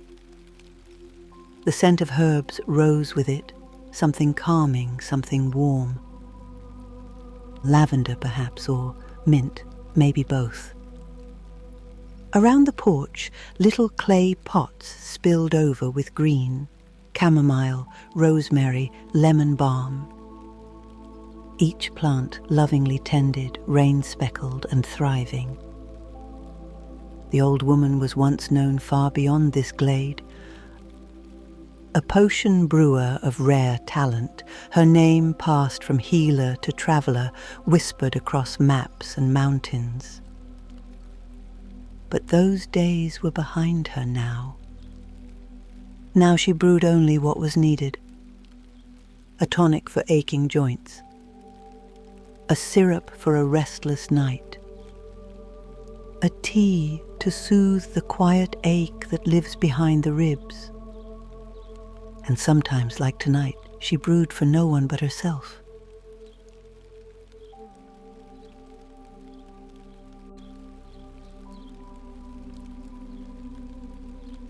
Somewhere down the path, water squelched under hurried steps.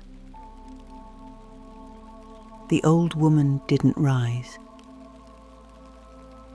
She simply poured a second cup of tea, her movements unhurried, as though she'd been expecting someone all along. Through the mist came a figure, hooded, soaked, and unsure. A traveller, young perhaps, though tired in that ageless way worn by those who've carried too much for too long. They paused at the edge of the glade, uncertain, and then, drawn by the light and the scent and the hush of the rain, they stepped up onto the porch. Still, the old woman said nothing. She held out the teacup with a small, knowing nod. The visitor took it with both hands, cradling the warmth. There were 2 chairs, there always had been. And the second one, like always, was waiting. They sat together in the hush, the old woman and the soaked, silent traveller, just breathing in the steam and watching the rain. A small cat appeared from somewhere behind the herb pots and curled between their feet, tail flicking once before settling. It was a long time before anyone spoke. "I didn't know where else to go," the traveller said, voice barely louder than the rain. The old woman nodded and sipped her tea. "You don't need to explain," she said softly. And for a while longer they didn't.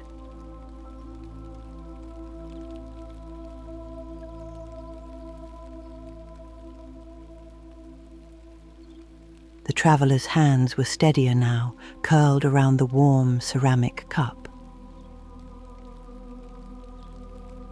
Rain still fell steadily, drumming its gentle rhythm into the roof.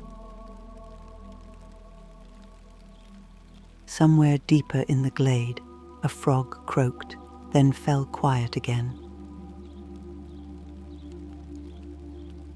"I left," the traveller said eventually, "but I don't know what happens next." The old woman didn't answer right away.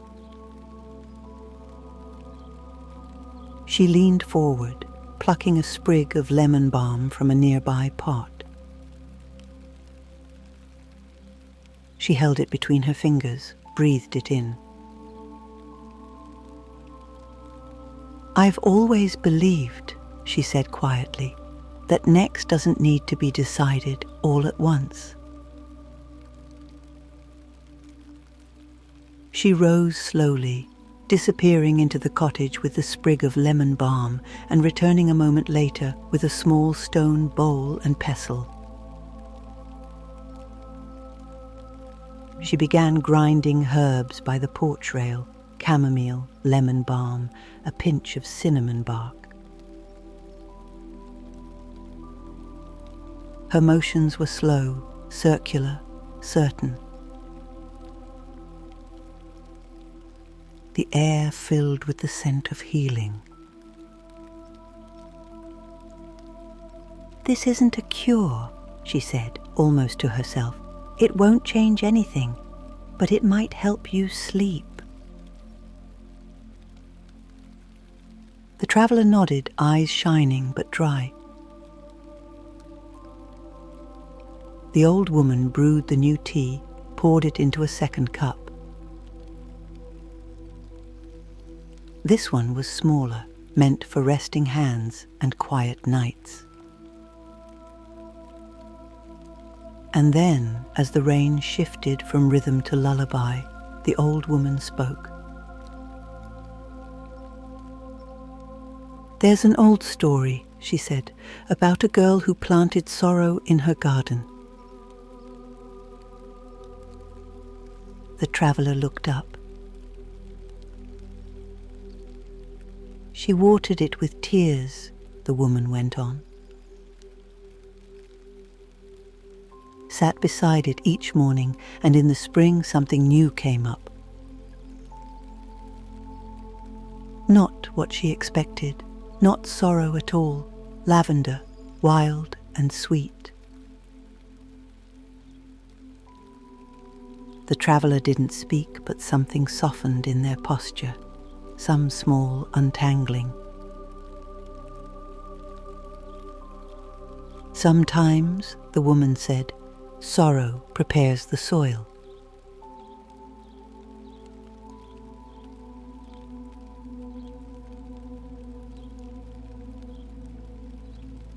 When the cup was empty, the old woman stood. "Come inside now," she said gently. "The fire's still warm." The traveller followed, their steps quiet on the wooden floor. Inside the cottage, the hearth glowed low, casting amber light across shelves of dusty bottles and bundles of herbs hung to dry. A blanket lay folded across a worn armchair. A small bed waited in the corner, simple and soft. The cat had already taken its place by the fire, purring faintly. The old woman helped the traveller out of their wet cloak, set it to dry, and offered them the blanket.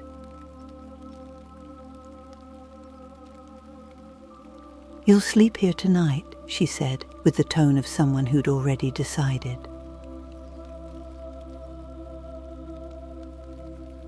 The traveller didn't argue.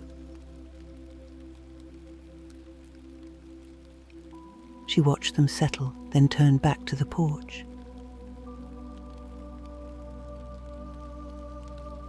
The rain hadn't stopped, nor would it, not just yet. But it had softened, the way grief sometimes does when given a place to rest. She tidied the teacups, watered a pot of lavender by the railing, and sat again in her chair.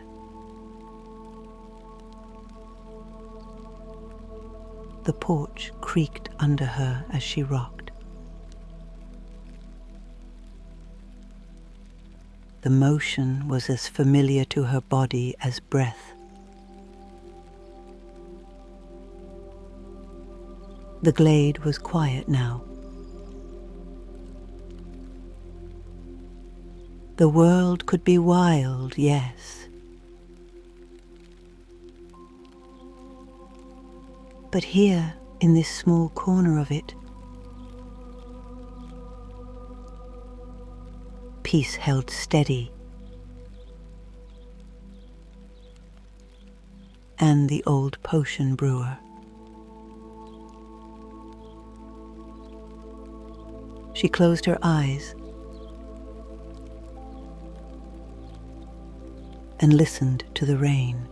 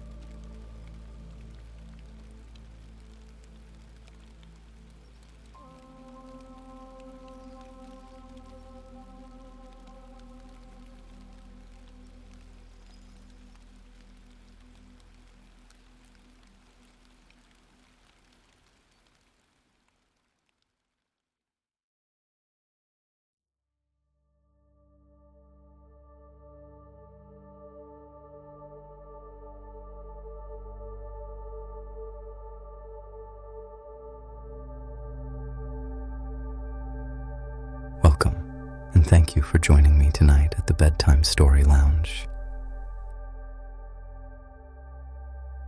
Outside, winter has laid a soft hush across the world, a gentle snowfall drifting past lamplit streets, settling in quiet silver layers along window ledges and rooftops.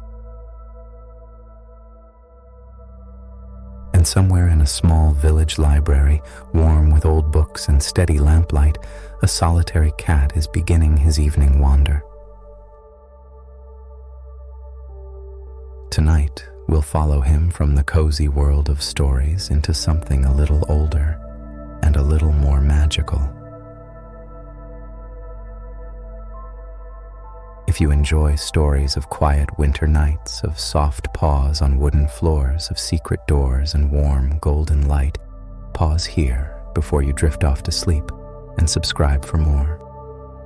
Let's make sure you can always find your way back to this quiet refuge again. And tell me, if you'd like, where are you listening from and what are you grateful for this evening? Now, let's ease into stillness together. The snowfall outside is slow and steady tonight, the kind of snow that makes every breath feel calm and unhurried, so we'll use that to guide our breathing. We'll take a moment now to breathe in a soft, square rhythm, like watching flakes drift down, hover, touch the ground, and rest. Breathe in for a count of 4, hold for 4, breathe out for 4, hold for 4. And I'll guide you through 10 gentle breaths in that same steady pattern. Breathe in. Hold. Breathe out. Hold. Breathe in. Hold. Breathe out.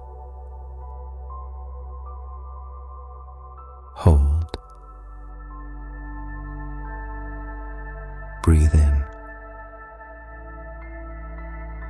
Hold. Breathe out. Hold. Breathe in. Hold. Breathe out. Hold. Breathe in. Hold. Breathe out. Hold. Breathe in.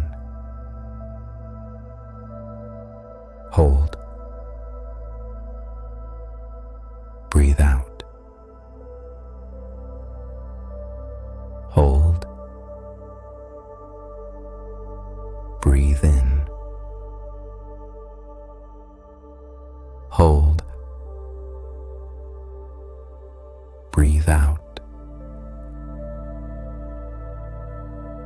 Hold. Breathe in. Hold. Breathe out. Hold. Breathe in. Hold. Breathe out. Hold. Breathe in. Hold. Breathe out. Hold. Good. Now, allow your breath to gently return to its natural rhythm. Let your awareness move up to your head, softening your forehead, your jaw, your brow, as though a warm lamplight settles across your thoughts. Let that gentle warmth drift down into your shoulders, letting them loosen and fall like heavy winter coats hung up at the door. Feel your arms grow heavy and unburdened from your upper arms to your elbows, to your hands resting wherever they are, peaceful and still. Let your chest open with ease, rising and falling like the quiet breath of an old library settling for the night. Allow your belly to soften, warm and calm, as though you're sitting near a gentle purple and gold hearthlight. Let that comfort move down into your hips, loosening them, letting them sink more deeply into your mattress or chair. Let your legs relax, thighs, knees, calves, heavy as old storybooks resting on a wooden shelf. And finally, let all the tension slip out through your feet, like stepping from cold snow onto warm stone. You're safe, you're warm, you're ready. So now, let's begin our story.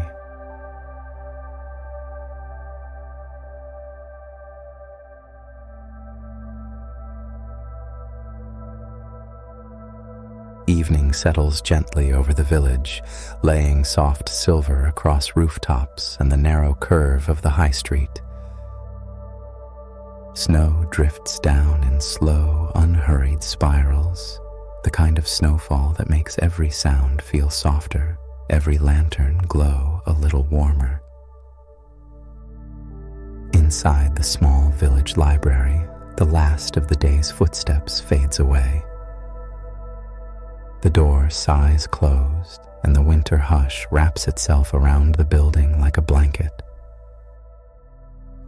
lamplight pools across wooden floors. Shelves lean quietly in the half-light, their spines matte and familiar, as though they've held the same patient breath for centuries. And in the middle of it all, padding silently through the aisles, is the cat. A small, winter-thick creature dignified in step, unbothered by the fading day. He moves like someone who has lived here forever, despite belonging to no one at all. He chose this library once and simply stayed. The librarian doesn't question it. Every evening, as she gathers her scarf and keys, she glances down to where he sits by the reading desk, gives a small nod, and leaves a little bowl of biscuits beside the return box.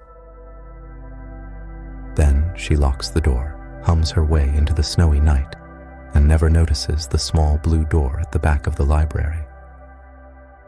But the cat notices everything. Tonight, once the sound of the librarian's boots has faded into the hush outside, he begins his patrol. He pads into the children's corner first, where wooden animals painted long ago smile sleepily from the walls. He rubs against the leg of a tiny reading chair, then continues. Next, the history aisle, cool and dusted with the faint scent of old paper. He pauses to peer up at a high window where snowflakes cling in delicate stars. His tail sweeps, slow and thoughtful. Satisfied, he crosses to the reading tables.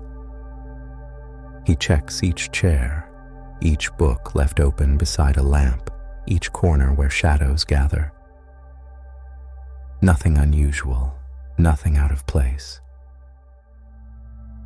Finally, he turns his attention to the back of the library.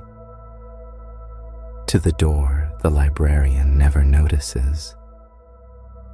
It stands tucked between two tall shelves, a narrow wooden door painted a dusty, weathered blue, its edges rubbed soft with age. The paint has cracked into fine little lines, like tiny winter rivers spreading across its surface. An old brass handle sits slightly crooked, cool and dark in the lamplight. Most people would mistake it for a broom cupboard or a forgotten storage space.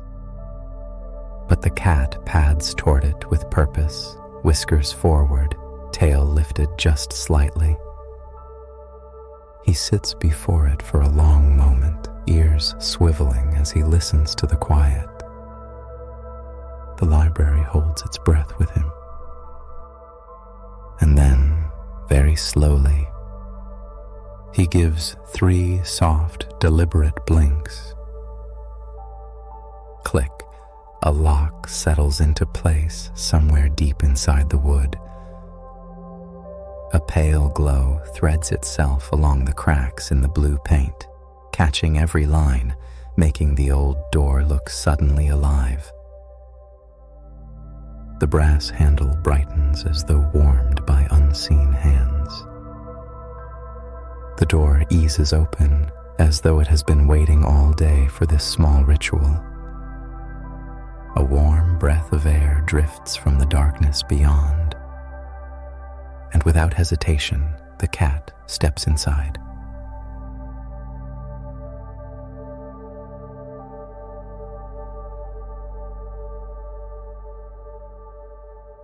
The moment the cat steps through the blue door, the air changes. It grows warmer, deeper, touched by a kind of old magic that settles softly along his fur. Behind him, the door closes with a gentle thud, as though the room itself was taking a quiet breath. And then the space unfurls. What looked like a narrow cupboard from the village library expands outward into something vast.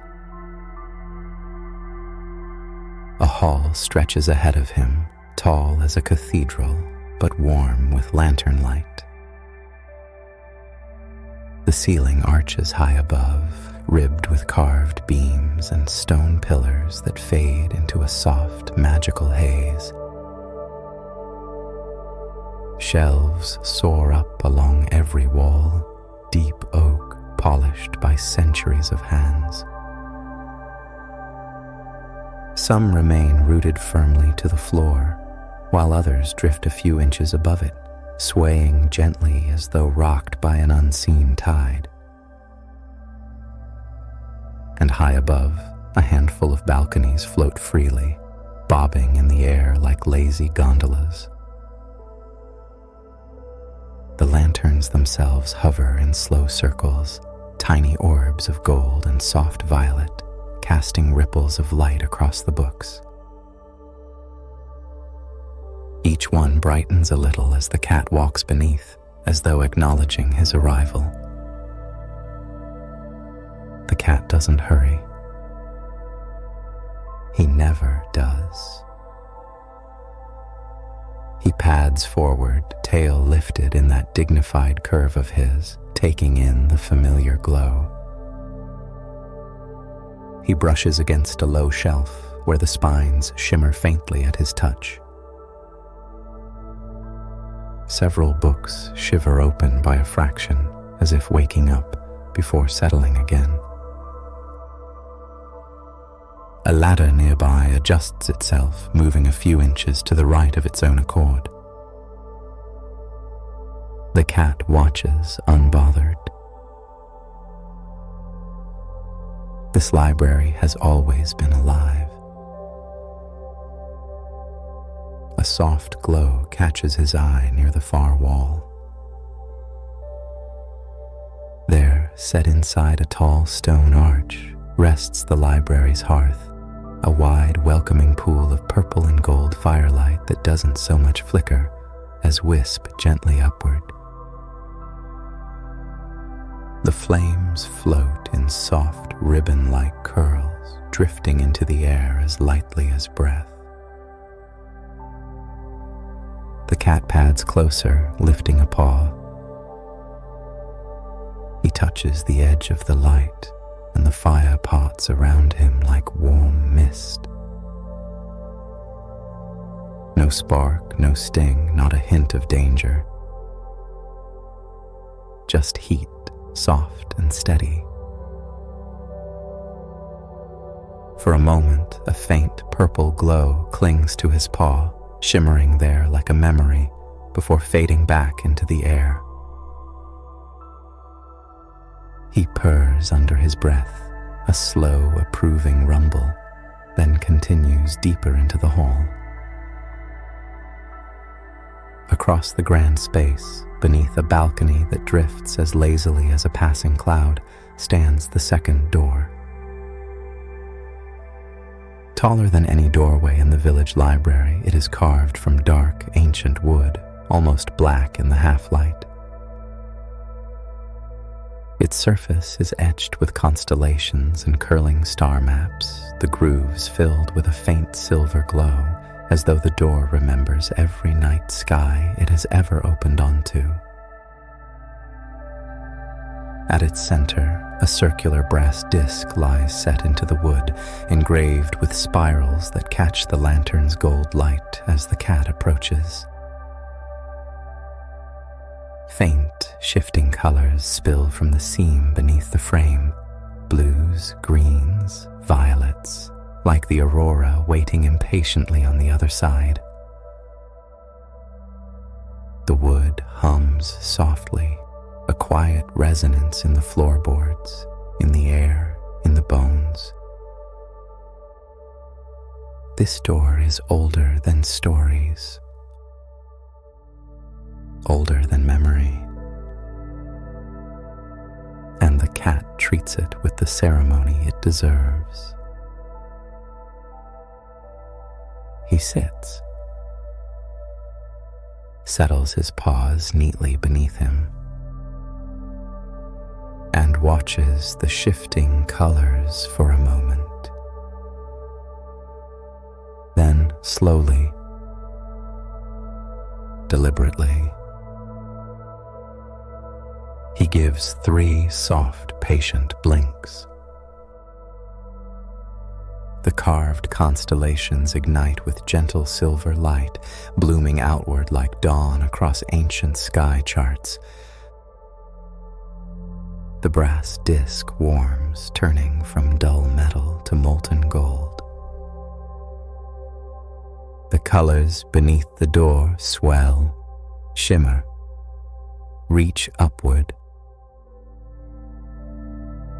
And then the door opens, not into the library, but into a winter world glowing blue at the edges, bright beneath a sky of shimmering auroras.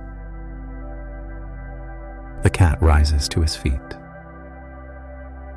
tail tip twitching with quiet interest. He steps toward the light.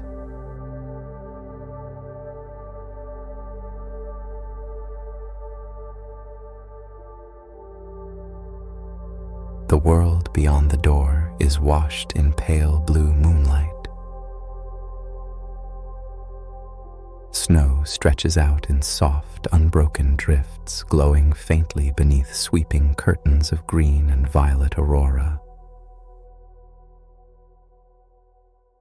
The air is crisp, touched with a stillness so deep it seems to hum. The cat steps onto the snow, paws sinking just slightly, leaving neat prints behind him. He pauses, whiskers forward, taking in this new yet familiar place. A winter world the magical library has shown him before, though never quite the same. The auroras ripple above, shifting colors across the frozen landscape. Light gathers in soft bands along the horizon, bending around distant pines, glimmering across the ice. Nearby, a small frozen river winds through the snow, its dark ribbon barely visible beneath the shimmering surface. The cat pads toward it, unhurried, each step deliberate. A faint murmur of water moves beneath the ice, slow and steady, as though whispering old winter secrets to itself. He reaches the edge and peers down. A shadow moves under the ice, small, quick, silver-scaled. A fish. The cat's ears tilt forward. Tail lifts. Muscles gather. Then the tiniest, most dignified stretch of a paw. He dips it through a small hole in the ice into the water. The fish darts away immediately. The cat misses spectacularly and draws back one very cold paw. He lifts it, gives it a sharp shake, once, twice, as if greatly offended by winter itself. No, thank you. He turns to leave the riverbank, only to spot a small robin hopping along a nearby branch, a bright bead of color against the snowy white. The bird twitches. The cat freezes. The tail flick starts first. Then the slow crouch. Then the wiggle. That unmistakable, utterly serious little hind wiggle of a cat prepared the robin tilts its head. The cat launches. He misses by a heroic margin and lands instead in a soft, cold heap of powdery snow. For a moment, nothing moves. Then one snowy ear appears. Then another. The cat stands slowly, dignity compromised, but spirits unbroken. He shakes himself from nose to tail, sending a small cloud of snowflakes into the air. Enough adventure. He is cold. He is done. And most importantly, he has a magical library to return to. He pads back through the snow toward the warm golden doorway, still waiting in the drift. The colors of the aurora ripple across his path as he walks, greens bending into silver, violets softening into blue. At the threshold, he looks back toward the frozen river, the soft glow of winter resting on the ice. Then, with a final flick of his tail, he steps into the golden warmth. The door closes behind him with a faint, shimmering sigh.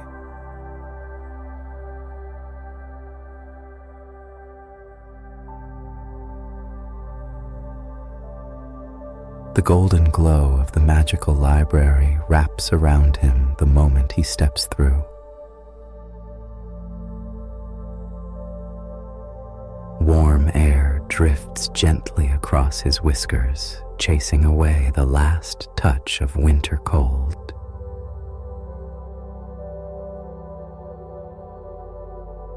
The door behind him settles closed with a soft hush, like a page turning itself. Lanterns brighten as he crosses the threshold, bobbing a little higher in quiet greeting. Far above, a balcony shifts a few inches to the left, as though adjusting itself to watch him return. The cat takes a slow, satisfied breath. Cold paws warm.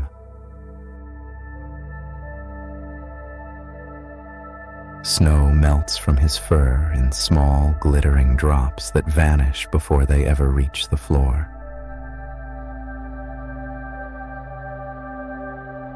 He heads toward a small raised stone at the base of one of the oak shelves.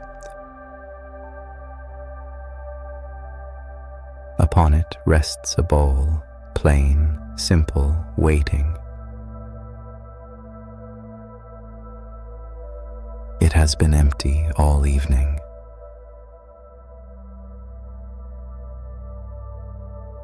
But here, nothing stays empty for long.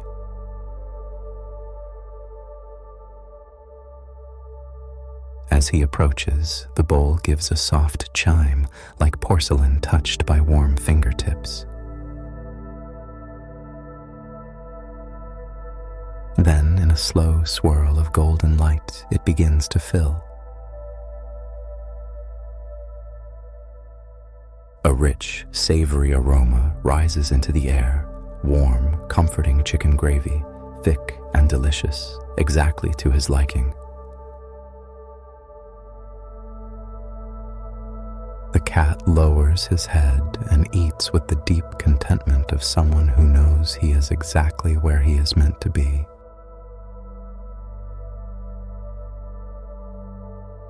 Nearby, a small goblet sits tucked into an alcove of carved oak, It glows faintly as he finishes his meal.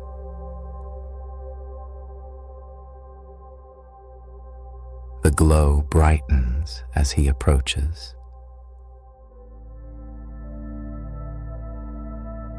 And then, with a soft musical hum, the goblet fills itself with fresh, cool cream.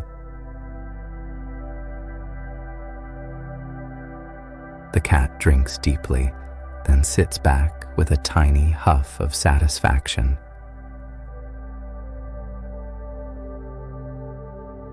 His belly full, his fur glowing faintly from the fire's purple gold light, he closes his eyes for one long, slow blink.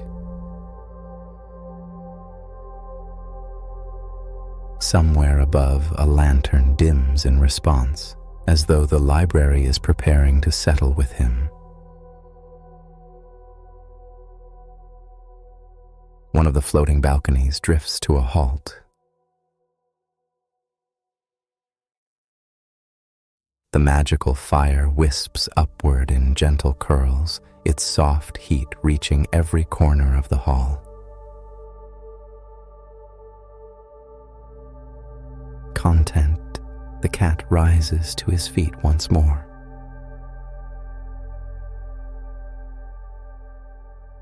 He pads toward the heart of the hall, the great stone hearth where the purple and gold fire wisps gently upward in soft, drifting curls.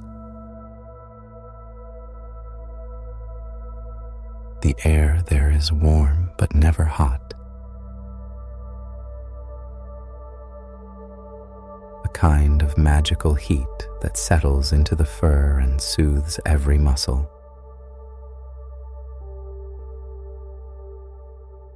He steps close enough that the glow brushes across his whiskers. The fire parts around him like silken mist, gathering in small ribbons around his paws. One little curl of light drifts up his shoulder, resting there before fading away like a fading dream.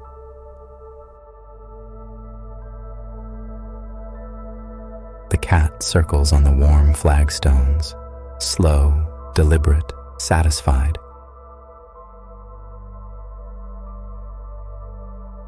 Then he curls in the perfect crescent of a creature who has found the softest place in the world.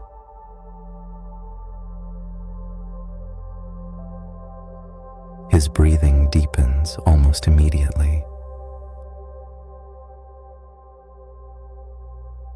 Lanterns overhead dim in gentle sympathy. A floating balcony settles softly above him, as though the whole library is easing into its own night.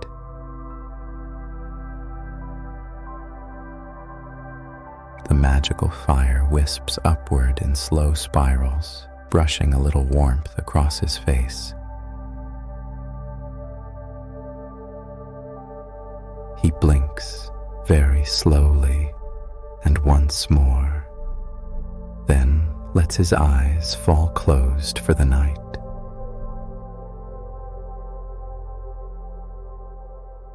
The library, ancient and kind, exhales with him, a soft, comforting sigh.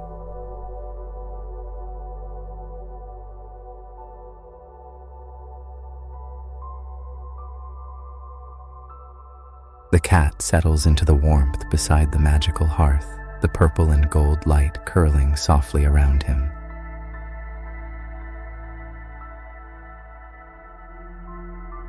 His breathing slows, deepens, and melts into the gentle rhythm of the library's quiet night.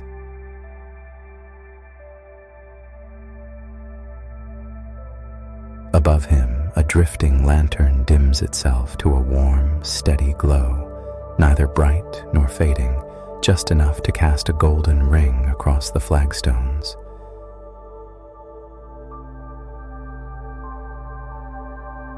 The balcony floating overhead eases to a peaceful stillness, as though it too is settling in for sleep.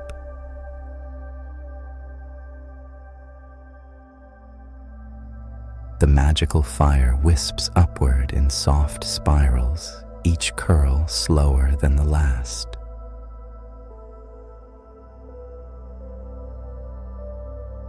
One ribbon of light drifts down and brushes the cat's back, leaving a faint shimmer along his fur before fading gently away.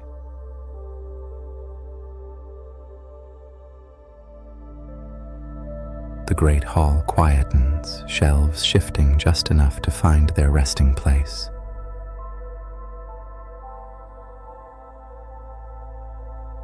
The air becomes warm and still, a softness that feels like being wrapped in old stories and gentle dreams.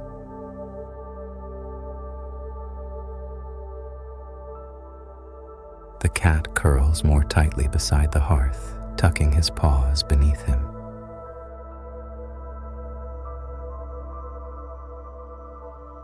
His whiskers relax, his ears sink into peaceful angles, and a tiny sigh escapes him.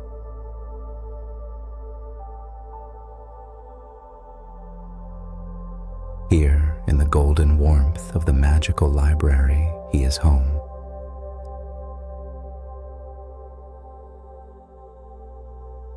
Safe, cherished, and entirely untroubled by winter's cold beyond the walls.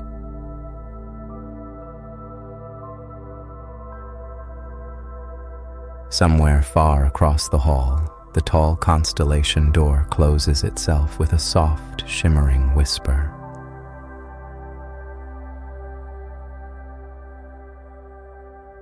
The auroras on the other side continue their dance without him, patient, knowing he may return another night.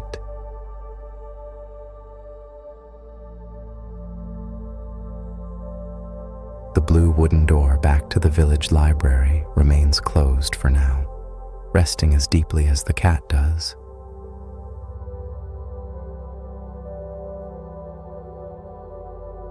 But dawn will come, as it always does.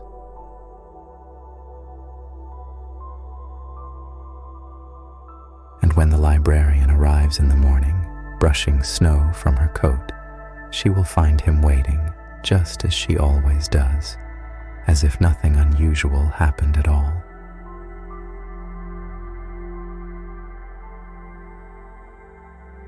For tonight, though, he sleeps in the heart of magic.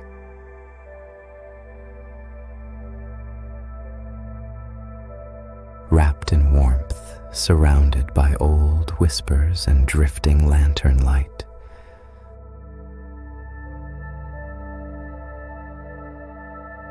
The fire wisps gently upward one last time, then settles with him, perfectly still.